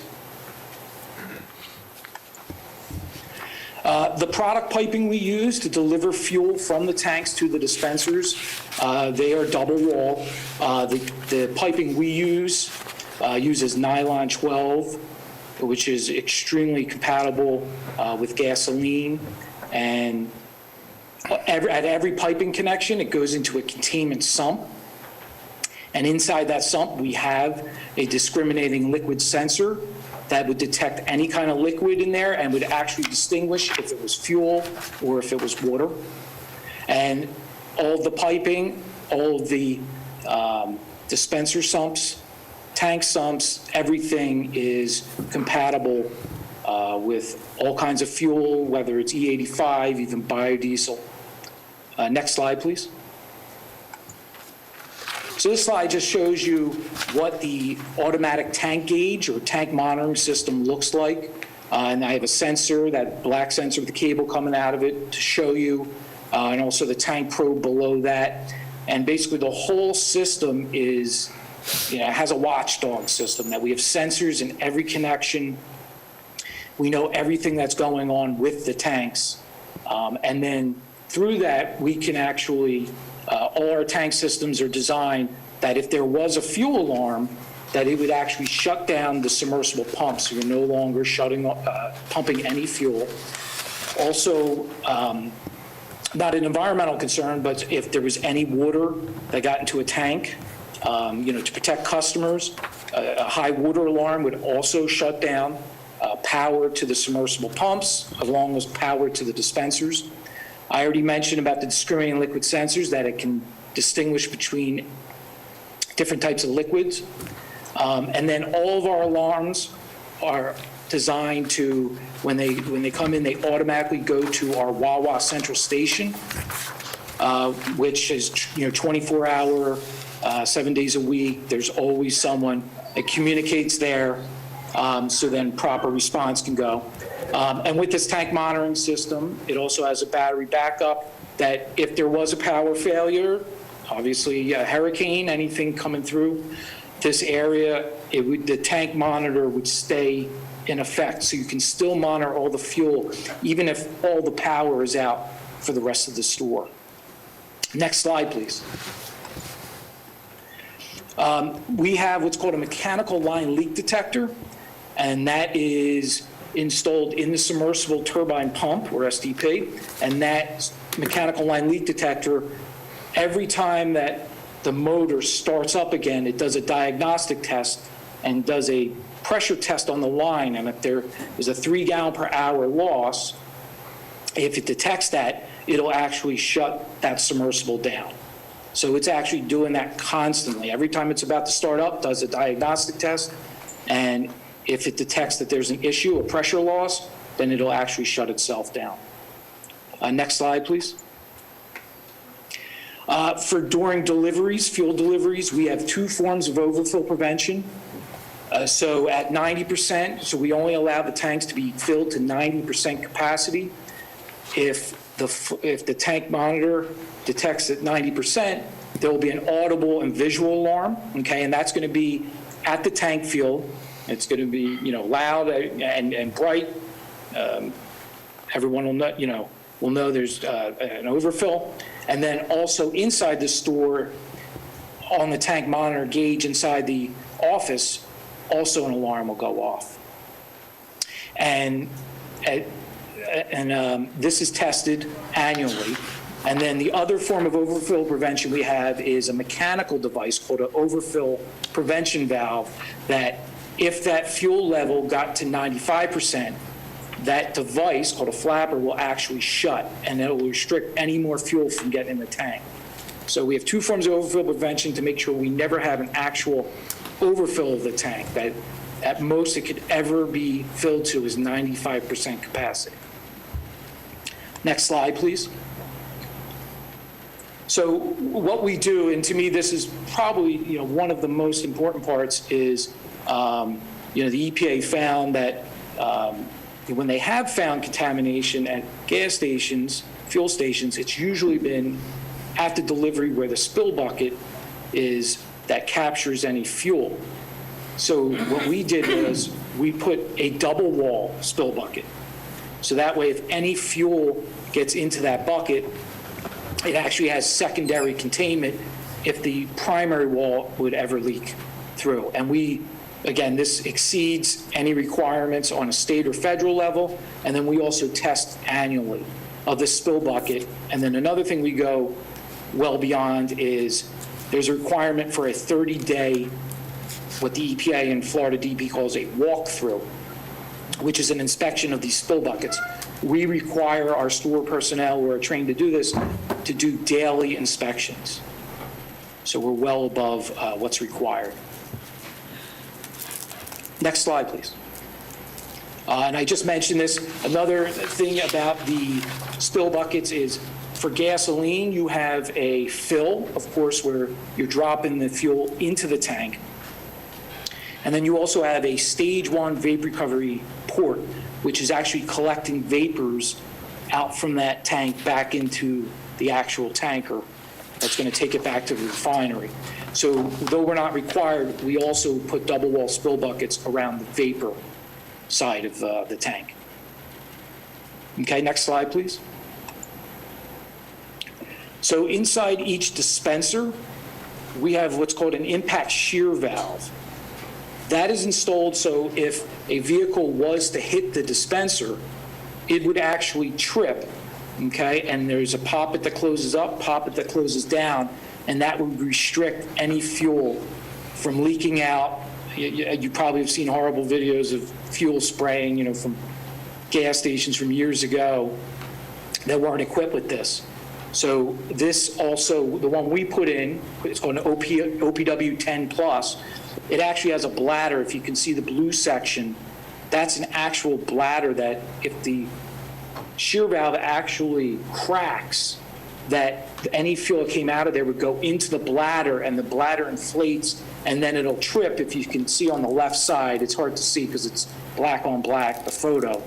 But that arm will actually trip, and then the poppets will close, and then you don't have fuel going anywhere except contained in that bladder. Next slide, please.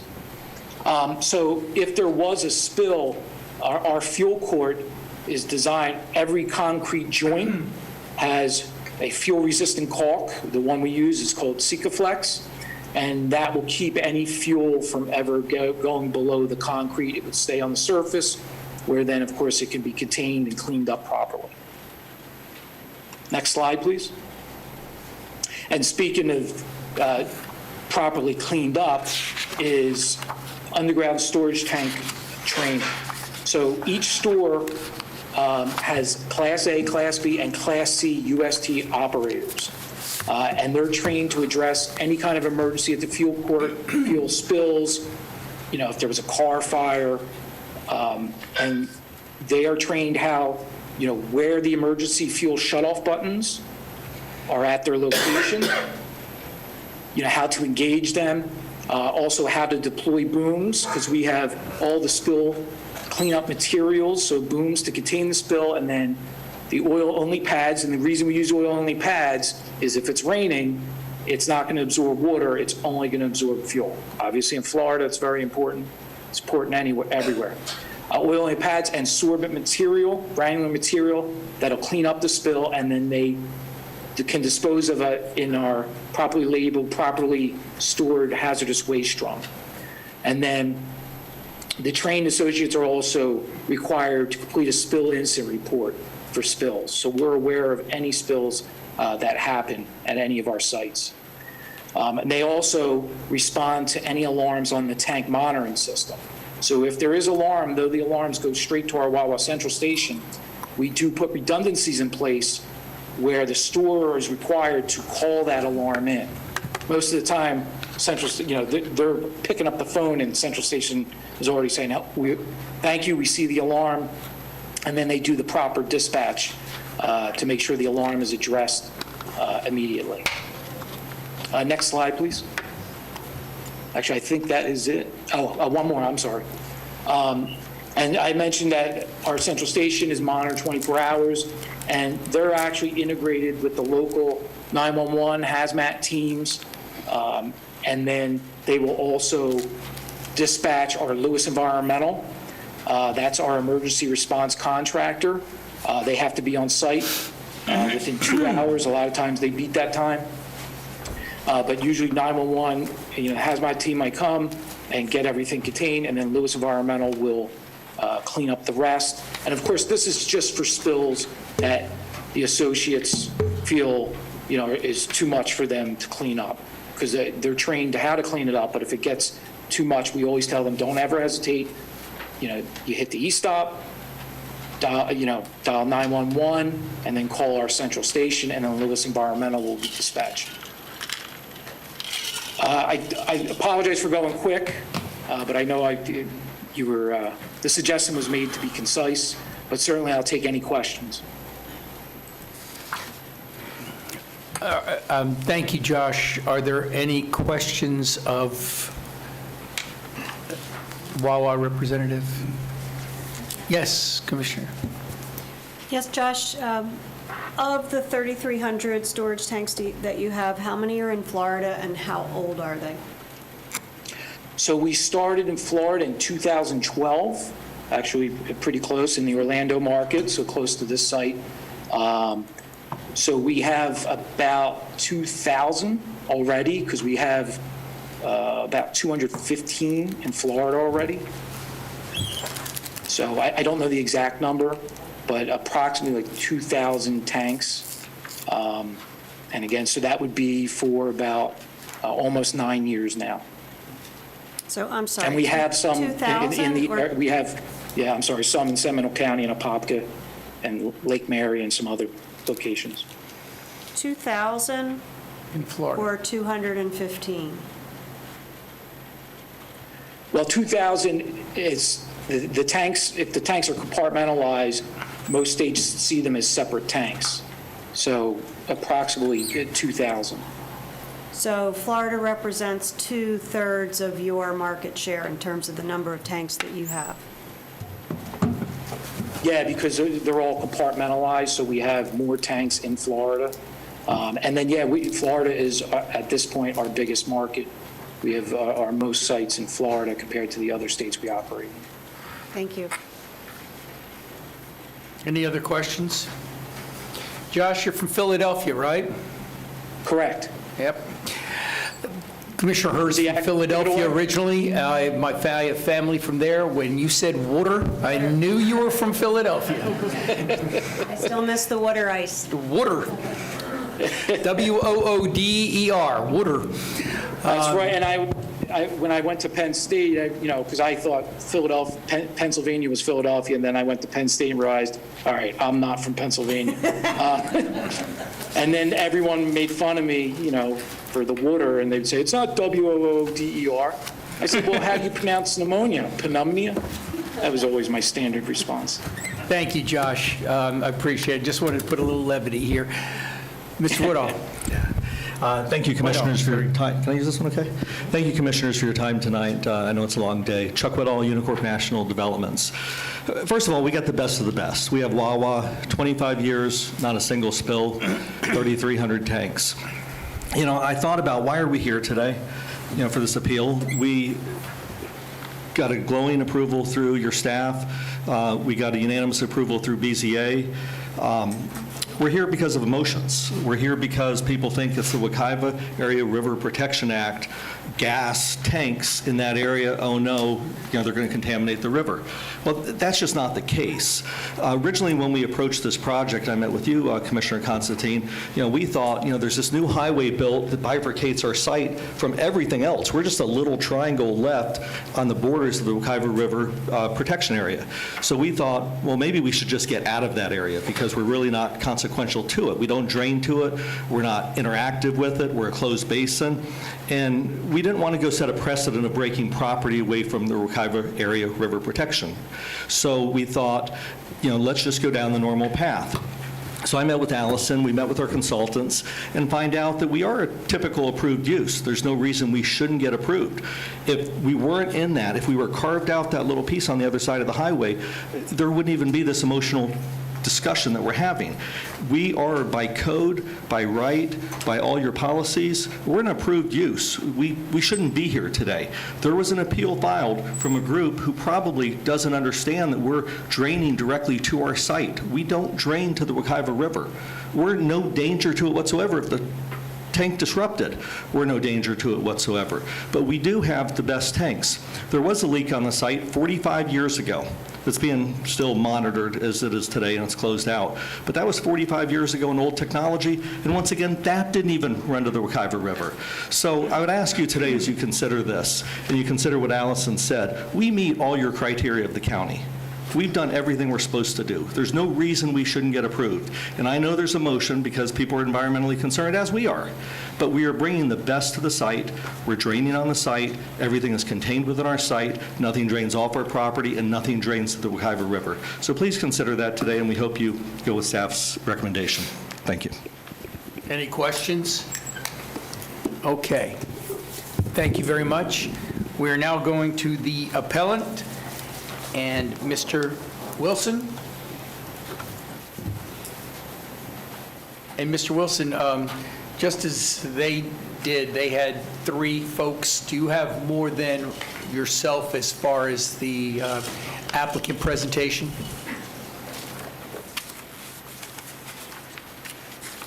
Okay, I hope I'm on okay.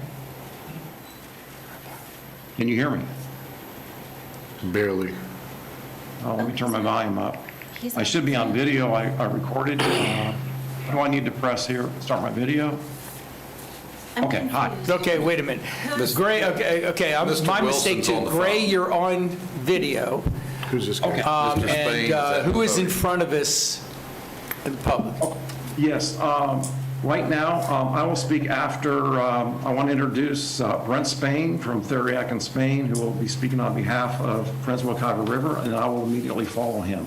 Thank you. Okay, let me just make sure. So what we have here for the appellant is that Mr. Spain, you're going to speak first, and then Mr. Wilson, you're going to speak after that, correct? Yes, and then followed me will be one of our executive board members, Nancy Prime. Okay, and then Nancy Prime. That will be our presentation. Okay. Now, Mr. Wilson, it may not only be me, but it's kind of hard to hear you. So if you would please be right next to the microphone and speak up when you're speaking, okay? Okay.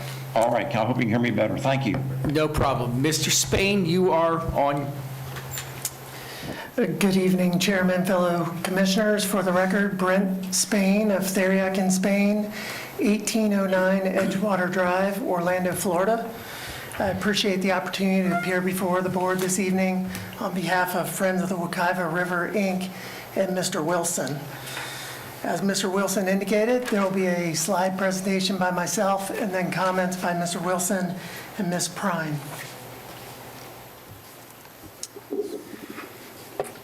And before I jump into my remarks, I did hand out a copy and introduce a copy of our PowerPoint into the record, so each commissioner should have a courtesy copy. I also introduced to the clerk a document describing the Friends of the Wekiva, Inc.'s mission statement. The Friends of the Wekiva River is a nonprofit organization, as I'm sure this board is well aware, that was founded in 1982 to preserve the beauty and natural functions of the Wekiva River. And the group has been active in promoting the Wekiva River and also active in the Wekiva River Protection Act and the county's regulations.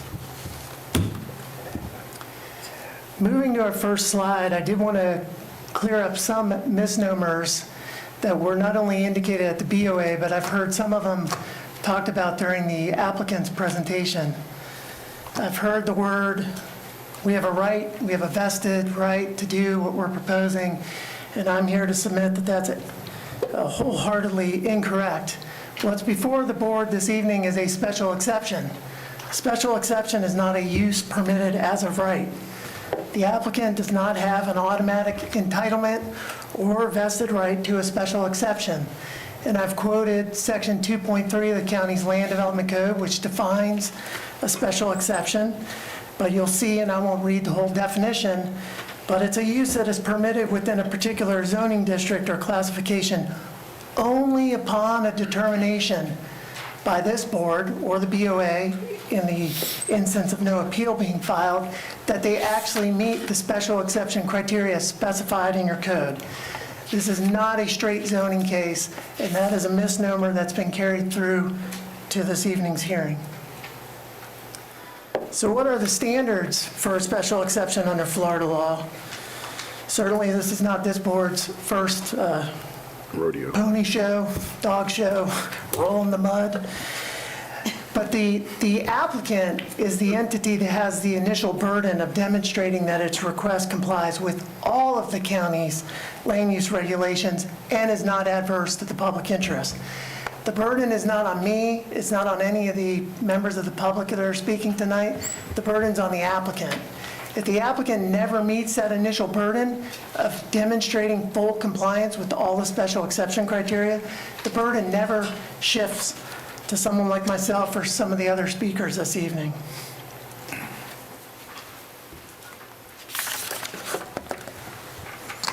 And one lighthearted point I would, for the record, state that I too also grew up outside of Philadelphia in a lovely place called Doylestown. So just in case there's a Philadelphia bias, I want it on the record. No Philadelphia bias. And go Flyers, right? The Eagles did not make the Super Bowl, so relax. I know. It was devastating as a child.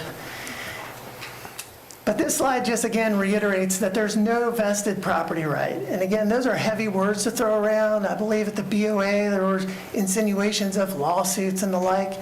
You know, our firm represents local governments like yourself, and we represent developers, and we represent property interests and associations like I'm here this evening.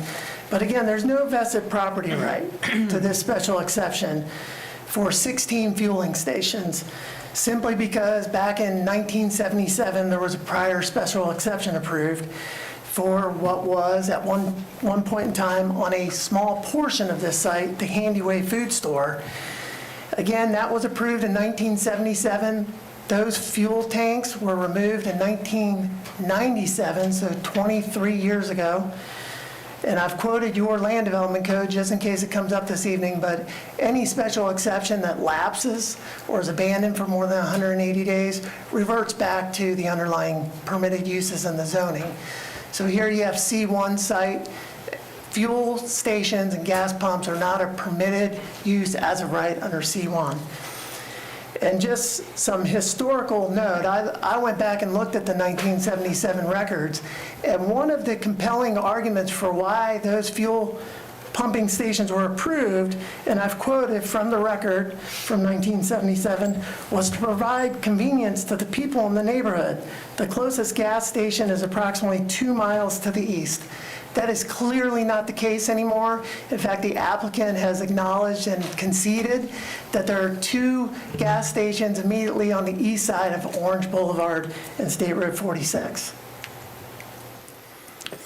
So I'm going to run through some aerials and location. So here is a aerial out of the staff report of the proposed site. You can see it's vacant. The northeast corner there, you can see a concrete pad from the old Handyway. That building was demolished, I believe, in 2012, if I'm correct. But you can see the site is fairly well wooded. This is a copy of the applicant's site plan for approximately 6,100 square foot, what I would call a super convenience store with 16 fueling stations. And then they've noted an area to the west for future development. An earlier site plan, I believe, showed a fast food or a car wash on that site. But again, and it's not before you this evening, but this is essentially the tip of the iceberg. This is what's appearing and is visible out of the ocean as this board navigates the approval process. What's lurking underneath the water is what I would say is the rest of the iceberg. And this is the site plan that was submitted previously earlier this year to staff. And again, while not before you this evening, I believe it is tangentially relevant that this board see the entire iceberg. So let's walk through, let me go back a few slides. To emphasize the special exception criteria, here they are spelled out. They weren't spelled out in the applicant's presentation, but this is what is before you this evening. There are 5 criteria. 1, the use cannot be detrimental to the character of the area, and it needs to be consistent with the trends of development in the area. 2, it cannot have an unduly adverse effect on existing traffic patterns, movements, and volumes. 3, it must be consistent with the county's comprehensive plan. 4, it must meet any additional requirements that are specified in the code, either in the underlying zoning or elsewhere. And then 5, it must not adversely affect the public interest. Our clients would respectfully submit that the proposal doesn't meet any of the 5 criteria. However, failure to meet a single one of those 5 criteria requires the denial of the project. So going to the first criteria, the requirement that there be no detrimental impact and that the proposal be consistent with the development trends, the staff report, which is in your agenda packet, states, and I've quoted it in the first bullet point, that the existing trend of development in the area includes commercial uses, and then it continues to say that the proposed convenience store is, quote, consistent with development that would occur along an arterial roadway. We submit that that conclusion and statement is flawed for several reasons. 1, as you've heard already, the west side of Orange Boulevard and State Road 46 established the boundary for the Wekiva River Protection Area. And it's important to note, it's been described as, well, we're on the very edge, we're an outlier. It's indisputable that it's within the boundary. It's also indisputable that the county's land development code refers to this intersection as the gateway entrance into the Wekiva River Protection Area. So it's not the exit going out. This is the gateway into the protection area. Taking that into account, the applicable area or the neighborhood for evaluating the existing development trend is the area west of Orange Boulevard and located within the Wekiva River Protection Area. Both the applicant and the staff have looked further to the east along State Road 46. We would submit that if a proper analysis is done of the area and an apples to apples comparison is undertaken, not apples to oranges, you would find and conclude that this proposed project is inherently inconsistent with the existing development trend. In fact, there are no gas stations located west of Orange Boulevard and State Road 46, and there are only very few commercial-type uses along any portion of State Road 46 west of Orange Boulevard. Rather, the prevailing existing trend of development is rural in nature, low-density residential. There are a few nurseries, and there are a few institutional uses. It's also inappropriate, I believe, to compare this project to just any other convenience gas station on an arterial roadway. This is not your normal arterial roadway stretch. This is in the Wekiva River Protection Area, and it is also within the State Road 46 Scenic Corridor Overlay District under the county's land development code. So we'd submit on those grounds, the first prong is not met for the special exception because it's wholly inconsistent with the pattern of development. And again, just a quick aerial, you can see on the slide the boundaries to the Wekiva River Protection Area, and that's significant. It's a boundary. This county and the state established it. It's not an aspirational guideline. It's something that needs to be adhered to. On the bottom picture, you can see an aerial from the property appraiser site. You can see the commercial development to the east of Orange Boulevard that the applicant wants this board to say, we're doing an apples-to-apples comparison. But that, again, is not apples to apples. I submit it's apples to oranges. You have to look to the west of Orange Boulevard. Going to the second prong, no adverse traffic impacts. Again, the first bullet quotes from the staff report. It claims, quote, any new development will generate additional traffic, and then concludes, quote, it does not appear that the proposed special exception use, gasoline pumps, would have an unduly adverse effect on existing traffic patterns. Well, I would submit that on this type of request, it's not that we're coming to a conclusion that it appears that it might not have an impact. The applicant has the burden to demonstrate that this use will not have an adverse impact, and we submit that that has not been demonstrated, and the staff report certainly does not demonstrate or establish a finding on that. For the board's convenience, I've run through some ITE numbers for this type of use. So ITE 960, this board's familiar with those codes. Traffic studies are done with them. That's a super convenience market with a gas station, so that's what we're talking about this evening. And you can see the trip generation, that's the average daily trips based on square footage. That's over 5,000 daily trips. Now, there's an alternative way of calculating the average daily trips based on the number of fueling stations, and we've shown that in the third bullet point. You times it by 16 stations, you have just under 4,000 additional trips. And for comparison's sake, we did put in the single-family detached housing trip rate. That's, people like me usually say 10 trips per dwelling unit, but 9.44, you're looking at about 28 trips per day. Now, there's been a suggestion that most of the trips coming here are going to be pass-by trips, which hasn't been established. I haven't seen a traffic study that actually demonstrates that. But even assuming that's the case, there's been absolutely no analysis or evidentiary showing, either by the applicant or in the staff report, that the substantial increase in traffic will not adversely affect existing traffic patterns, movements, and volumes, especially at the intersection on Orange Boulevard, where members of the public use that intersection to access residential neighborhoods. There are nearby schools and nearby churches. So again, on those grounds, we would submit the second prong isn't met.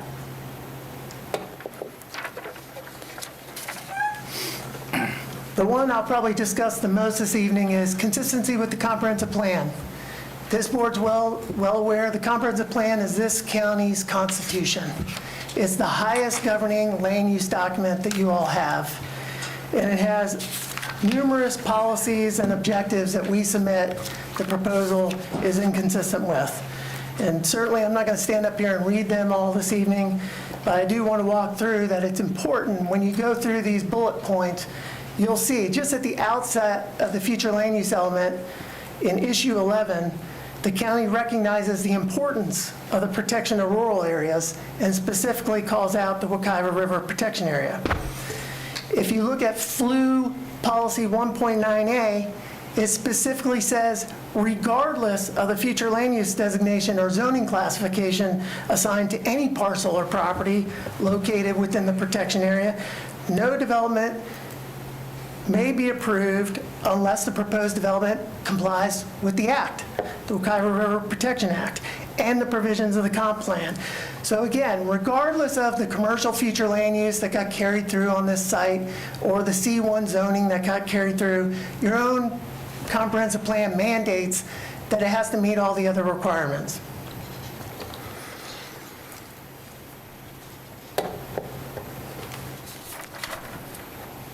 Continuing on the next page, you'll see several policies. Policy FLU 12.1 recognizes that the rural character be maintained in the Wekiva River Protection Area.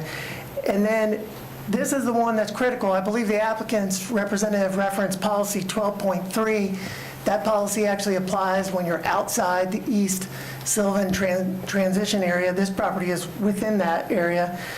But FLU policy 12.2 requires any proposed non-residential development, where allowed, to demonstrate that such development would not exceed the impacts of one dwelling unit per net buildable acre. So you have about 3.25 acres here, so you're looking at the impact of 3 dwelling units. And again, you'll see several additional policies, FLU 12.7, FLU 12.8, reiterating this underlying theme and requirement of protecting the rural character of this area. And the introduction element actually has a definition of rural character. And when you look at that, and I've quoted it, it means those characteristics which convey a sense of rural lifestyle. And it actually then says that there should be a preference for rural vernacular architecture. So when we turn to the staff report, it doesn't specifically analyze any of those comprehensive plan provisions. It mentions a couple, but nothing is actually analyzed in detail. And when you go to the conclusion, it says, and I've quoted in the first bullet, quote, "These properties can pursue development as C1 retail commercial under the commercial land use designation, provided they meet the applicable requirements of the Land Development Code and comprehensive plan, and demonstrate the proposed use will have no more impact on natural resources than low-density residential." That's the initial burden of the applicant, is actually to demonstrate that they do, in fact, comply with the comprehensive plan, including the Wekiva River Protection Act and the county's provisions, and the Land Development Code. It's not coming to a conclusion that this requirement, consistency is met, provided they show that it's consistent. That's wholly circular. So we would submit the applicant has not met that burden to show consistency with the comp plan, and in fact, the proposal is inconsistent with the county's comprehensive plan. One example of this, and the block quoting in white on the PowerPoint is directly out of the applicant's consistency analysis that they submitted, and this is going to the impact on groundwater resources.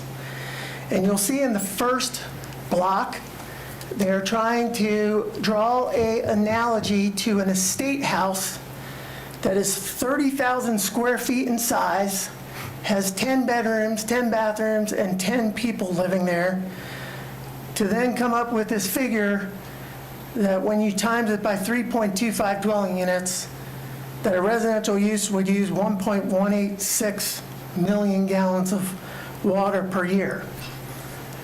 Then they go to their proposal, and I'm skipping over the fast food restaurant. That's what they've left off on their site plan this evening. But you look at service station, they have 16 bays by 300 gallons per day times 365 days. It's essentially 1.752 million gallons of water per year. Well, first off, that number is greater than their inflated residential number. But if you go to the county's code, one equivalent residential connection, which is typically used for impact fees and the like, is equal to 350 gallons per day for water. So if you take 3 dwelling units times 350 gallons per day times 365 days in the year, you get 383,250 gallons of water per year. That's more than 75% less groundwater use than their own numbers for the service station with the 16 bays. And I just accepted their numbers. I didn't even check if their commercial calculation is right. So again, that's just one instance on the natural resources, the groundwater, where there's an impact.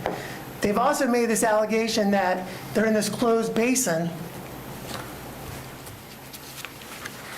But I'll introduce it into the record, but Flu Exhibit 21 in the county's comprehensive plan shows the recharge areas in the county. And this site is highlighted in green as it's the second highest. It's 8 to 12 on the recharge table. The only one higher is 12 or more. So there certainly is a concern with recharge, anything getting into the soil, going into the aquifer. And I'll introduce that into the record.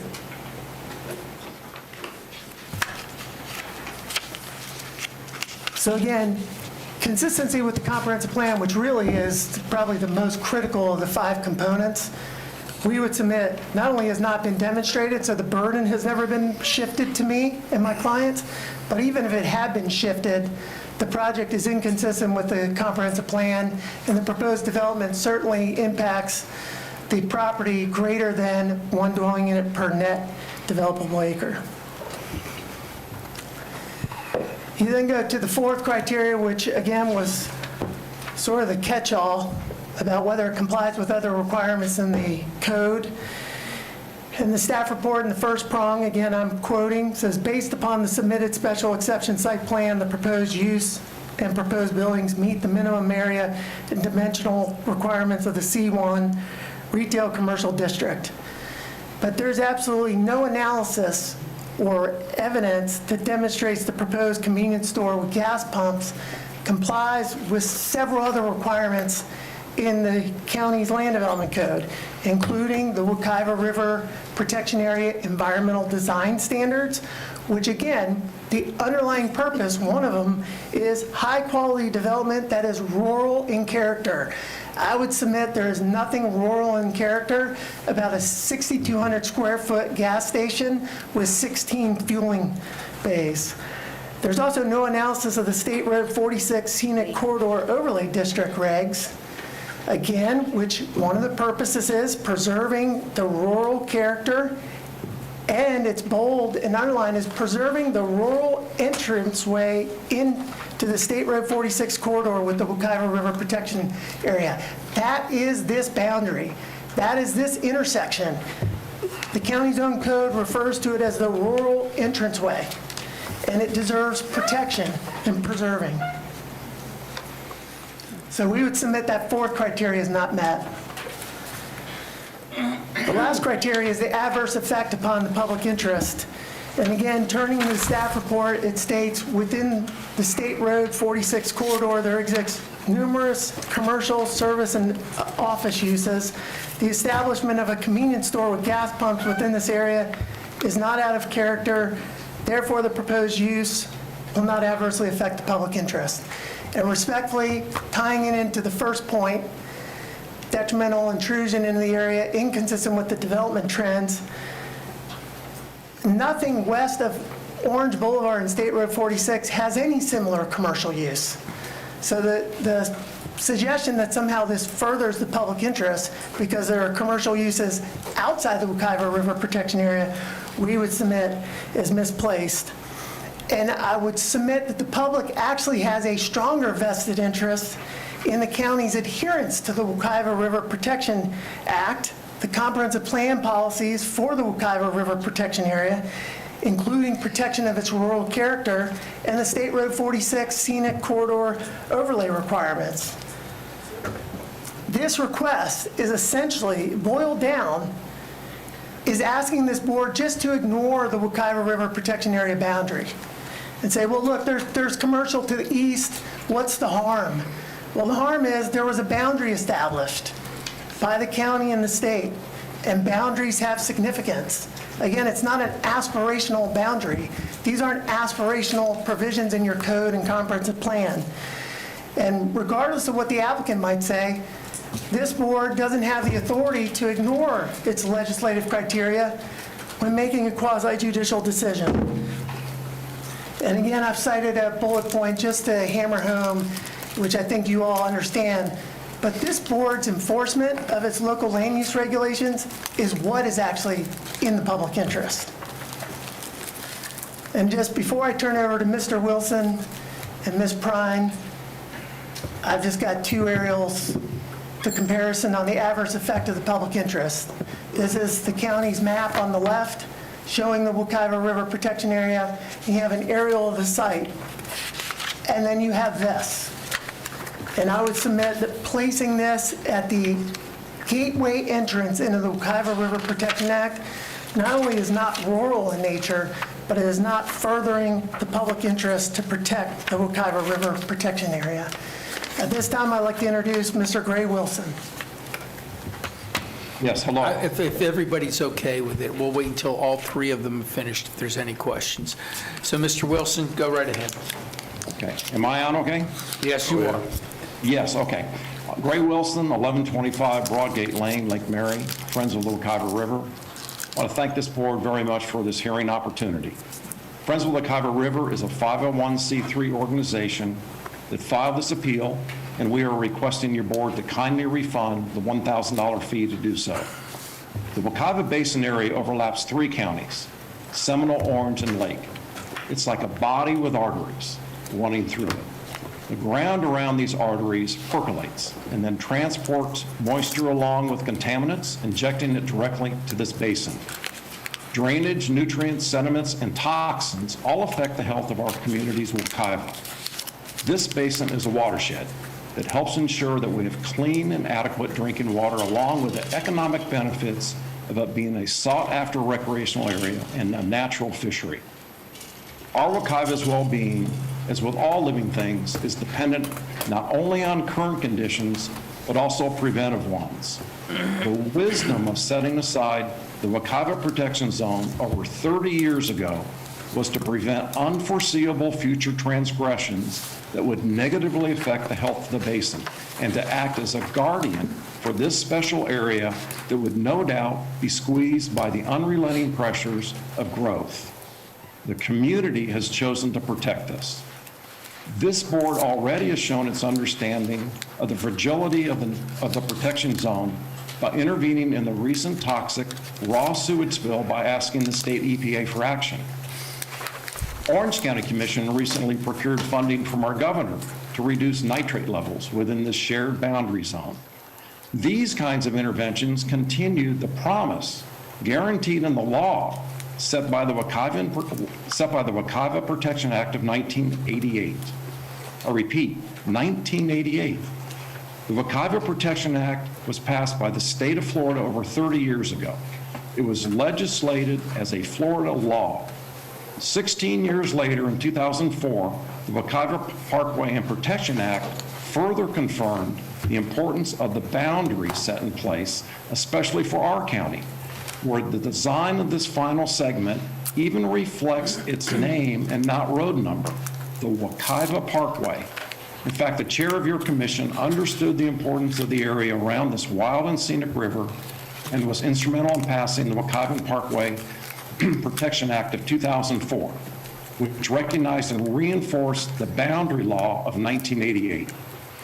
Being designated as a wild and scenic river makes it one of Florida's crown jewels that draws recreational tourism to the area. The state commissioned and paid for numerous studies by experts in geology, topography, and hydrology, as well as numerous surveys confirming the areas most sensitive within this basin, and thus establish the boundaries of the protection zone. It's incumbent upon us to uphold the law and recognize substantial state funds were wisely spent on these studies. To arbitrarily state that a parcel within the area that the state designated as a key protection zone, in which was memorialized in the mapping and designation of the area in 1988, that this parcel has water that flows in the opposite direction of everything else in the basin, goes against all the studies that the law is based on. It's called an apple and orange. In the words of Mark Twain, whiskey, that's for drinking. Water, that's worth fighting for. It's my pleasure to introduce Nancy Prine from our executive board at this time. Nancy? Thank you, Mr. Wilson. Nancy? I'm Name, Nancy ad- Prime. My address is 655 Terrace Boulevard, Orlando, 32803. Though I live in Orlando, I've devoted about the last 35 years to the Wekiva Basin. And I've served not only with Friends of the Wekiva, but I chair the Wekiva Wild and Scenic River Committee. Friends of the Wekiva have a vested interest in this area. We recognize that public land was purchased in the basin in 1965 to protect Wekiva Springs. Orange County's Kelly Park has been there since, I don't know, I've heard 1920, 1940, to protect that asset. Those two springs are the two major supplies of water to the river. In the early 1980s, individuals who lived and worked and enjoyed and swam and did all of those activities within the basin realized that the spring flow within the coming from the springs and the river flow were degrading. After doing research, they found that the flow had reduced 25%. This group got together and looked forward and worked toward the protection of the river. Resulting in that, there is now some 72,000 acres of land that is directly dependent upon that river. And it's not only the recreational activities, but it's the water. Mr. Spain mentioned that it is a recharge area. That recharge area means we have water to drink because we also pull water out of the ground for our drinking water.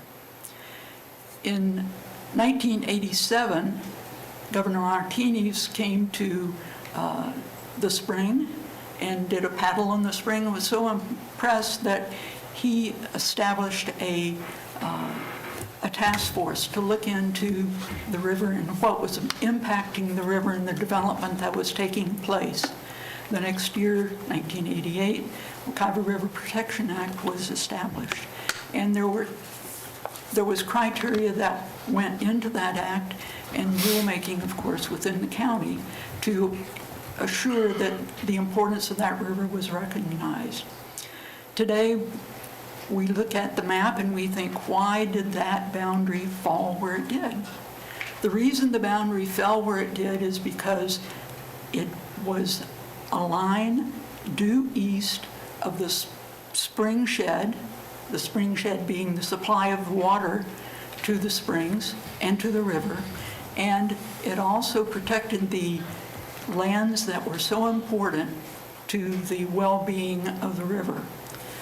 And we would submit that it's also to the well-being of the people who live in the area. 1 unit per acre is the criteria for the development that falls to the west of Markham Woods Road and to Orange Boulevard. We, as a group, have done some research recently on the value of the river and the river resources to the area. We find that, and this is a report that was done in conjunction with the East Central Florida Regional Planning Council, the springs, the Wekiva River and the springs support 50 jobs in the area, and that's in addition to the many jobs at Wekiva Springs State Park that hosts some 500,000 people each year. It's responsible for $23 million in personal income annually from the area around the basin, and it also is responsible for $60 million in business revenue per year. So not only is this important economically, but when we look today at an aerial of the Wekiva Basin. What a wonderful area. And the people who live there understand the importance. We are very concerned that that protection that is offered through the Wekiva Protection Area be continued and not risk any possibility that there will be contamination to the watershed, to the spring shed, and to the well-being of not only the people, but the habitat and the wetlands within the area. Thank you. Thank you very much, Nancy. Is there any questions of Ms. Prime, of Mr. Wilson, or Mr. Spain? Seeing none, we are going to go to the, you are completed, correct, Mr. Spain? I just have one concluding slide. It will take a minute.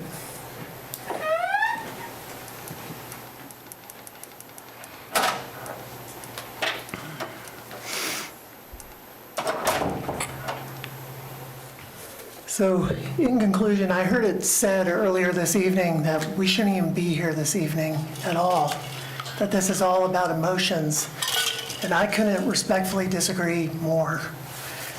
We're here this evening because the request that's pending doesn't meet the county's special exception criteria. And again, those are summarized on the screen on our last concluding slide, but it's detrimental intrusion into the area. It's wholly inconsistent with the development trend west of Orange Boulevard. It adversely affects existing traffic. It's inconsistent with the county's comp plan. It fails to meet the Wekiva River Protection Area standards and the State Road 46 scenic corridor overlay requirements. And it adversely impacts the public interest, including the public's interest that the Wekiva River Protection Area standards be adhered to. And again, I just leave you with the images I heard earlier. Commissioner Herr indicated that a picture is worth 1,000 words, and a site visit's worth 1,000,000. We can't do a site visit right now this evening, but there's an aerial, and there on the bottom is essentially what will become the gateway entrance into the protection area. And hopefully that doesn't materialize, and we would ask this board respectfully grant the appeal and overturn the BOA's approval, which was not unanimous. I believe it was 3-1. I stand ready for any questions, and we would respectfully ask Chair for a few minutes of rebuttal. As I indicated before, everybody we would go back to the applicant, then we go back to the appellant. Thank you. After public hearing. Is there any questions of Mr. Spain, Mr. Wilson, or Ms. Prime?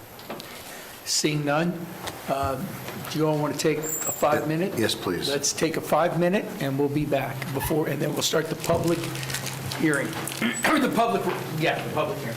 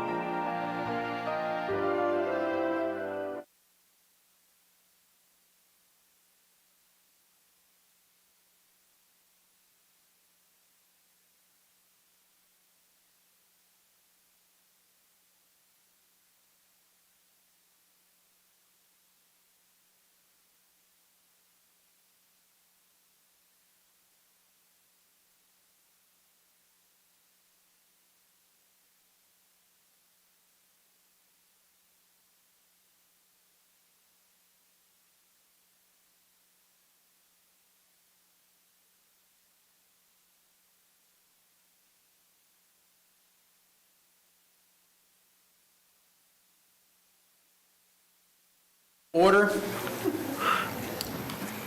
So that everybody understands where we are. We're now going into the public participation portion of this. Obviously, you all know the time frame because looking at the folks, just try to keep it to the points of specifics and facts of what we know is important to you as far as this appeal. We will then, after that, and of course, we will let commissioners ask questions of anybody. We will then go back to the applicant. We will then go back to the appellant. So, and then we will eventually close the public hearing. Okay, so with that, I have, and I was not asked to put anything in order, so I'm just going to do them as I have them here. Emily Turner. Ms. Turner.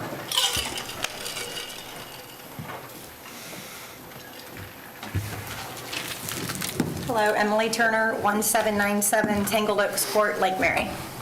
I wanted to discuss the special exception, condition number 5, that requires the condition to not adversely affect public interest. Staff answer said the gas pump within this area is not out of character. There's not a single gas station west of Orange Boulevard, all the way west to the Lake County line. The Wekiva River Protection Area is the character of this area. It was established by state law after numerous studies and negotiations. The entire area west of Orange Boulevard is within the protection area, and that is the character. West of Orange Boulevard is the border. It's not an arbitrary line that can be moved. Previous development requests have been denied, including the most recent proposal in 2017 by Racetrack. If this project was proposed on the east side of Orange Boulevard, we wouldn't be here today because it is within the commercial corridor. However, the west side not only includes State Road 46 Scenic Corridor District and the Sylvan Lake Overlay, but the protection area. public interest shows over 1,650 residents are opposed to the gas tanks being installed. And we will be submitting that in for record. So 1,650 residents have interest in this. Heathrow subdivision has also voiced their opposition to the gas tanks. The public will be affected by the increased traffic.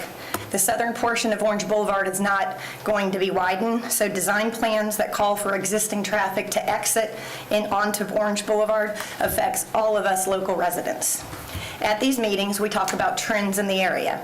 The trend is that previous gas tank requests were denied. The trend is this site is still on the contaminated list. The trend is there are no gas stations west of Orange Boulevard because it is within the Wekiva River Protection Act, or area. And there are only a small number of commercially zoned properties. If this is approved, it would set a precedent that would absolutely not be in the public interest. Thank you. Thank you, Emily. Any questions of Ms. Turner? Thank you very much, ma'am. Next is George Seller. George, you're followed by Joseph Humphreys. So we can start a lineup here.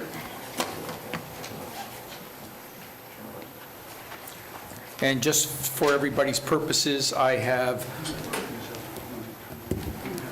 only 6. And that is only.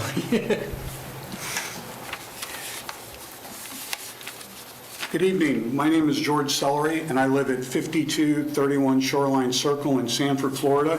I am here authorized by the Lake Forest Board of Directors to speak on behalf of the Board of Directors who are opposed to this special exception being granted for the fuel tanks. I want to take just a few minutes of your time, and I've got a reason for this.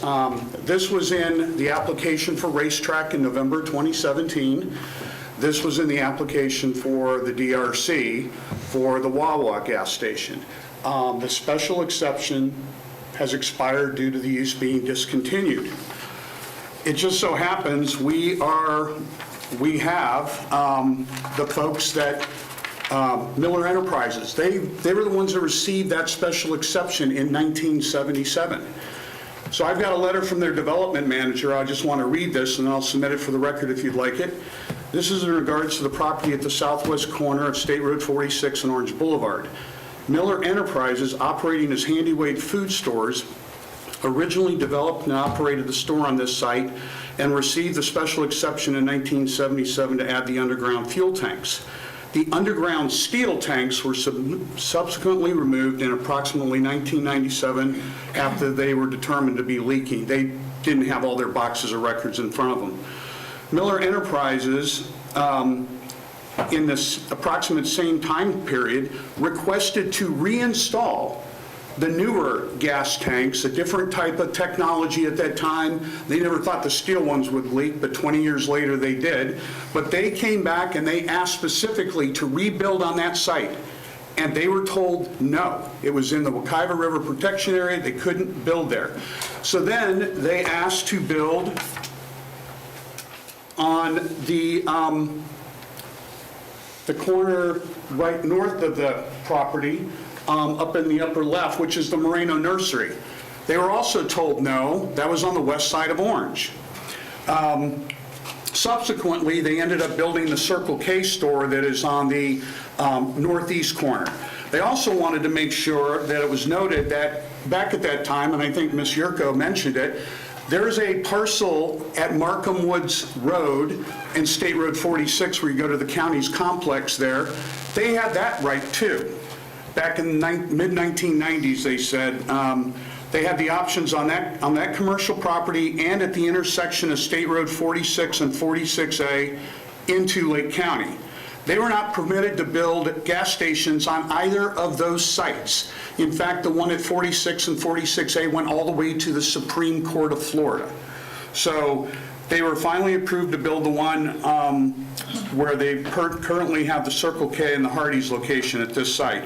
So the question is the original developer did not have the right to go back and build there, did not have that right, or could not build on the other side, then how can some new developer at this point in time do the same thing? I also had a chance to reach out to Racetrack about their 2017 application in November. And they were clear that they couldn't overcome the hurdles. There were 3 of them. One was the public's not in favor of that being a site because of the Wekiva River. They also cited the underground tank issue and wetland and environmental issues that they didn't want to spend all that money to mitigate. They actually said they had a contract out on that property. They were moving forward, okay? So they had to, they stopped. So they actually asked for me to follow up and say, tell them what happened with this, because they're really curious to find out, because just 3 years ago, they weren't allowed to do it. A couple minor points I wanted to mention too is, you know, Ms. Yurko, I think, mentioned that there's only 7 parcels that are commercial. This is a submittal in January by Unicorp. You can see, look at that, low-density residential, they're changing it all. Because once this station is in, then the staff trend will be, hey, there's a gas station there, so we can then take all the other parcels and move them. It's a 15.2 acre proposal. I think it says retail, restaurant, grocery store, you name it. Now, we've already got a Publix. We don't want to lose our Publix to a competing grocery store. We've already got 2 gas stations literally on the other side and the right side of the boundary. So I guess the question is, I don't think anybody, and we've got over 1,650 people that live in our district, in our area, that have signed this online petition, and in 400 of them in just the last couple of days. Really, this is not in the public interest to do this. I don't think anyone has an issue with Wawa. I like going to Wawa. Actually, there's a Wawa 2 miles away from this on Hickman Road and State Road 46. I go there. It's a destination for me to go to Wawa, and get something there at Wawa. I mean, it is. George, get a life. It's up. Yeah. You need some goals, George. So anyway, this is not against Wawa, in my opinion. This is just the wrong location. That's all it is the wrong location. And I think once that door is open, then if there's someone building on this side, there's somebody surely going to want to come back and build where Moreno's Nursery is, right across the street, and they're going to cite this as the reason to change from that designation to C1. And how do you say no? So I appreciate your time. If you have any questions, feel free to answer them. I'll give you this for the record. Thank you very much. Thank you. Thank you, George. Thank you very much, George. Any questions of Mr. Sellery? Mr. Humphreys, you're up, and you are followed by Wafa Esposito.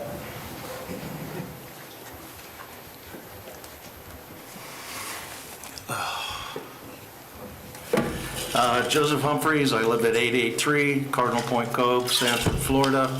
And in the vein of full disclosure, I was born in the Philadelphia Naval Hospital. It's Philly Day here. My first home that my father bought was on Park Avenue in Philadelphia, and he served on the United States, Philadelphia. So my question is, who has the Philly cheesesteaks? All right. Having said that, Mr. Whittall, the founder of Unicorp, a very successful development company, publicly states on their website, when we build our projects, we're really building for the community. I believe him when he says that. I've looked at their portfolio. It's quite impressive. But as you've heard this evening, there's over 600 community members that don't want this to happen. The company's Facebook page states that Unicorp brings a higher standard of design and integrity, keyword integrity, to every project. They do rather unique projects. Again, I applaud them for some of the stuff that they've done. That's their brand. That logo up on the wall is our brand, your brand, our county's brand. And I would hope that we as a county would stand by that brand, because that brand has been bringing tourism to this county since the turn of the century. Just like I expect Mr. Woodall to stand by his brand. So that is kind of where we are. Now, going back to the whole point of full disclosure in the BOA meeting, as Mr. Woodall mentioned tonight, there's been ongoing mitigation on that property since 1988 from previously low-tech gasoline storage tanks. But in the BOA meeting, which was to discuss underground storage tanks, at no point was there ever any mention about any of that. It was only afterwards, and as you know, the committee asked for, you know, expertise and stuff. We had 5 days basically to do discovery. I think any attorney in this room will tell you that 5 days of discovery for a project like this is not very much. We only found out about the mitigation afterwards. I've looked at the DEP records. I have a bunch of them here. I will submit some of these to the records. There are only some of them. And I've had conversations with both DEP and with the local administrators. They drilled new monitoring wells on that property, I think in November or December. It's an ongoing issue. As far as what the real plans are, it was brought out initially. This is, yeah.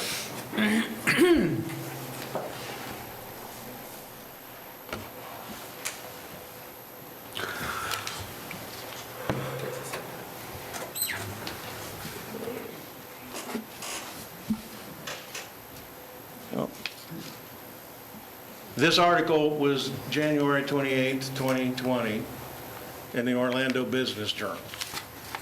This is what the plan is. As Mr. Spain showed you, this is what the plan is. It's a little more to it than just a Wawa station, which again, I'm another fan. That is the map. The Yuko family owns this property. There's wetlands there, as staff has mentioned. Now, as far as whether or not there's water running anywhere, this, let's see which. This is the relative vulnerability of the Florida aquifer system predicted by the Wekiva Aquifer Vulnerability Assessment. This is all state documentation. As you can see up here, this is where we are. This whole area is vulnerable to any kind of issues. This shows the basin, as Ms. Prine mentioned. Going back to, we heard earlier that this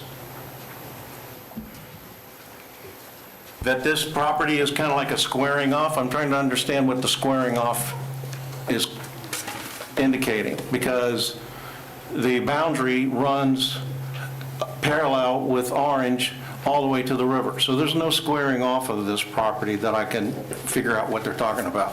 But again, at the end of the day, this is not an appropriate application for this area. We appreciate your time. Thank you. Thank you, Thank you, Mr.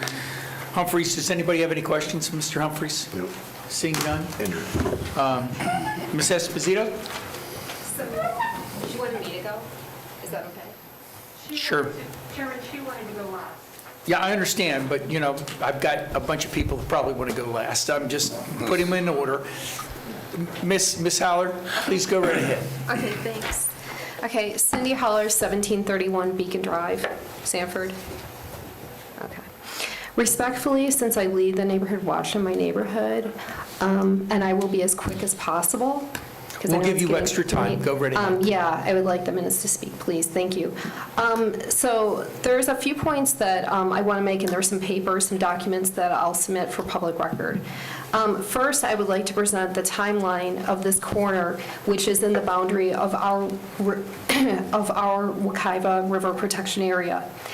So there we're talking about the southwest corner, State Road 46 in orange.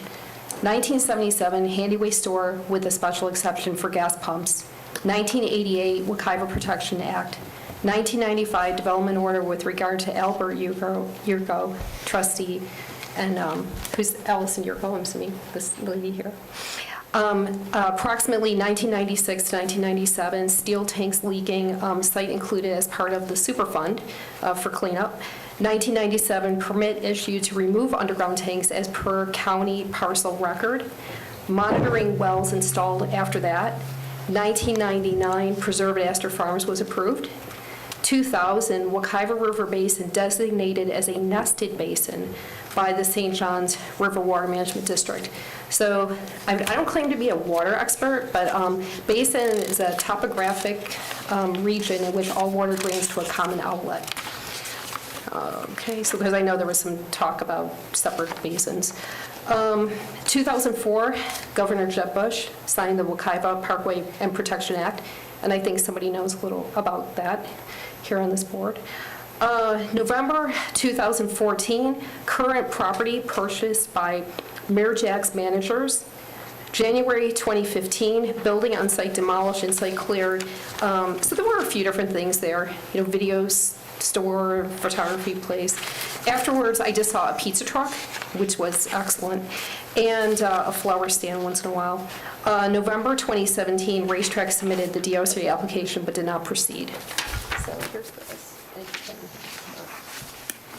And then you can pass it on to the BCC. Thanks. Okay. Secondly, here's an online petition, and I printed it off. Last I looked, there's 1,654 signatures. So, and I couldn't really print it off very nice, so it's on 3 pieces of paper, so sorry about that. So those citizens opposed to the fuel pumps at this location.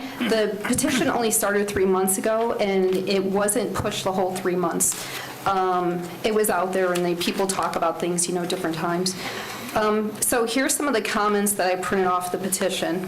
I'm not going to read all of them because there's 47 comments, so I know you don't want to hear all that. Here's transparency and environmental protection is crucial to keep poison from leaching into our water and food sources, leading to diseases in humans and animals. I'm signing this petition because this should remain a protected area.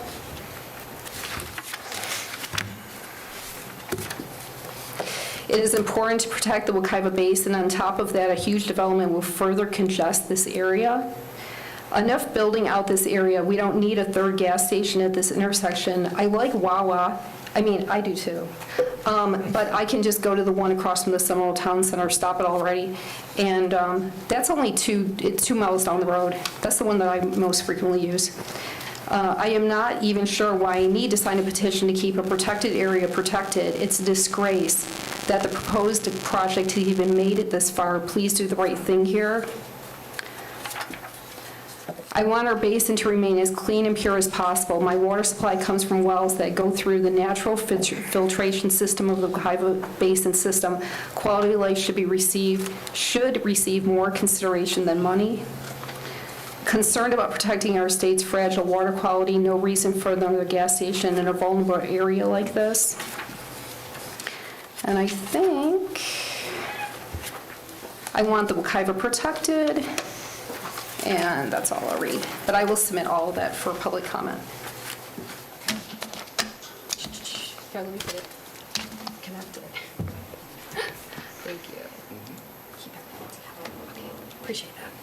Okay, all right. And then lastly, I also want to point out that our Florida leadership has announced in a recap of 2020, more than $5 million in grant funding has been made to protect and study water quality, and that the Volkswagen settlement is going to be used to add electric fast charging stations along interstates across Florida to encourage electric mobility and reduce fuel emissions.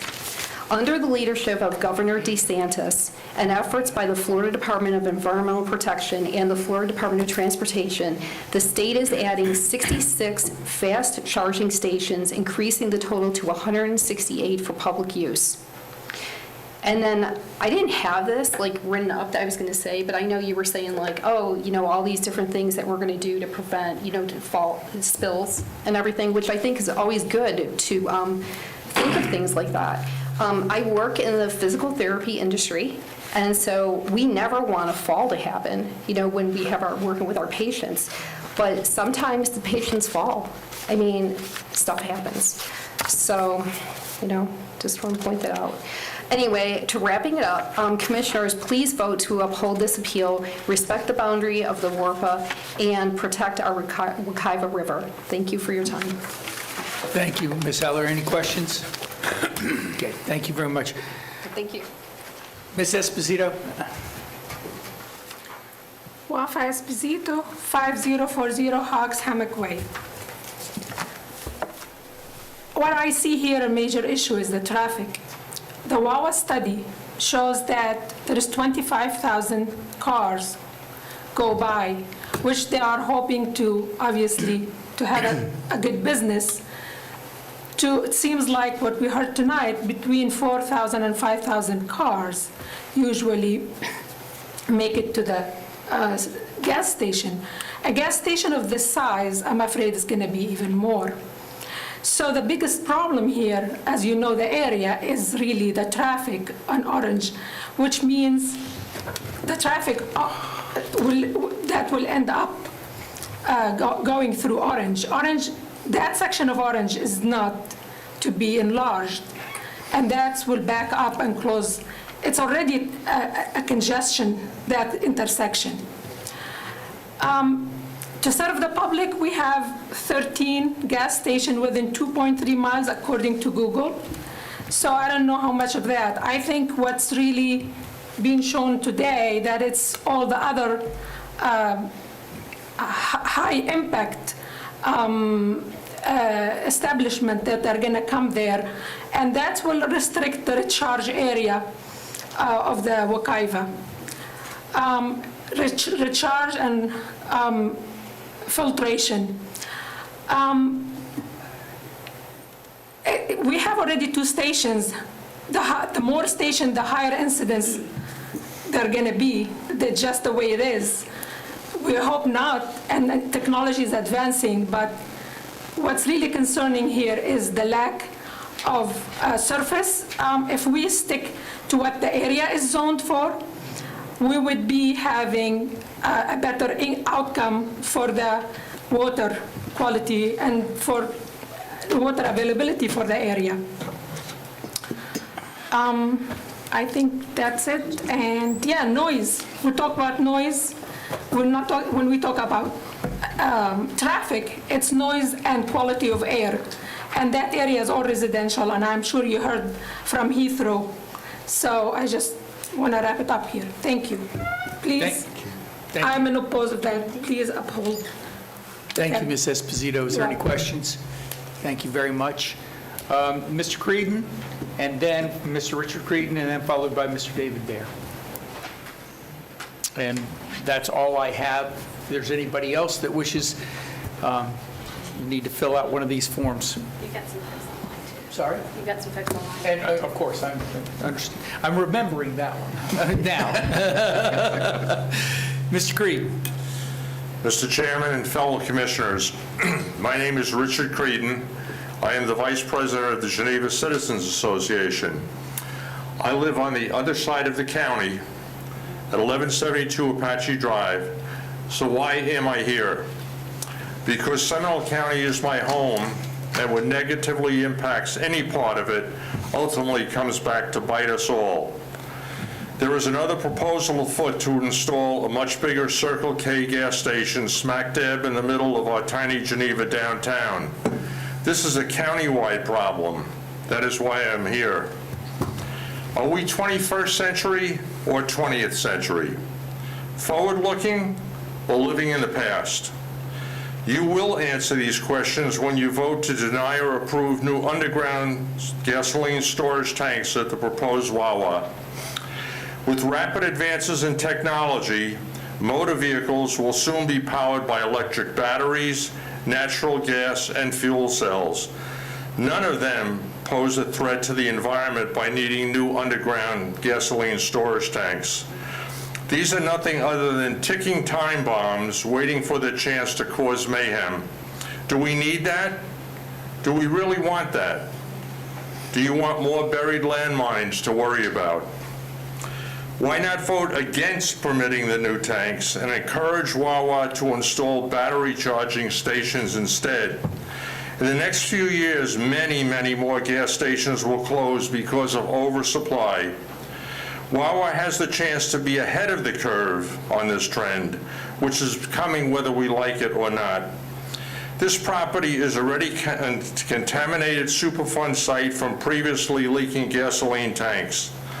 Can anybody totally 100% guarantee that the new tanks will not leak or be defective in spite of additional construction safeguards?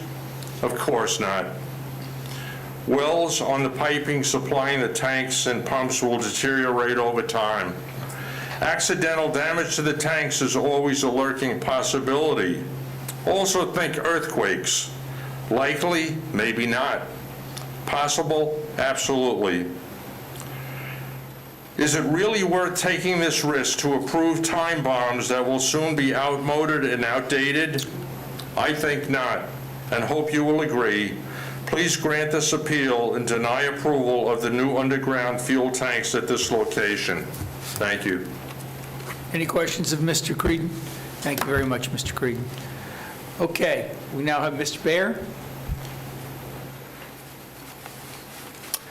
It's now good evening. Been here a while. My name is David Baer, 921 Tuscaloosa Trail. I'm the president of Save Rural Seminole, as well as the president of Lake Tuscaloosa Association. I heard a number of times comments about the prior owner's use approval and a claimed right to resume that use. So I wanted to sort of focus on that issue.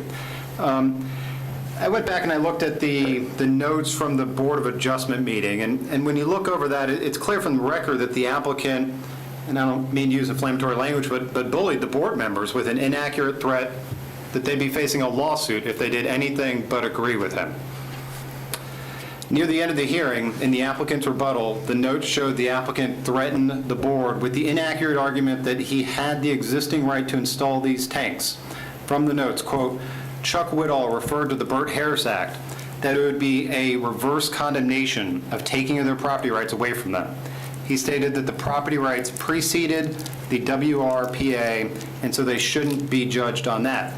For some reason, staff and county attorneys did not correct him or advise the board of what the law actually is. This clearly influenced the board, not just because it would anybody, but because of what the board said.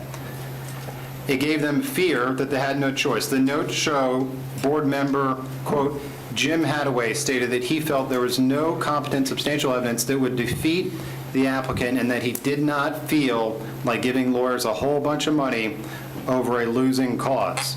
And so the vote ended up 3-1 with 3 not there, not unanimous. So he was afraid of this threat of a lawsuit. Is that a real threat? No, it's not. Let me explain why. So the claim that the current owner has an existing right to tanks because of prior exception is simply not correct. The tanks are what's called a non-conforming use.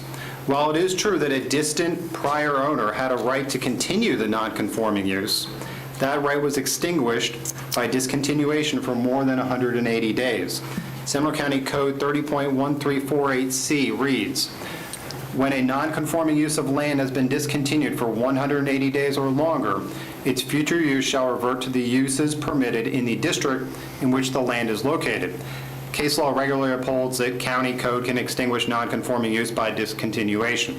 Florida Supreme Court case Peters v. Thompson, quote, there is abundant evidence that the non-conforming use of the premises was discontinued for a period of more than 6 months, and the county commissioners were not only justified in refusing a resumption of the business, but were prevented from doing so by the very terms of the resolution effectuating zoning.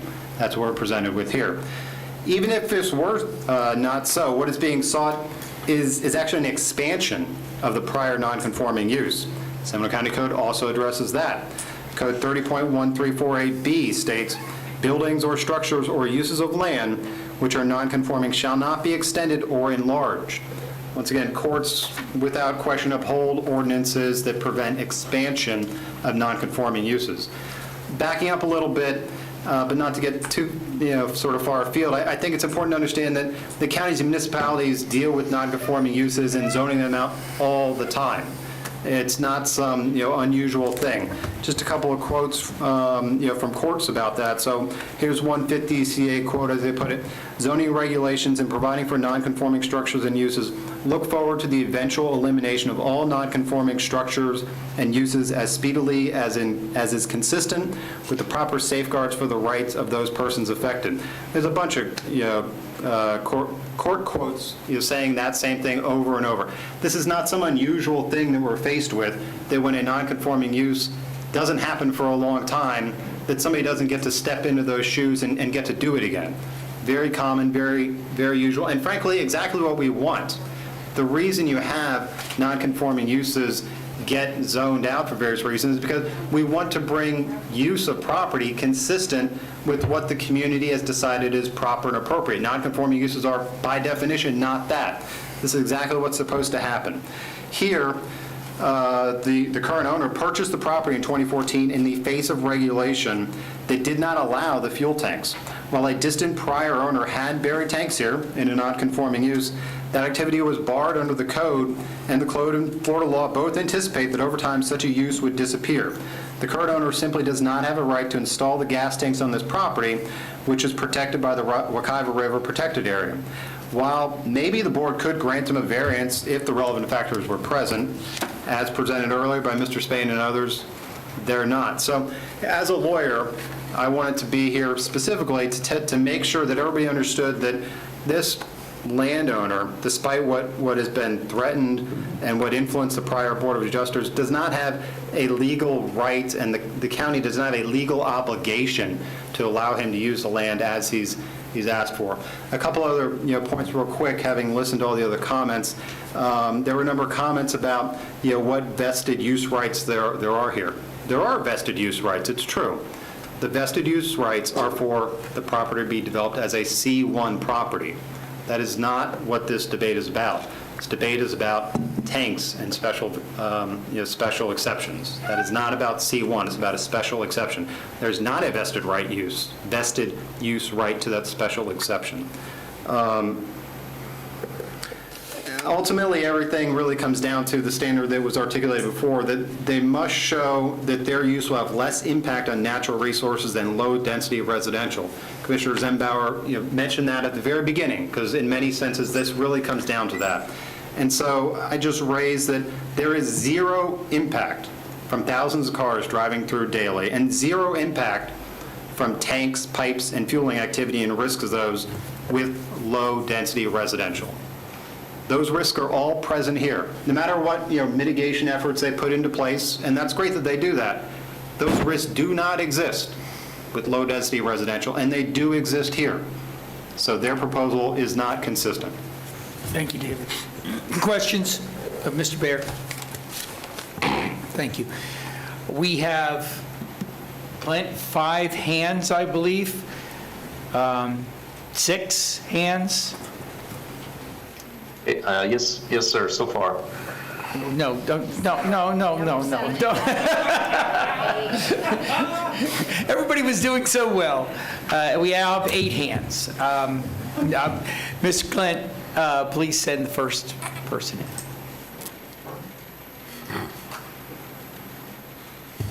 Down to 7. There'll be more. I see a Blaine Dara. Yes, sir. There you go. I'm trying to click all the buttons that Zoom is throwing at me. Hey, first of all, before I start, Nice got to shirt. say thank you to Lee Constantine and Jay Zembauer for all the work you have done supporting Alan Harris and the effort on this pandemic. I'm happy to say that I got shot number 2 yesterday, and so that's, as an old guy, that's very exciting. Yes, my name is Blaine Dara. I'm at 1624 Cherry Ridge Drive in Heathrow, Florida, 32746, and I'm the Government Affairs Chairman for Heathrow. And at Mr. Zimbauer's request, I sent all of you a copy of the letter from the Heathrow Board of Directors, which appointed me as their spokesman. So I saw that in some of your final meetings, Jay. You were pushing on the speakers to prove that you really had the support. The job done tonight by Mr. Spain and Gray Wilson and the rest of the team, I thought the Spain presentation took care of all of the issues. It was clear to me that a special exception is not a guaranteed prior property right, like owning a property and being able to sell it. This is a request. And this applicant is coming in trying to demand that he has every right to do it, and it's a right, not a request. And unfortunately, our attorney at the Board of Adjustment supported that. That's the way it goes. It was the improper influence, but it happened. This is, I'll just be clear and say, hey, the point was made by Mr. Spain. This site should not be allowed. So for all of you, think about the rural area on the east side. This is the rural area on the west side. And it's not called the rural area, it's called the Wekiva Protection Area. But it's the same philosophy. And you all have spent a lot of time and effort trying to protect that area on the east side, and we on the west side would appreciate your help in protecting the area on the west side. And with that said, I'll say thank you and Happy New Year. Thank you, sir. Any questions? No. Appreciate it very much. Be well, Blaine. Blaine, again, nice shirt. Okay, Clint, next.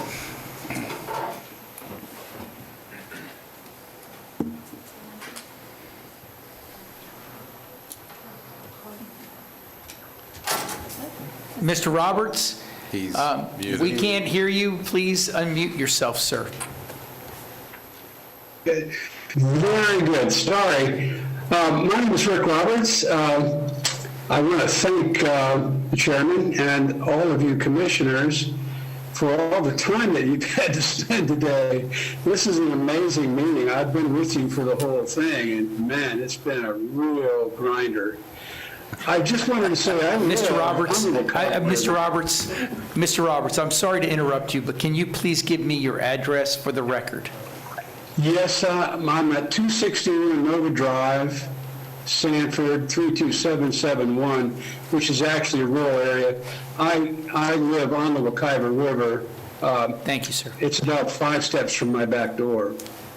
I've lived here for more than 20 years, and I would like to say that we have seen a lot of changes that have been very negative to this river. And also, we have seen a lot of changes that have been involved with density to the area itself, even with all of the great laws and all of the protection area that's been put in place, we're still growing. There's no doubt about it. So the bottom line here is, I appreciate Wawa's effort. I do like their sandwiches, I have to admit. But they're only a couple of miles away. I can make it to the Wawa store in about 6-7 minutes if I don't hit a stoplight. So I'm wondering, I appreciate the commercial venture that Wawa's undertaking here in Florida. They do a great job. They have a nice store, good ambiance, great food. But forget about it. They don't need to be here, and they really don't belong here. And I do appreciate the great job that you guys are doing in protecting the rural aspects of our incredible counties. Thanks a lot. That's it. Thank you very much, Mr. Roberts. Anybody have a question of Mr. Roberts? Thank you very much, sir. Next, Clinton.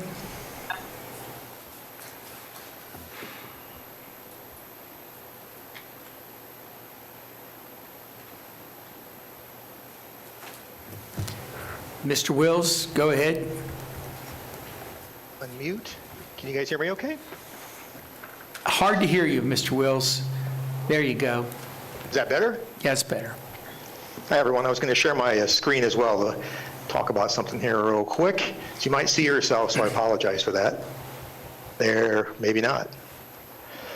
Real quick, I was just going to talk about traffic and then stop, if somebody reminds me. Again, Mr. Wills, I'm sorry to interrupt. Name and address for the record, please, sir. William R. Wills, 495 Still Forest Terrace. I'm actually the president of the HOA for Tall Trees, so I'm requesting 6 minutes. Yes, And sir. I'm asking if you please remind me, well, there's a counter right there in front of me. So I was going to talk about 2 topics. The first one is the traffic. We've kind of covered a lot of it, but I wanted to show you, can you guys see the video here? Yes. Okay. So right down here, this is 46, and this is Orange Boulevard, and there's a little yellow light there. This guy's going to get a ticket, I guess, for going through, but this is where the actual intersection is, right here. So it's not that far down the road, and I'll show you why that's important.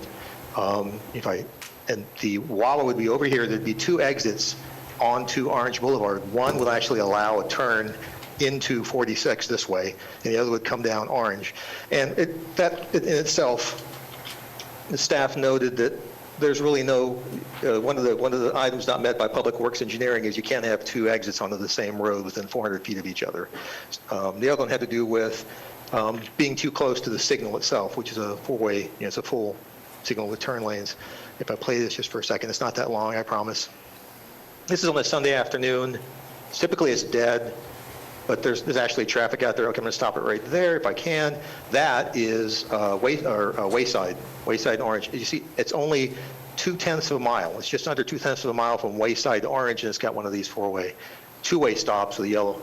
So this will be dumping 25,000 cars, or let's say 20% less than that, onto Orange Boulevard. And in that surrounding area, if you're pulling out of the Wawa, you're going to want to make a right on Orange Boulevard, and then you're going to go left here on Wayside, or left down here on Wilson, which is where Wilson Elementary is, or down to 46A, which is just down the road here.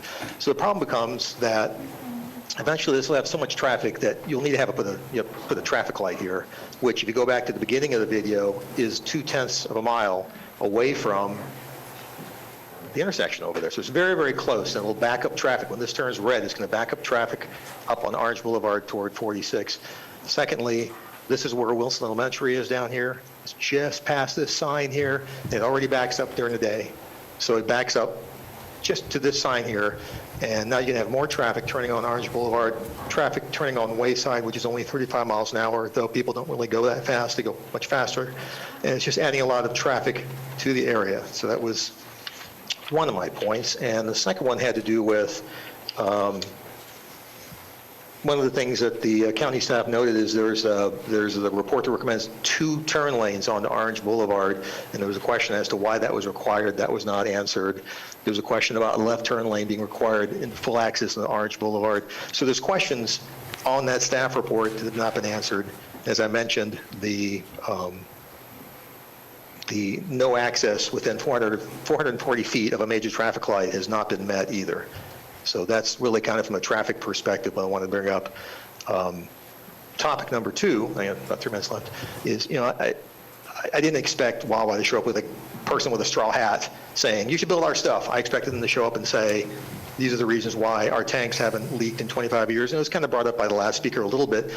But the question is not really just about the tanks, right? You're introducing the tanks, you're introducing the gas station itself with the pumps. How many times you spill gas out of the pumps as you pull it, that happens.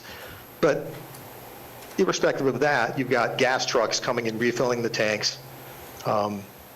If you follow me on a little thought question here, if the tanks don't leak, 25 years not had any tank leaks, right? Then why wouldn't you put the Wawa right on the edge of the Wekiva River, right? Just a silly question. Well, they don't leak. The tanks don't leak, so why not just put them right there in the Wekiva River?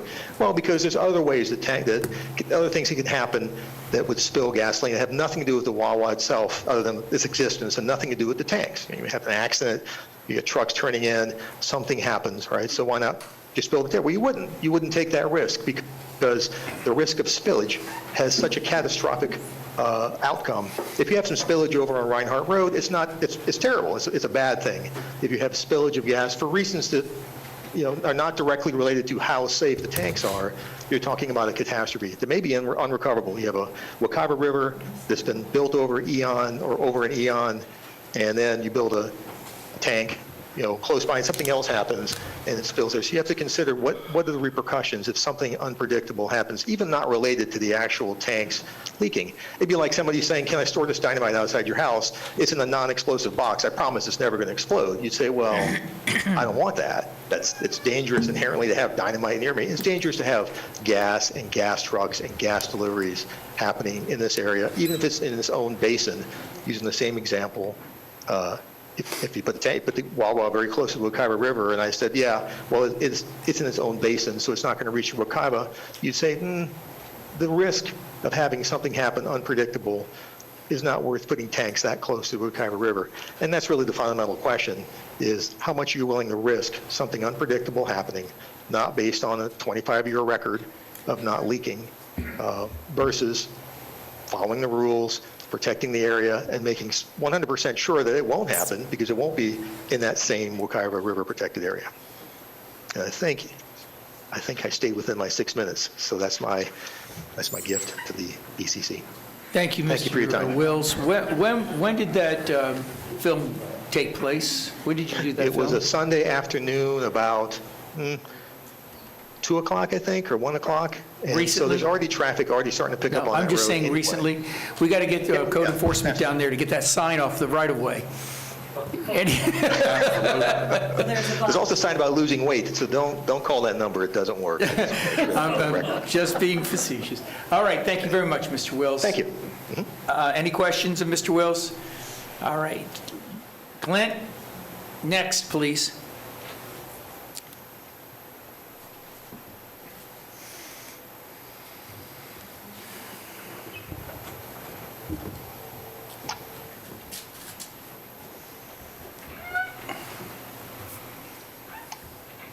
I see a Patricia Czar. Hi, yes. I'm at 5395 Ohio Avenue, Sanford, Florida. I'm in the area. Can you see me okay? Or need We can light? hear you. You're kind of like a blur, but we can hear you. 1 second. Okay, wait a Yep, get a little bit more light. There you go. Good job. But now we have a chair. Okay, there we go. Thank you. You want everything. Anyway, I want to thank you for having this opportunity. We definitely need everyone to please take care of all of us, and you hear from a lot of people remotely. We need you to protect the Wekiva Protection Area, protect us as a part of the extended area. We want to maintain the rural feeling that we have in our area. And, we have 2 gas stations, and they have never failed me. They've always had gas when I needed it, so I just don't see a need to have another one. And it's not that far to drive down to the other grocery stores, and I just don't feel like we need to do something that's not good for our environment and all our people and all the people that have wells in our area. And then the rural feeling is so important to us, and it's so important to everyone in the vicinity. So please continue to protect the Wekiva Protection Area. And that's pretty much all I have. Thank you. Thank you, Ms. Czar. Does anybody have any questions, Ms. Czar? All right, thank you, ma'am. Clint, next.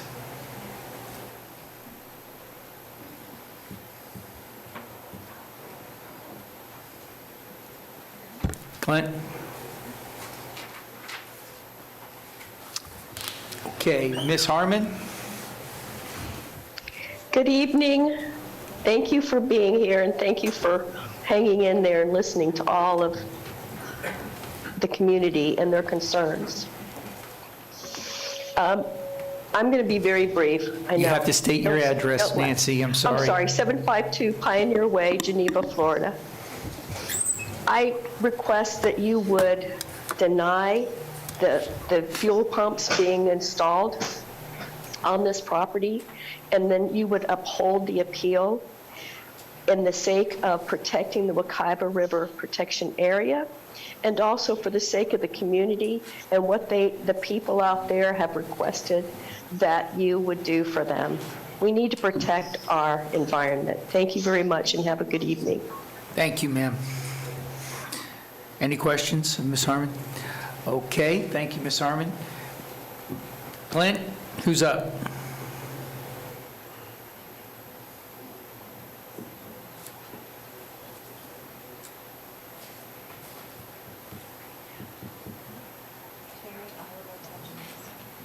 I've got 3 more hands, Clint. Yes, sir. There's one trying to come in. It's just a little bit slow today. Do you want to go to the next? Oh, Dr. Sellers. And I also have a Terry Owen Huggins. Oliver. So who is first? Dr. Sellers is first. Thank you very much. Dr. Sellers?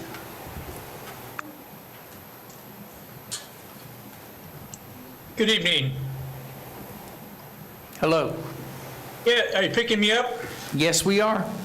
Thank you. My name is Dr. Bert Sellers. I'm a member of the Friends of Wekiva. I'm on their board.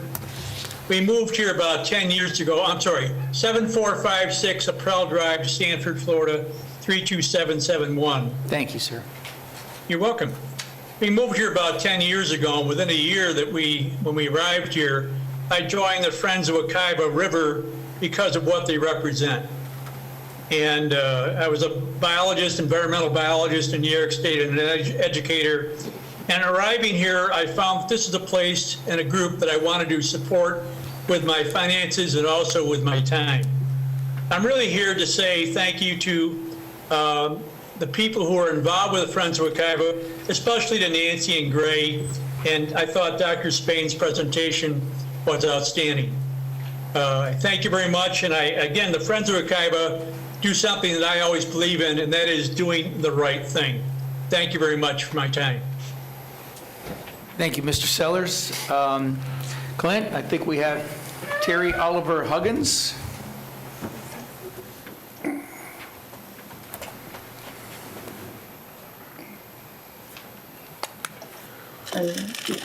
Good evening. My name is Terry Oliver. I'm at 30332 Plymouth Creek in Sorrento. I'm retired 30 years out of the military, and I chose to move to this location specifically for the beauty of the Wekiva Basin. I've seen this type of incident happen before. I'm from Northern Idaho, and California came in with people in Northern Idaho believing that their word was straightforward, and it was not. And I've seen all kinds of devastation that is what's happened to the wildlife. I don't understand how gas can be more valuable than drinking water. Water is essential for the human body. Water is essential for everything. We train in the military that water is it's a premier logistical concern. And the fact that this being overrode with this is just, I'm very, very thankful for the group that is protecting this, and also for the Protection Act that's been put into place in 1965, 1988, done again in 2004. Why would we do it any different in 2021? It's just, to me, is a no-brainer, but I believe that sometimes legislators get involved in things and they believe that they're doing a community good when maybe not so much. They don't really hear from the community. So I'm glad that we've had this opportunity to bring these concerns to the forefront, and it's been done in such an amazing manner. I just want to say that all the information I believe is sufficient, so that this special exception should not be given any credence. It should be disregarded. My daughter is going to speak. Hi, I'm Fraser Lee Huggins. I am also at the same address. I am a graduate student at American University, and I study natural resources and sustainable development.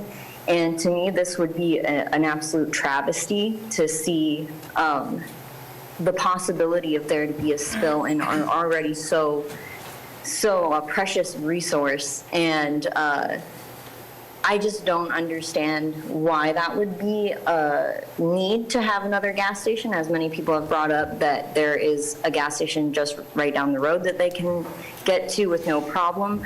I don't know why we need an access of gas stations with also a focus on heading to the future with a different perspective on where we're going to get our energy. It won't even be a long-term return for the community and revenue. So thank you so much for your time today. Thank you both very much. Is there any questions? Seeing none.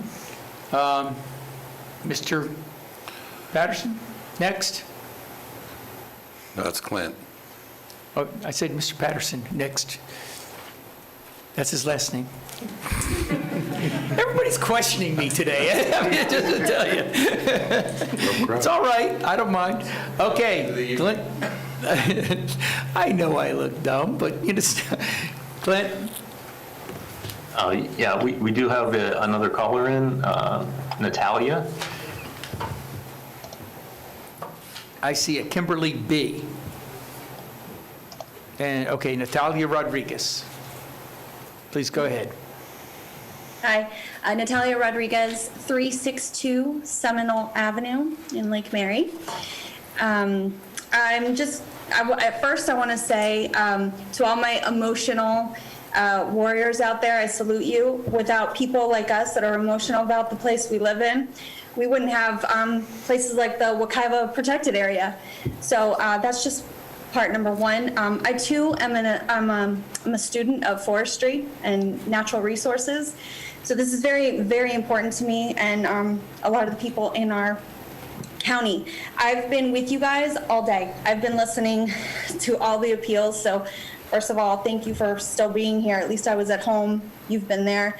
But throughout the day, I've heard so much about sustainability, protecting our waterways, finding root causes to our water issues, cleaning up water. And I also heard a lot about protecting our natural lands and making that such a huge deal. So that's why right now, this whole thing, this appeal is completely negating all of that. We really, really need to work on changing that precedent as a county. I think this is a great opportunity to say no and to keep this community the way it is. Everyone who's spoken so far, everyone on the petition, your constituents are here and they're telling you how they feel, and it's important. And that is all. So thank you so much for the opportunity to speak. Thank you, Ms. Rodriguez. Any questions? Seeing none, thank you very much. Clint, next.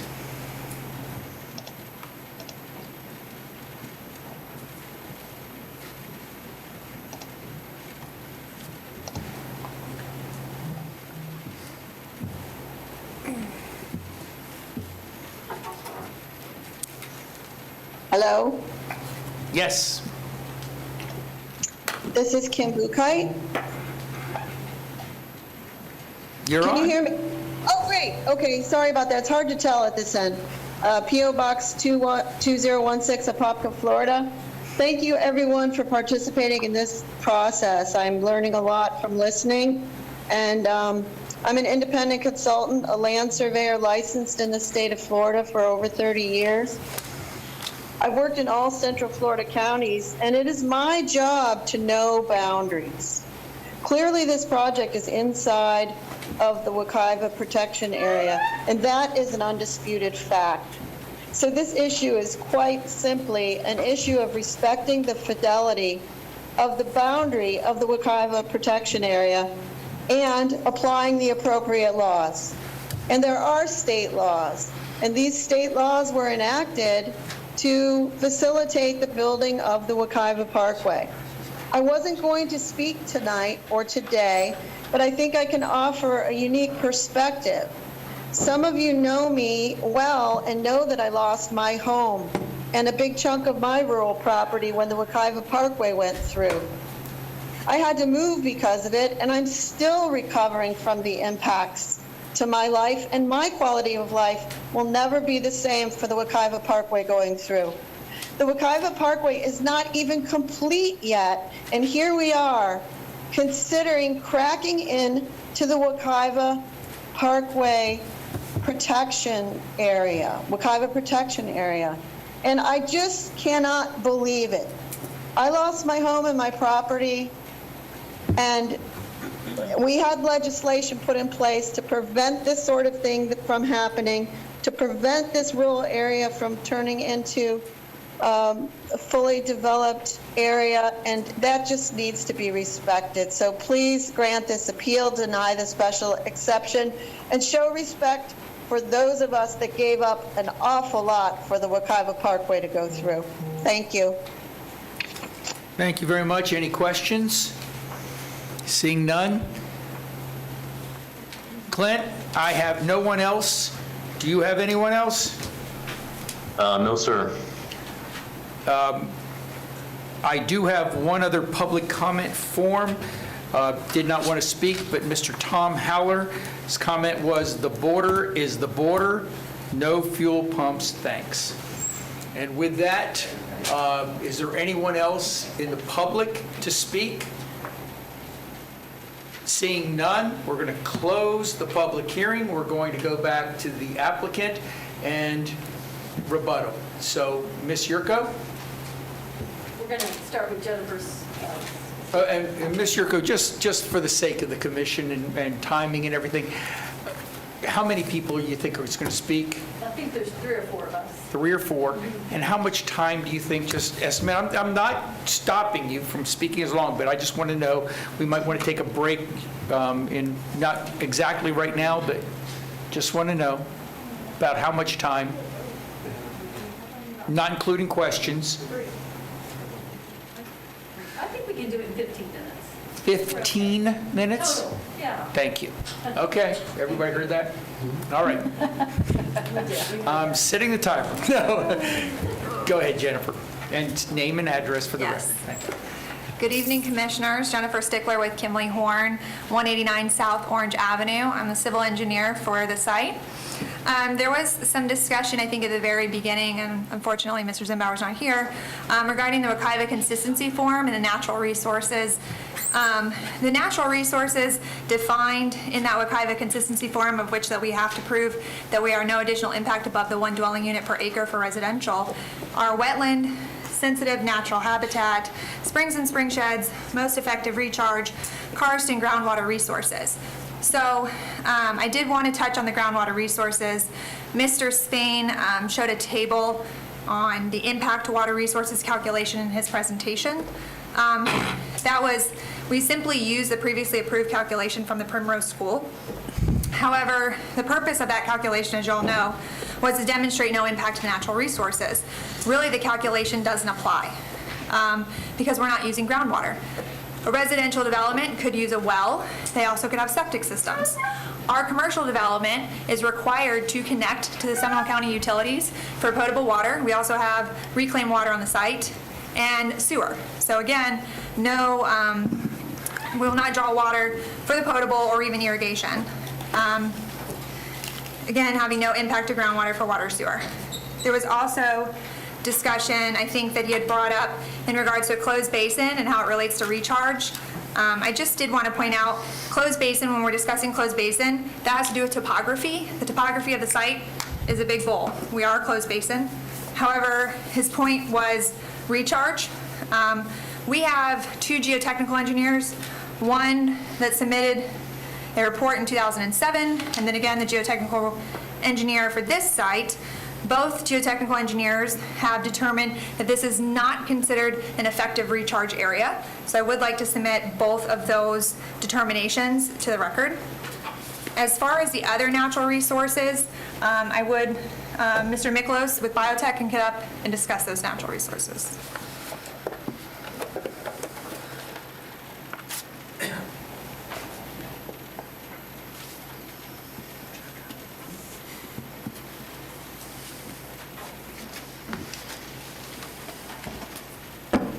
Good evening, Commissioners. John Miklos, Biotech Consulting, 3025 East South Street, Orlando 32803. I'd like to touch on a couple of the issues related to wetlands and natural habitats.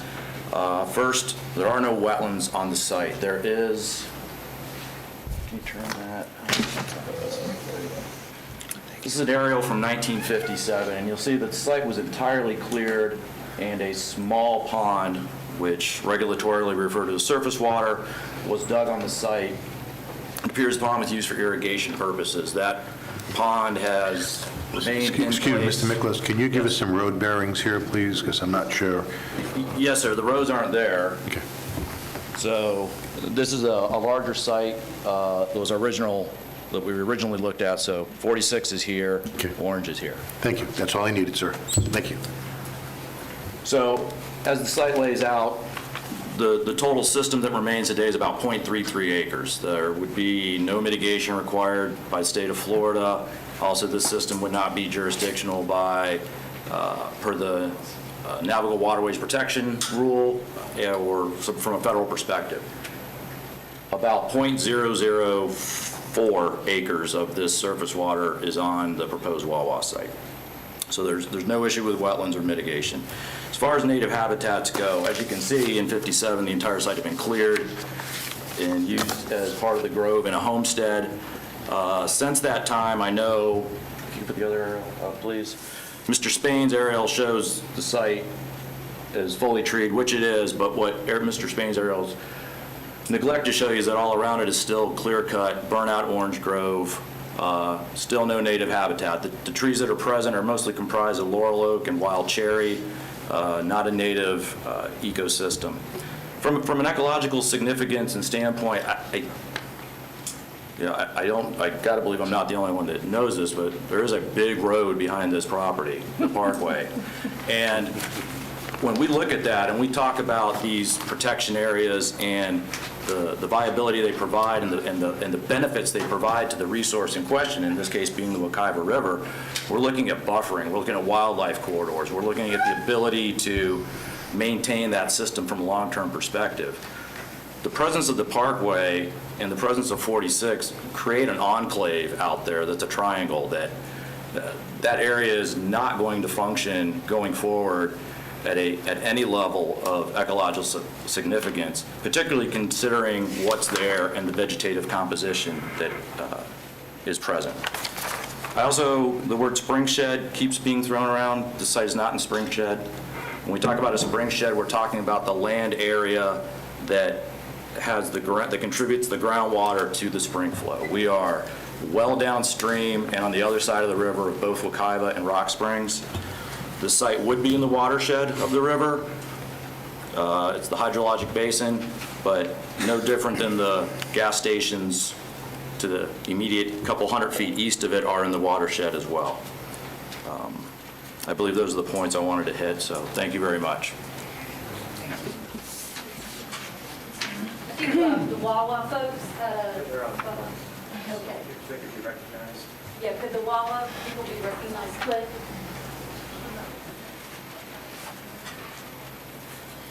And the traffic engineer as well.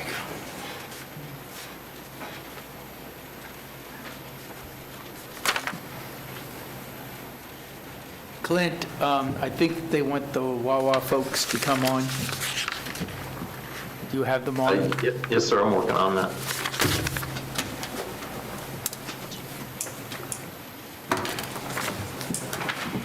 Yeah, the traffic engineer.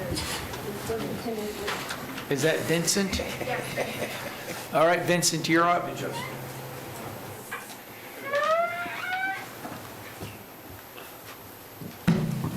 I have a Joseph Standen and a Josh Worth again. Yes, sir. This is, can you hear me? Yes, we can. Hello, my name is Joe Standen. I am the Senior Environmental Manager for Wawa. I do manage the Environmental Department. I am a professional geologist, not in Florida, but in the state of Pennsylvania. Just a few things I wanted to clear up. I'll make it brief. I know you've all been there for a very long day. I wanted to correct Josh. Josh had said that we have 2,000 tanks in the ground in Florida. I wish we did, but we're closer to 750 tanks in Florida. If you take into account the number of compartmentalized tanks, we're probably closer to about 1,200 tanks. So I just wanted to make that correction. And then the other things, I wanted to rebut some of the residents. They had a few of the residents that talked about spills. I just want to go through this very quickly. Mr. Wills, I believe it was, and then also Mrs. Harmon, possibly? No, Mrs. Oliver. Yes, there are spills that occur at our sites. Josh was correct that we have never had a tank that has had a release. And we have over 3,000 tanks. And yes, not one has ever had a release. But we do have spills. They are 99% from our customers. They walk away from the car when they go into the building, and invariably the tank overflows. When that happens, and I'm not going to go through everything, but let's assume that we have a spill that moves off the parking lot, moves off into a natural surface. We had 65 spills in Florida last year. It happened about 3 times. When that happened, we had somebody respond within 2 hours. We had the soil that it impacted cleaned up within a day. And then depending on the reporting, we might have had to do a little bit more work depending on what the state asked us to do. However, in all of our sites, and we have over, I think it's 700 gas sites, we have never, ever had a spill go off our property. It's just never happened. It's physically impossible to be large enough for a spill like that to go off our property. And that's really it. Oh, yes, one other thing. Mr. Wills was concerned about us being within the groundwater protected area.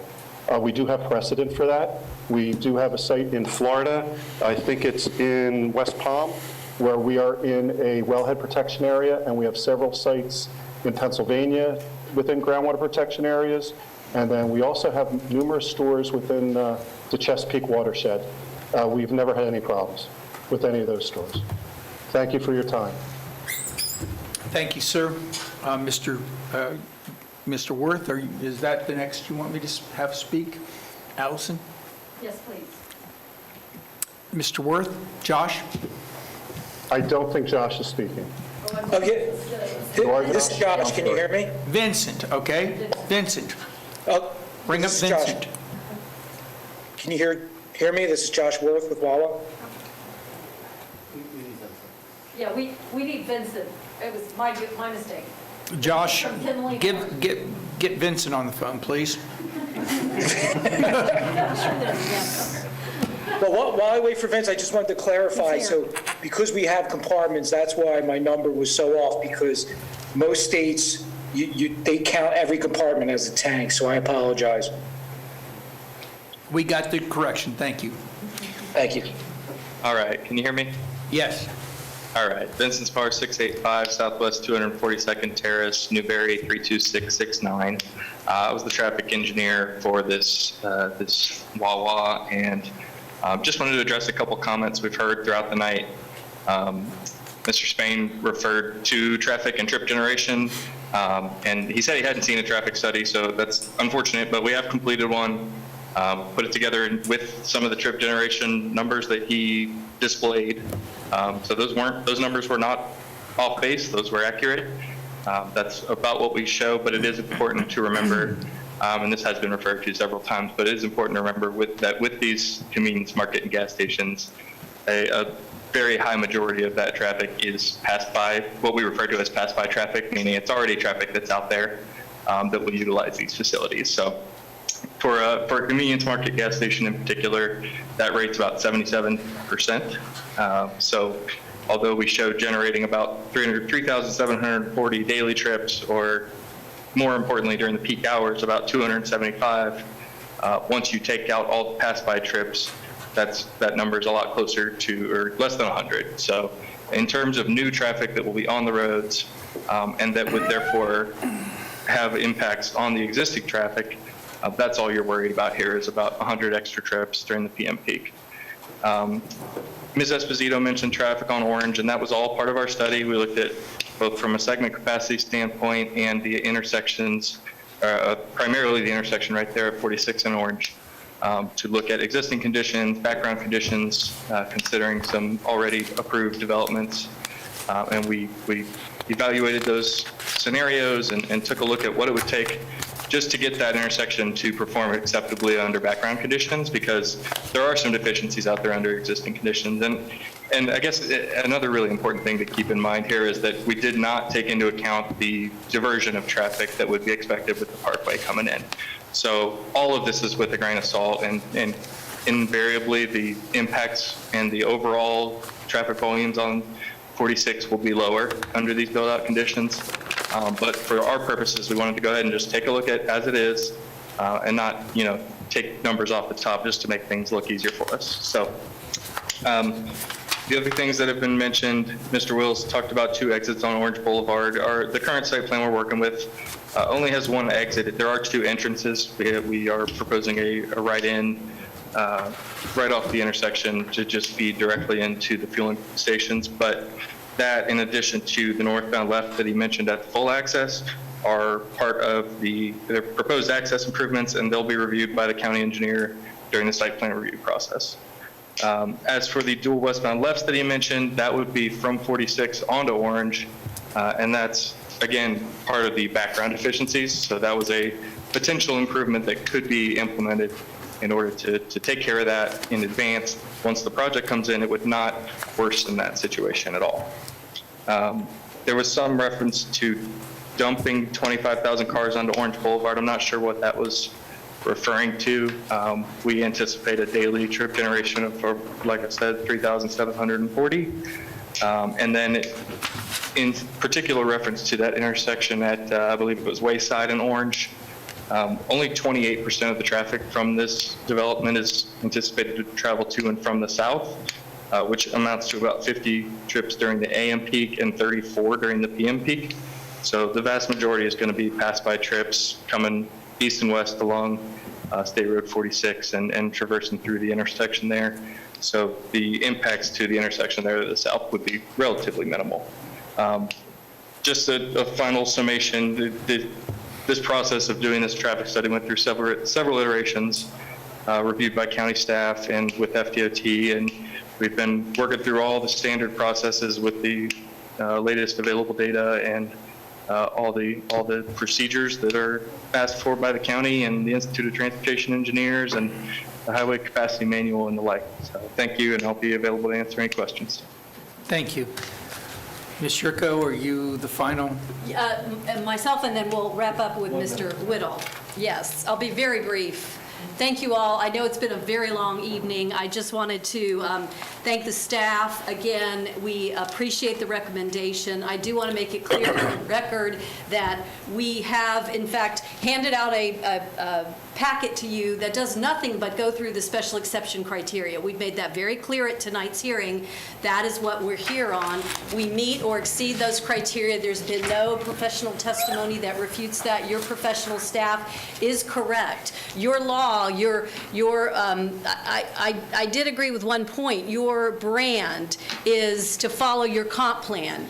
And if we could flash this up here, with all due respect, your comp plan says in 12.3, the extent of property assigned a non-residential land use designation and thereby authorized to develop consistent with that land use designation in the Wekiva River Protection Area shall be limited only to those properties assigned a non-residential land use designation. As of December 15th, 1999, it could not be more clear. This property is C1 property. It is not a non-conforming use. It has come in for a special exception, and it meets the criteria, and your comp plan could not be more clear. Again, with your brand, and what your brand says is the following objective and policies from various elements of the Seminole County Comp Plan reinforce the provisions of the Wekiva River Protection Act, and part of that is the protection of property rights. So with all due respect, we agree that boundaries are important here today. We've heard a lot about a Superfund site. This is not a Superfund site. We've heard about a non-conforming use. This is not a non-conforming use. We've heard about it being in a rural boundary. It's not a rural boundary. We've heard about the property across the street being a gas station. That's not commercial property. What we know is that we, again, just to hit the reset button, we're 3 miles away from the Wekiva River. Our testimony tonight from our professionals has made it very clear there is no impact on the natural resources. It meets that test. It's going to have to be vetted even further. when they go through the site plan approval. And if we go back to the boundaries, the iceberg is small. I love that reference that Mr. Spain made to the iceberg. It's 2 parcels. There's exactly 2 parcels left. And I wasn't going to get into this, but since it came up so often, I want to point out that we are actually at the end of the Gateway Zoning Overlay Corridor on 46. It's at the very end of that. It goes all the way past I-4. Again, that's from 1999. It's still in your code, but these are residual. These are textbook outliers. They are textbook outliers. This is the development trend in the area. We meet the code, and we would respectfully request that you uphold your professional staff. And with that, Mr. Whittle, thank you. Thank you all for your time on this very long night. That's a grueling job, I know. I just want to close, first of all, to say I never did threaten the Board of Adjustments. It was brought up at the Board of Adjustments that we were not commercial property, and I said, no, we are commercial property. It is Zone C1. It's always been C1, and if we're going to say it's not commercial property, that would be a violation of the Burt-Harris Act. I didn't threaten to whatever he said. And I've heard a lot about the boundaries, and I just want to reiterate, we understand we are in the boundaries of the Wekiva River protection area. We don't deny we're in the boundaries of that. But within those boundaries is our C1 zoning. We currently have that C1 zoning on the site. We currently are allowed within the area that we're in to ask for the special exception for the gas pumps. We've provided a lot of technical data. There is no harm to the river. We are 3 miles away from it. We are in a closed basin, and we are not going to affect it. So I understand everybody wants the Wekiva River to stay safe. So do we. We're not against that whatsoever. We want it to stay safe, and I love good water and all that too. We are not of a threat to it. Your Board of Adjustments went through all the information, and they voted in favor of it. And your staff has thoroughly vetted this, and they're in favor of it. So all the things I've heard tonight are people saying, protect our waters, protect our waters. I think we've proven to you tonight that we're not doing anything whatsoever, zero, that will harm the waters. So therefore, I believe technically we've proven everything we need to be approved for this special exception. Thank you. Thank you, sir. Okay, that was 20 minutes and 30 seconds, not too bad. Does anybody have any questions of the team? I'm going to call you the Wawa team, if that's okay. Anybody have any questions? Okay, then we're going to go to the, oh, yes, I'm sorry, Andrea. Commissioner I just Hurd. want for clarification, and I think it was Vincent that mentioned this, and I'm not going to be specific on your numbers, but I think you were talking about peak hour visits onto Orange Avenue, 34 and 54 morning and afternoon. I might be a little bit off there, but I'm close. Is that per hour?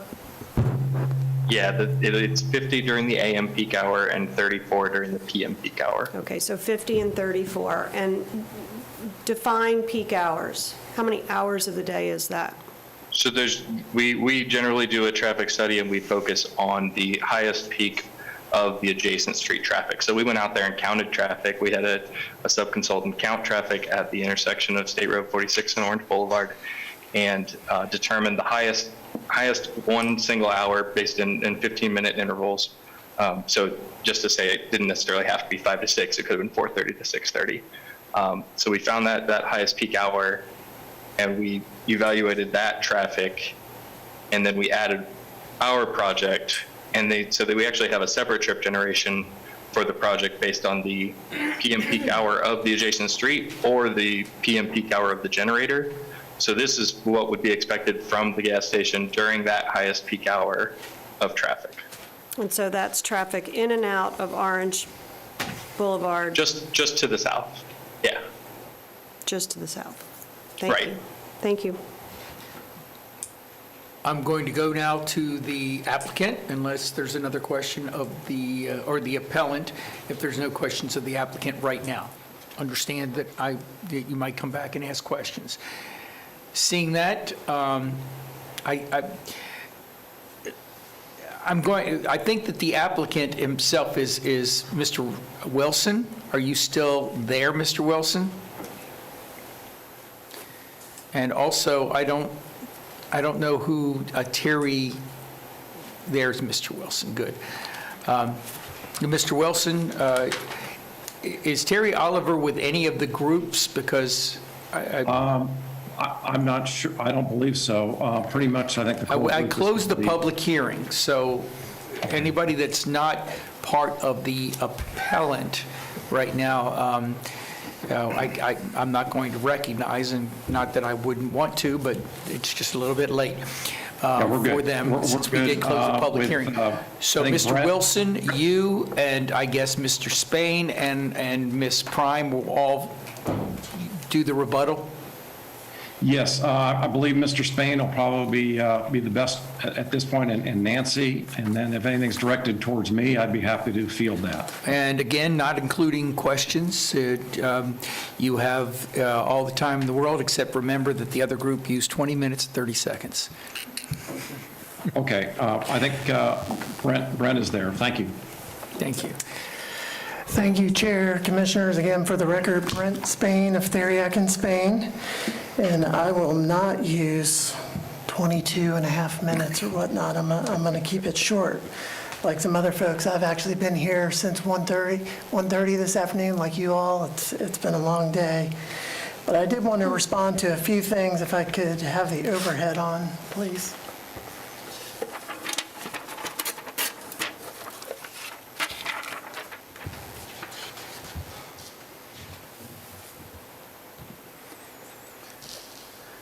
So the first thing I wanted to respond to is just Ms. Shurka responded to an overlay district that runs along State Road 46 and runs all the way to downtown Sanford almost.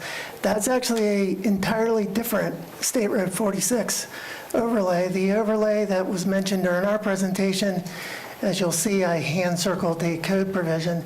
It actually starts at this very intersection and runs west to the Lake County line. So her response in reference to a scenic overlay is inaccurate. She's referring to the wrong one. The one we're referring to is the one that applies to this property, which again is specifically referred to as the entrance gateway on State Road 46 into the Wekiva River Protection Area. So again, this is not the tail end of the gateway, the corridor, it's the entryway.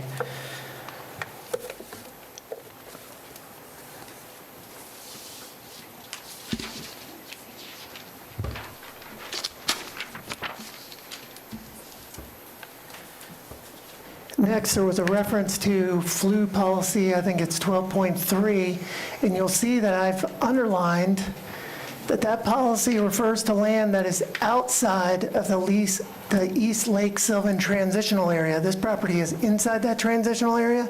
That policy is inapplicable. The policy that applies is the one right above it, which is flu 12.2, and I've highlighted the language that was in our PowerPoint presentation about the impacts cannot exceed the impact associated with one dwelling unit per net acre. So again, flu policy 12.3 is not applicable to the current site.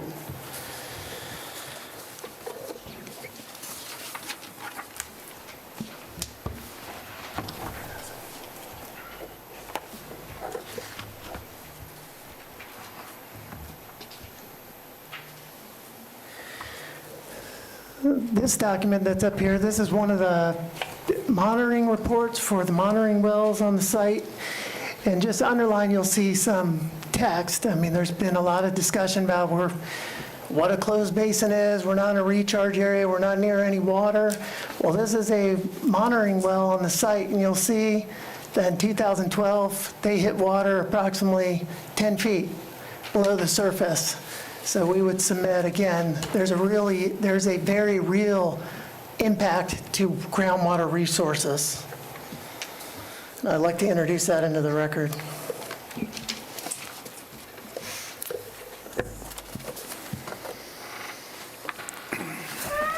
You also heard Mr. Miklos testify and make some comments regarding gas stations on the east side of Orange Boulevard and how they're in the same basin or watershed. I didn't write down which technical term he used. But the key difference is, for purposes of this application, The property we're talking about is on the west side of Orange Boulevard. That property is in the Wekiva River Protection Area. The property on the east is not. So I would not be standing here this evening asking you to adhere to and apply the Wekiva River Protection Area standards to the property on the east, which has 2 gas stations, by the way, on the northeast and the southeast.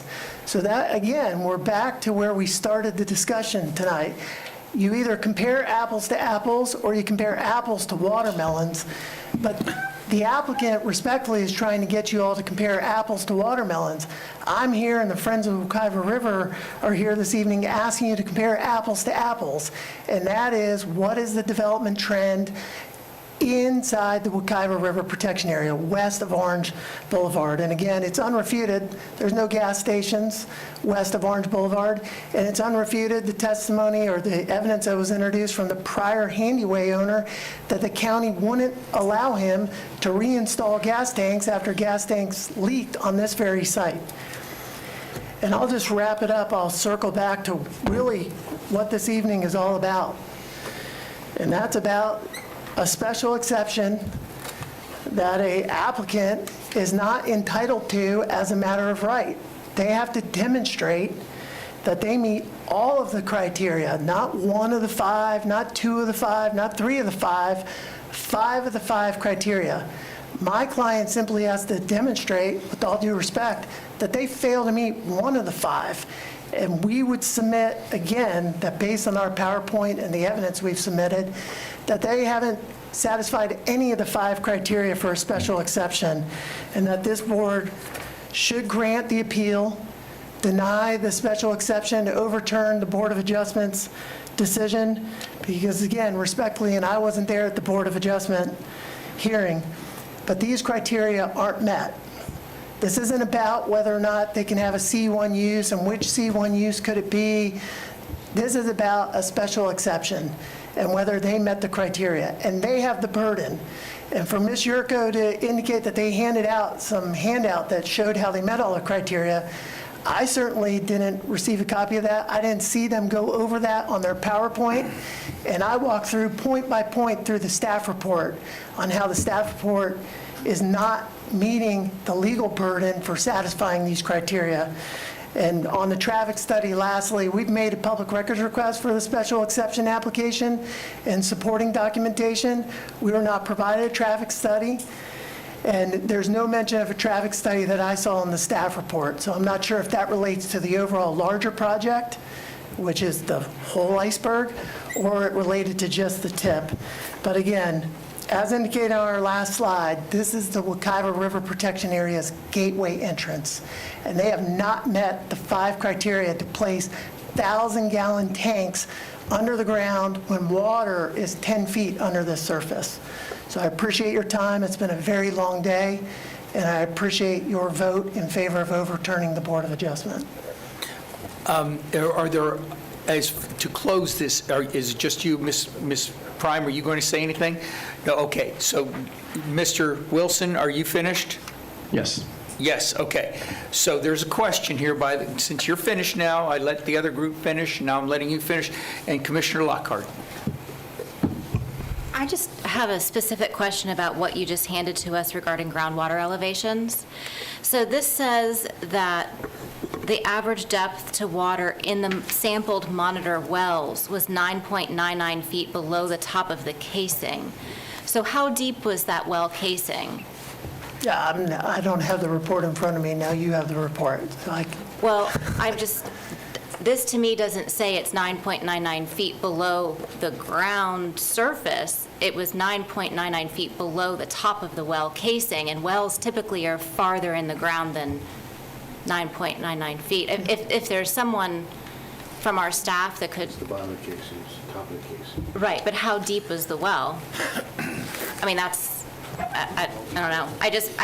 It was presented by you in the way that this implied that if I dug 10 feet into the ground, I would hit water, but that's not how this reads. Well, and I understand as I'm scrambling to try to get a rebuttal together, that's a document that's in the files, so it's getting underlined.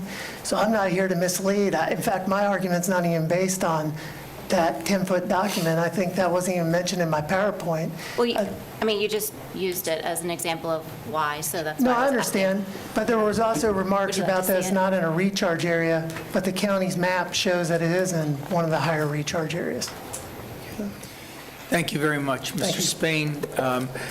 Okay, we're going to go to commission questions, comments? Sure. We are going to take, but let's take only a 5-minute, Can we order okay? dinner in? I'm sorry? Can we order dinner in? I don't know if they have or not. Did Oh, Wawa yeah, bring yeah. some sandwiches, Uber Eats soaps, or or anything somebody. like that? All right, we're going to take a 5-minute break, 8:35. How's that sound, folks?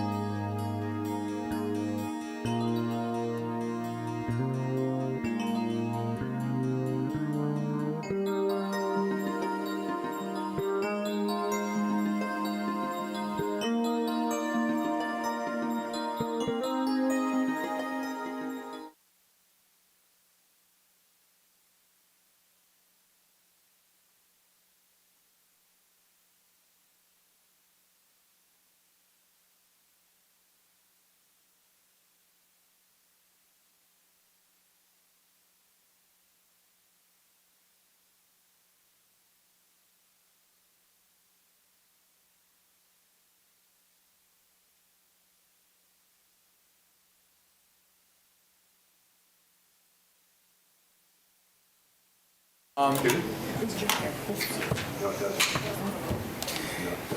think we all agree you've had a long hearing. We've heard everything. We are now at the point that it's in the realm of the commission. Any commissioner can ask any question of staff or either one of either applicants or appellant.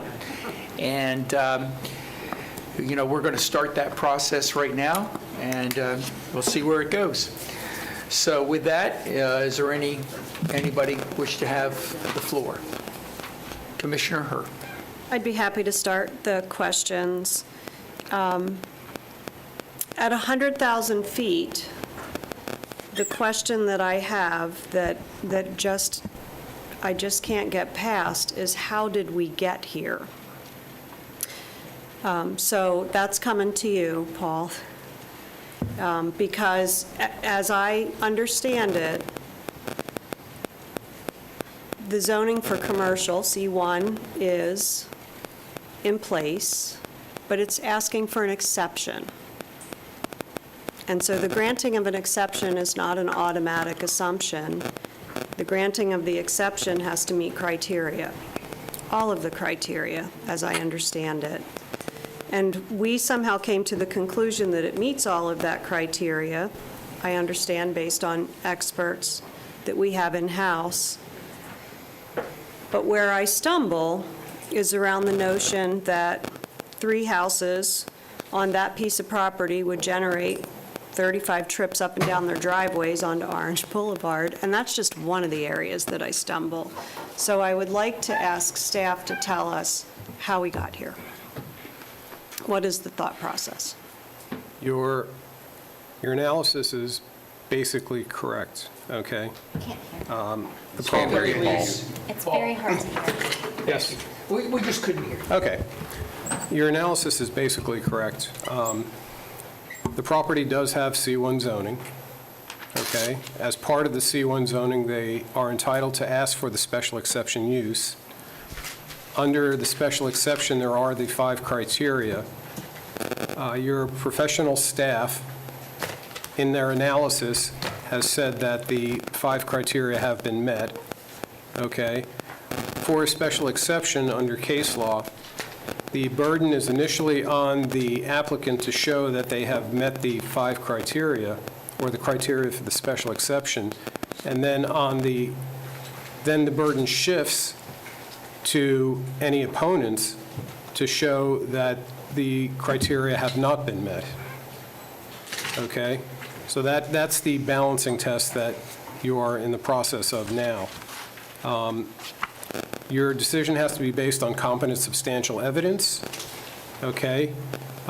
You've heard from 2 fine attorneys who have given a lot of legal argument. Legal argument is just that. It is legal argument. It is not testimony. It is not competent substantial evidence.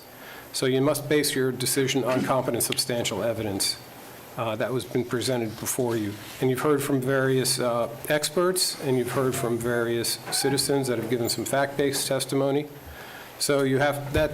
Now the ball is back in your court to weigh those decisions.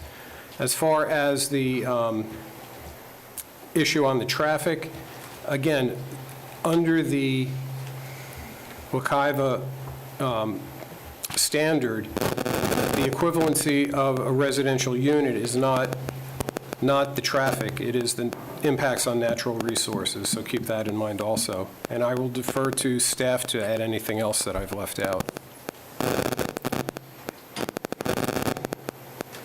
Mr. Chairman? Yes, Commissioner?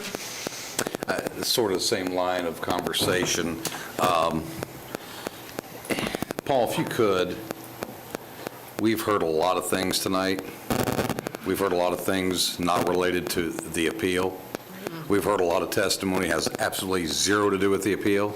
Can you narrow down exactly what we should be considering as a board based on the appeal, not based on some thought of what might happen, some thought on zoning, some thought on changes? It would be helpful to me if you could just narrow down specifically what we're supposed to be considering.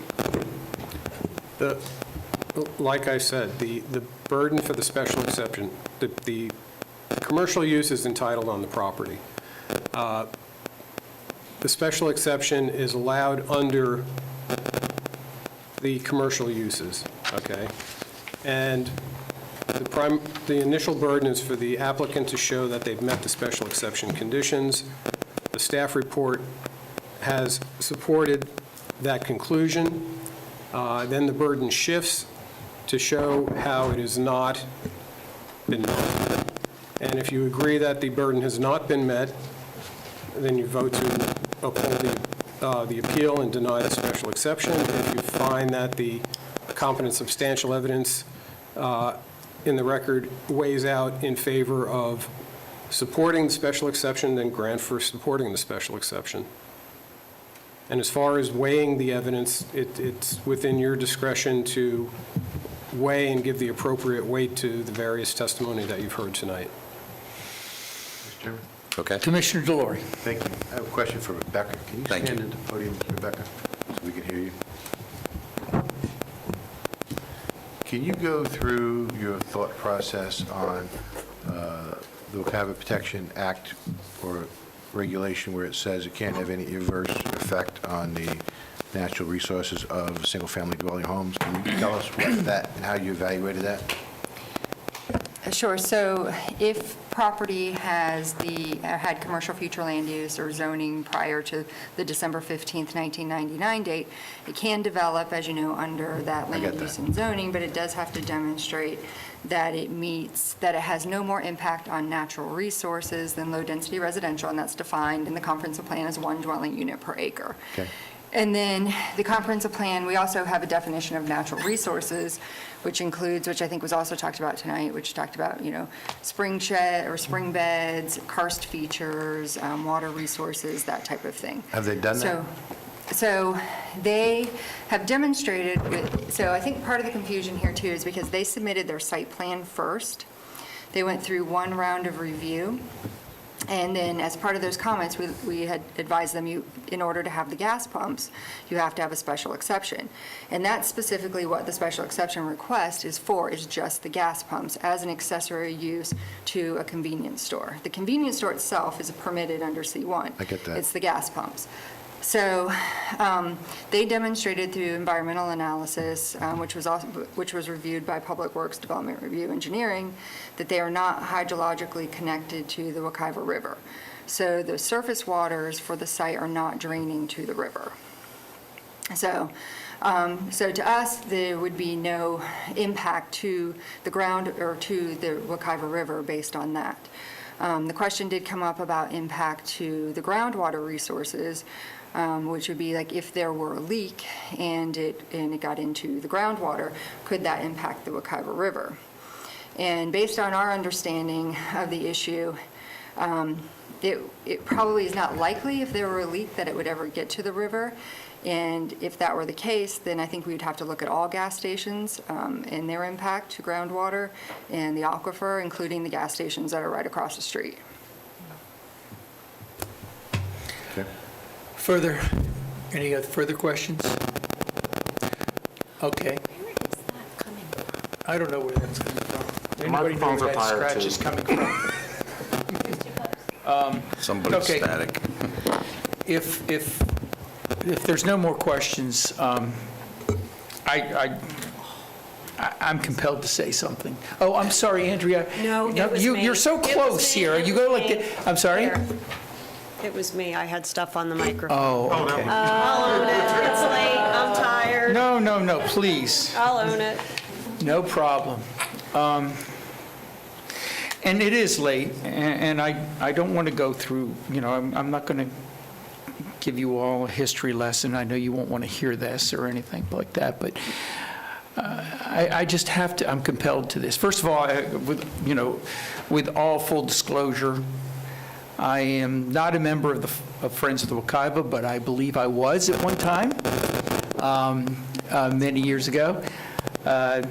I am a board member of the Wekiva Wild and Scenic as representative of the East Central Florida Regional Planning Council, and it is a national organization that Ms. Prime does chair. I am also still and have been chair, appointed by 4 different governors, as the chairman of the Wekiva River Basin Commission. And in 2003, I was asked by Governor Bush to chair the Wekiva River Basin Coordinating Committee, which then came up with the 17 recommendations and the bill in 2004, now known as the Wekiva Parkway and Protection Bill, and is about the area that we're talking about. It is on the northeast corner of the Wekiva Parkway and Protection area, the Wekiva River Protection Area. But the little history I want to tell you, the first day in 2003, I think it was October or September of 2003, we spent 14 hours, 28 people, and all the members that were there, and one of the people in the audience was the young planning director of the city of Apopka, who is now our county manager, and she can tell you that we went over and over the studies. We had geological studies. We had every type of expert we possibly could find. And we decided on this study area, protection area, with purpose. This is on the corner, but there was a reason to have that entire protection area there. And ladies and gentlemen, since 2004, when that bill was passed, unanimously by both the Senate and the House, the Wekiva River has been degraded. I don't think anybody can say that it's as pristine as it was in 2004. But that statute has not been degraded. Not one time. Not one change, other than small, minor technical changes, like it went from the Expressway Authority to the DOT that has control of the money. And, I love Wawa. I go to the one in Altamont Springs almost once a week for something. And I don't have any problem with Wawa being there. I have a problem with the tanks. I have a problem with the fact that they're asking for an exemption, a special exemption to the Wekiva River Protection Area. And I think that they have not met the burden of the 5 parts. Doesn't have to be all 5, could be, as Commissioner Herr said, 1. But I do not believe that they have followed that. And I think we are going down a very, very slippery slope. It's not about the 2 or 3 properties that are left. You know how many times since the 6 years after the Wekiva Parkway and Protection Act was passed, while I was still in the Senate, or the 8 years that I've now, 8.5 years that I've been on the commission, that people have asked to change that? I know they've done it to you too, Bob. People have always wanted to find a crack in the statute, a way to change it, a way to get in there, a way to develop. And it's not about whether or not this one thing is good or bad. It's the beginning of the grading of the statute itself that concerns me most. And therefore, with all due respect to everything that's been said by the folks at Wawa, I'm passionate about this. This is something that I lived in. So this is something that I care about, and everybody cares about. And this goes to our soul of Seminole County and what we stand for. And what we stand for is the protection of our natural resources. And I'm not willing to take the risk ever of saying, oh, it probably will not happen, or it won't happen, or it's never happened. I was chairman of the Environmental Preservation Committee when the Speaker of the House and the Senate President wanted to allow oil drilling in the Gulf. And I was being pressured in 2010 to allow that bill to come forth the floor, and I would not do it. And I was given all this stuff, oh, you're gonna, your career is gone, this and that. And then the Horizon oil spill happened 2 weeks after I told them absolutely not, because we had to do more study. And both of them came to me and said, thank you very much that we did not do that bill. And I'm not saying that this is going to happen, but I'm not willing to take the risk. And I am not willing to start the process where this even opens the door a little bit to the potential of others that want to find cracks in the Wekiva Parkway and Protection Act. And therefore, I hope that one of you will make the motion to uphold the appeal and deny the special exception. Commissioner Kerr. More questions for Paul. I appreciate you not giving us the history lesson there, though. It was short. I could have gone on and on and on, Andrea. Oh, there's no question in anybody's Trust me, mind. I could. No. But I have the numbers. We have and the history. rules. I have rules. They're laminated. Tell me about, give me some so it's your turn for the history lesson. So Handyway and Racetrack both denied. I think Rebecca will give you that. Possibly I'll defer to Rebecca. accurate, not accurate.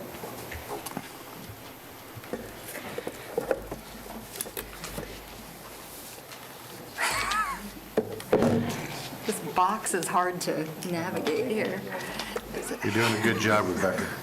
Sorry. It's For also the probably record, pretty Rebecca dirty. Hammock, Development Services Director. I think I'm getting a little punchy at this point.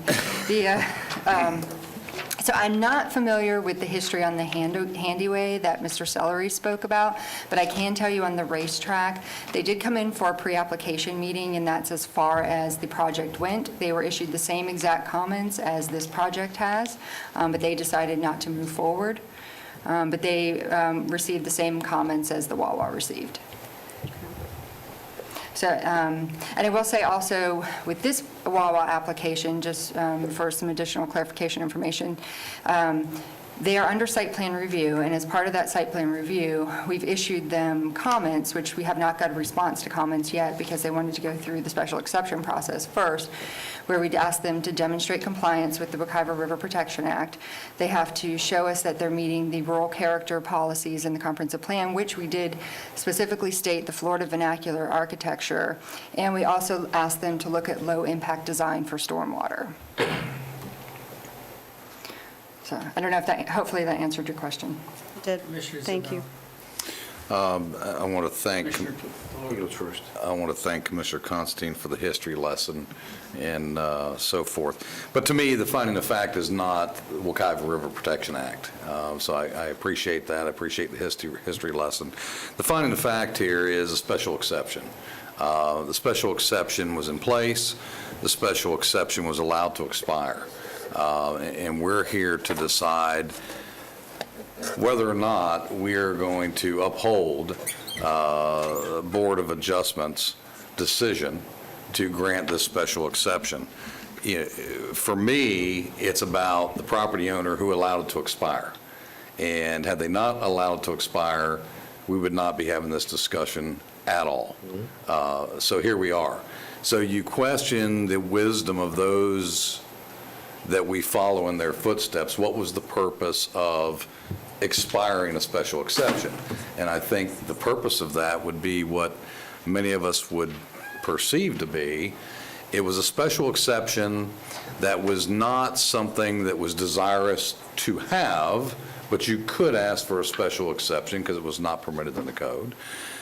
With the understanding, if you allow it to expire, then you were in a position of losing that special exception. Here we have a different owner coming back now wanting that special exception. So with that said, I will not be supporting this evening. Mr. Chairman? Commissioner Delory? I'm going to dovetail a little bit what you said, and obviously I appreciate the history lesson, but I do appreciate your thoughts about the Wekiva River, but it's also the springs and the spring shed, not to correct you. No, I agree. But it has to do with that whole thing, because I've always been told by several of my friends that have been involved with the spring shed, the springs are the canary in the mine shaft. That once the springs start to have degradation, the aquifer is very close behind. The issue here is Commissioner Zimbow talked about the special exception did expire. I don't believe that they have showed proper cause that we should renew or give them another special exception, so I will not be voting in favor of the special exception with the testimony I've seen here tonight. I believe I just had I heard 3 votes, but go ahead, Commissioner Hurd. Would you like me to make a motion? Make a motion? So I'm going to start the motion by saying that I have a very fond memory of my cousin Anthony bringing a Wawa meatball hoagie into my mother's kitchen, Angelina Salicandro, and she flipped her lid. So I have a great affinity for Wawa, and I want one near my house.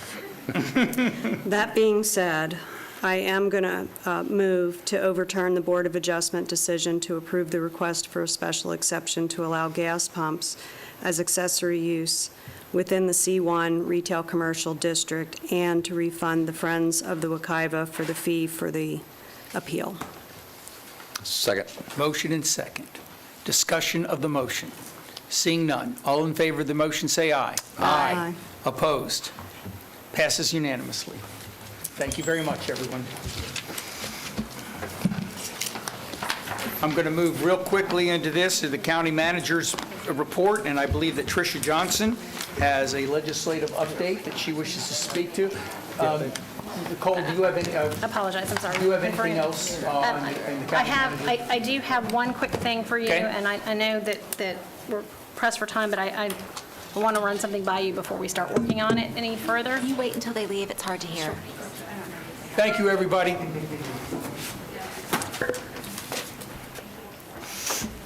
And I don't know if you want to, Tricia has legislative update too, so we've got 2 things. We got the legislative update. Ladies and gentlemen, we're still having a meeting. We still have items on our agenda. I'm so sorry. I just felt... Thank you, everybody.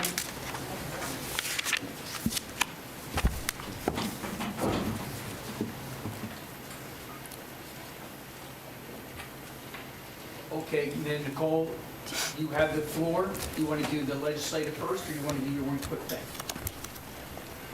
Well, let me do mine real quick, because since it is about water protection. How ironic. So we might as well segue into that. I just wanted to touch base with all of you and get feedback from the board publicly before we go any further on this. As most of you know, we started working on a shoreline protection ordinance a while back. The state changed its rules, and it left many of our water bodies unregulated because DEP changed its thresholds. We have been working on that. We are ready to start bringing it forward again, but starting initially with individual briefings with each of you to share with you the content and also to talk about the communication and education plan that will go along with it. But you have a lot of other things on your plate as well, and I just wanted to make sure before we started down that path that there was a consensus among the board that you're okay with us picking that up and running with it again. I am. Yes, this I'm is the fine. shoreline protection. Yes, sir. Yes, and maybe not only give each one of us briefings, but maybe if we need to, we can talk a little bit about it during the February meeting. But I think we all in the past have said we need to do this. Well, and we've been kicking it around since 2016. 2 years, yeah. 2016, 2017. Yeah, at least. Okay. Are we got a thumbs up on that? That's all I had. I just wanted Yep. to, we'll talk with you each individually in more detail about it. Thank you very much. Hello, Ms. Johnson. Hi. You've done a great job Good. staying awake. Good evening, Chairman and Commissioners. For the record, Tricia Johnson, Deputy County Manager. So following up on our discussion at the December 8th Board of County Commissioners meeting, I've met with each of you individually regarding our 2021 legislative priorities. Also sent a draft, which is on the screen to you last Thursday electronically, and handed out a hard copy on Friday. In addition to receiving each of your feedback, I've also met with our government affairs contractors as well as representatives from Florida Association of Counties for their input. With respect to our appropriations request, which you'll see on the screen, it's been recommended that we consider an appropriations request for both a Lake Jessup and Little Wekiva River cleanup project. Our county senator, newly elected, Jason Broder, is chairman of the Environmental and Natural Resources Committee and is a strong advocate for both of these projects. You may recall that Senator Simmons was an advocate for the Lake Jessup project, which is in partnership with St. John's. Last session, unfortunately, the monies that were earmarked for about 50% of this $15 million project were vetoed as part of the almost $1 billion in vetoes due to COVID. So I know Senator Broder is interested and is working with St. John's on reinvigorating this project. So he has recommended that we consider both the Lake Jessup and the Little Wekiva River cleanup project. Yes, sir. I have a question about the Lake Jessup. Is it appropriate now to ask that question? Sure, go for it. Thank you. It's after 9, look. So it'd be nice to have Public Works, not tonight, but weigh in on your appropriation, because the Turnpike Authority is looking at the PD&E of widening the 417, and I believe when they put the 417 across Lake Jessup, they exempted themselves from water quality issues. This would be a phenomenal time to have the DOT and the Turnpike to un-exempt themselves. I'd love to have staff look at that. Certainly, and I am working closely with Watershed Management, and I know Chairman has been meeting with FDOT about a couple of these projects as well. Commissioner, just one other thing I wanted to say, and Tricia and I have talked about this. These are certainly not going to make a dent I understand that. in the projects. And that's why I'm saying that these are multi-jurisdictional, and you're absolutely right. That's what I'm trying to say. You're absolutely right that we need to include the DOT. Because what happens is if they're planning another road, widening that road across Lake Jessup, and they're still going to exempt themselves, you're putting more pollutants in that water. And it'd probably be a good time to have a discussion about getting the Seminole Expressway back. Yep. And the person that educated me about that is no longer here. His name is Jim Logue. Okay. So I will get with you offline, Commissioner, to talk to you further about that item. And to your point, Commissioner, we do have that item under our monitor list of items that we're going to monitor. I know we spoke about that previously as well. And just to piggyback on what Chairman Constantine said, the Little Wekiva River project is about $1.5 million to a $1.7 million project. We would match this out of sales tax dollars, and then we would work with our partners, because it is a multi-jurisdictional project, to secure the final funding for it. Obviously, the Lake Jessup project is a massive undertaking and require multitude of partners. We would be one in that. So no, $500,000 won't move the needle, but it is something that we could contribute, even if it was that we were asked to continue with maintenance after the actual large work of the project was completed. So those are the two appropriations requests that I'm recommending based on feedback I've received from everyone. Additionally, a couple of you have talked to me about how we can focus on finalizing some of those trails that have gaps between counties. I'm working with one of our lobbyists on this. There are opportunities to secure funding outside of appropriations requests. So we're working on that diligently to see, especially with Senator Broder, to see if there are line items within the budget that are specific to trail completion projects, so we can get moved up on the priority list and secure some funding creatively that way. Because it was recommended to me that trying to do a straightforward appropriations request for trail completion may not be as successful in this particular budget year, but we are pursuing that in an alternative way. Let me just flip this over for you.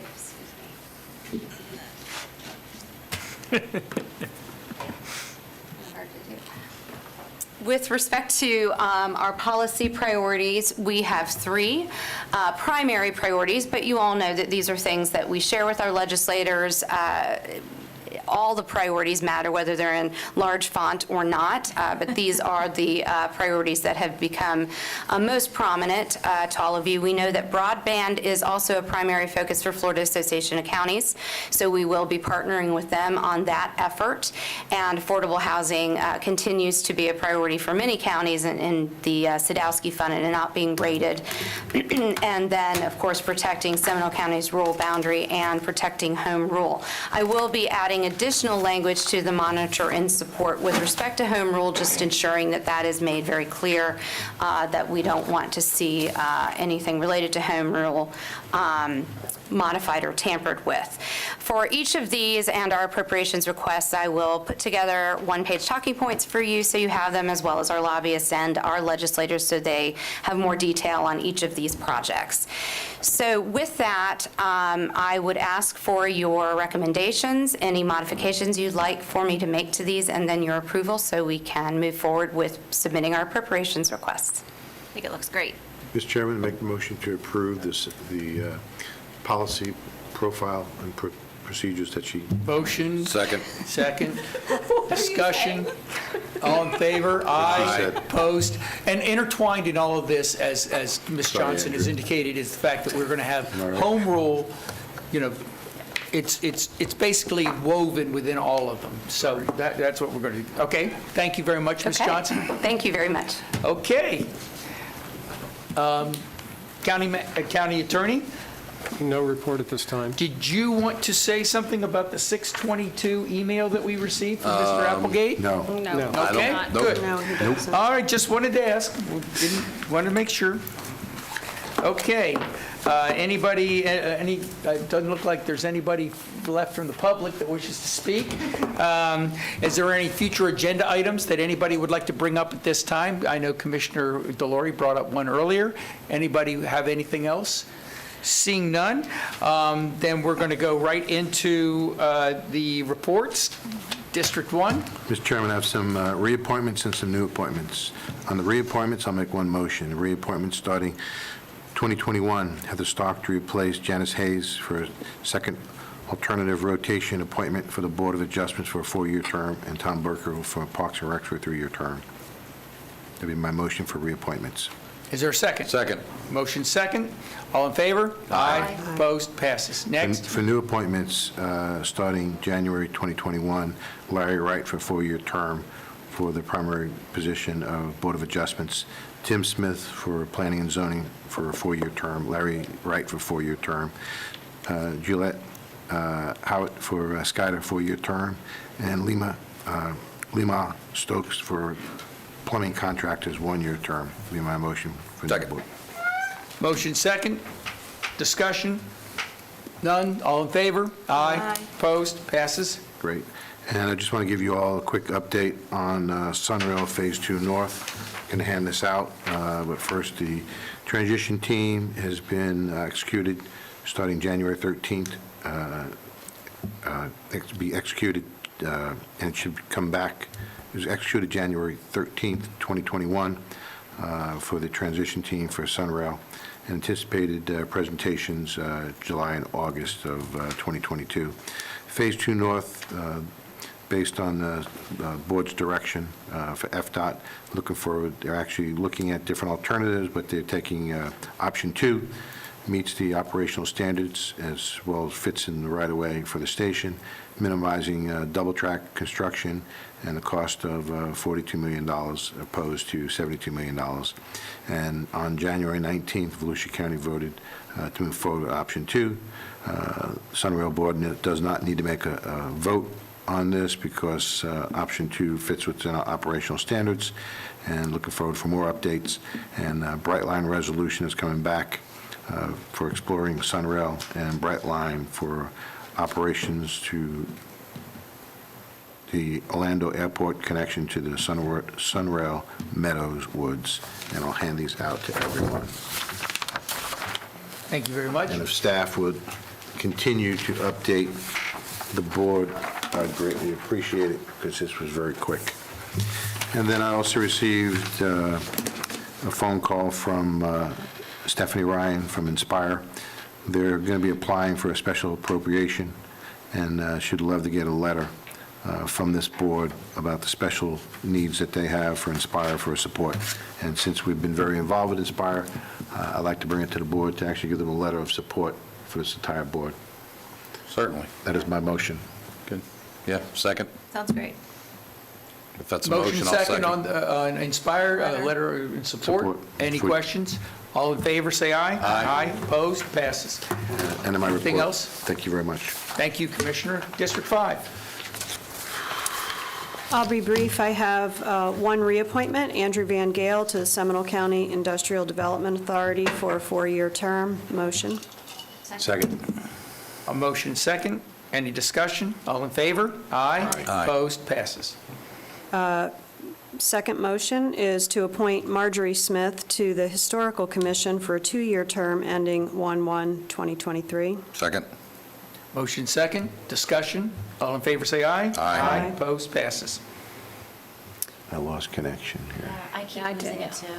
I didn't bail on you guys. I just kicked. No, I know. I'm sorry, what's the matter? We've been getting kicked off, at least I've been Yeah, kicked we're off all 4 or off. 5 We're all- times tonight. I'm off too, so. All right, well, So good to know we're all off. Do I keep going? Yes, I ma'am. think I'm, All right, Jay and here I we are go. still there. As far as And the whole board's still there. board reports, I can report that the Rescue Outreach Mission is in the process of securing its Good. audit, and the first round came back. I'll be able to bring more back at the next meeting with the final, but the outlook right now looks positive.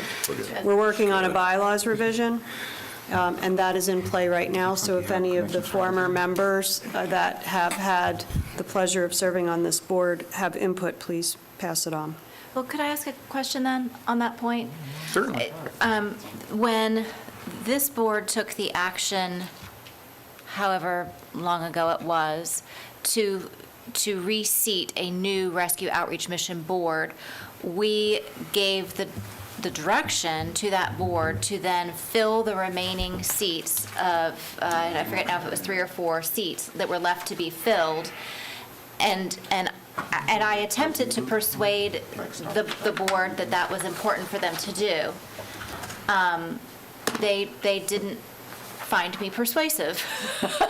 Well, you're in good company because I was there before you, the same thing, as well as revising the bylaws, as well as a full audit. And it sounds like we're just now getting to all Yeah, that. well, it sounds like maybe this board needs to reiterate that our intention was for them to seat the remaining seats on that board. I think they're confused about that. Is there still confusion about that?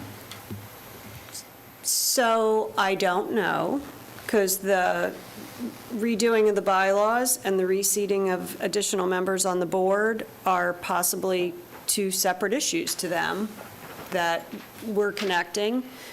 We didn't talk about new members to the board, so I was a little bit surprised that we weren't talking about new members. We weren't talking about expanding the board. It does seem to be rather small for an organization of this scope. We are relying heavily on staff and the sheriff's staff. So we need members of the board that can step in and eventually become self-sustaining. So Okay. I can bring that back up at the next meeting, and I guess the test is whether or not I'm more persuasive than you and you. Which I'm, kudos. Or maybe the continuous My money's- pounding my is money's on finally getting Andrew. to them. And I, if I could add, we are working on a revised funding agreement. We have not had a chance to, we being staff, have not had a chance to sit down with Commissioner Hur yet and talk with her about that. But we anticipate that there is an expectation of some additional grant funding, and how this board might want to approach a funding agreement with them. Those are some of the issues that we can address in that agreement. We're sort of in limbo right now. We're without an active funding agreement with them, so that those are some things that that this board will have a chance to consider should they decide that they want to pursue additional grant funding. Thank you. Commissioner Hur, anything more? Nope, I'm through. Thank you very much. District 4? I have some appointments and reappointments to make. I'd like to appoint Dan Lopez to a 4-year term on the Planning and Zoning Commission and send a letter of appreciation to Kim Fogel for her service on the P&Z. The following are all reappointments. Dennis Warren to a 3-year term on the Code Enforcement Board, Steve Brown to a 1-year term on the Animal Control Board, Carmen Bierman to a 2-year term on the Historical Commission, Mark Brandenburg to a 3-year term on Parks and Preservation Advisory Board, John Lawmercy to the Agriculture Advisory Committee, and Deanna Schott to the Contractor Examiner Board. Second. Thank you. For all of them. Second for all, just one big package. One big motion. I'm good. Any other comments? Seeing none, all in favor, aye? Aye. Opposed, passes. I do have a question about the rotating appointments. And I don't know who is keeping track of the appointment spreadsheet right now, but I think some of the rotating ones, some didn't get rotated. Or, so if we could, because I think I might have more appointments to make, but I'm really not sure. So I don't know who. I can tell you that when I was given the manifest, Deborah kept that, and I think that was as well sent to Chairman Constantine's office. I think Kendra, is it, no? It now has been shifted to the county manager's office. So Then we'll we'll ask check the on county that. manager We'll to get it. make sure she looks at that and make sure that everything is copacetic. Okay, that'd be great. And I'm just going to save everything else to the next time we get together, including the great planning session that we had with the East Central Florida Regional Planning Council, which really deserves a lot of discussion, but not tonight. Yes, Commissioner Zimbauer. I didn't have a question. No, it's your turn. Oh, everything's great in District 2. Thank you very much. Okay, thank you very much. I did want to also just say that the Regional Planning Council, East Central Florida, had a retreat. Commissioner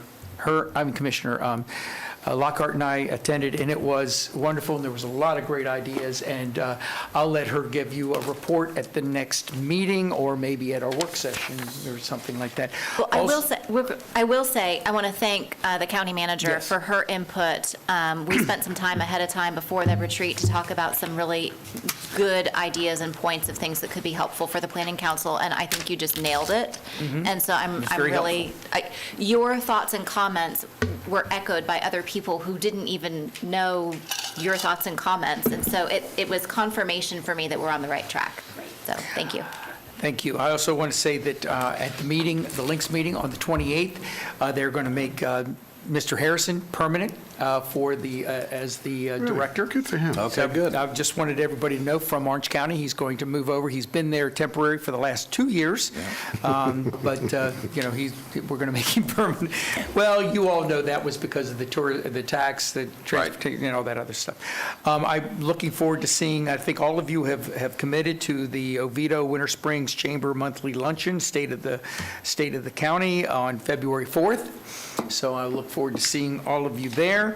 I have 2 appointments from my committee, or from my district, one for the Contractor Examiner Board, Bobby Von Herbis, and also for the Historical Commission, and these are both reappointments. Rosalie Wright Cook. Second. No, you got them, okay. Motion second. All in favor? Aye. Opposed? I've been contacted now I'm going to go to the chairman's report. I've been contacted by individuals that have, in honor of Mr. Tizio, had a flag fly over the Capitol and wish to present it to us, to present it to them. I will get with the county manager to have that done at the next general meeting that we would have. Also, I have 2 appointments from the Value Adjustment Board as a board appointment from the chairman, Sean Barth, reappointment. And also for the Sanford Aviation Noise Abatement Committee, Christy Carr and Jeff Hooper, and I would like a motion for that. Jeff Hopper. So moved. Hopper, I'm sorry. So moved. Second. Motion second, thank you very much. All in favor, say aye. Aye. Opposed? Passes. Also, I passed out it's not in concrete, but it's in wet cement. Yeah. I asked all of you for comments. I think the Commissioner Delory did give some. I incorporated that in there as much as I could, and some of the meetings, if we don't have real work sessions, we won't have to have them. A couple of them may be canceled, but we had to work that within the budget work session, so that is... And my reasoning was, just so everyone knows, is we're asking staff to do a lot. We don't need to add more work sessions. That's why we don't have 2 board meetings. So I don't want to put more workload and just say, let's have more work sessions, because we can, because we shouldn't. Your comments were right on spot, and we So just... I want to make sure we're not overloading staff, because they have enough to do. We did that, and we got them all put together. And the last thing that I have is on a sad note. I think all of you might know, but probably the greatest philanthropist we have here in Seminole County, Mr. Leonard Williams, passed this weekend. And I talked to John Williams, his son, and he, let him know of our, sincere condolences and prayers, and he was very thankful. Mr. Chairman, I'm glad you brought that up, and I'm glad we passed the issue we did earlier today. I'd like to figure a way to recognize Leonard Williams in this county. I think we should get with John and maybe see what would be appropriate. If you wouldn't mind doing for the that, Mr. family. Chairman? Yeah, that would be great. Okay, I think I've covered everything. Is there anything else for the good of the order? Guys, you've been patient today. We got through a lot. Congratulations. With no other business, meeting adjourned. Thank you. Thank you.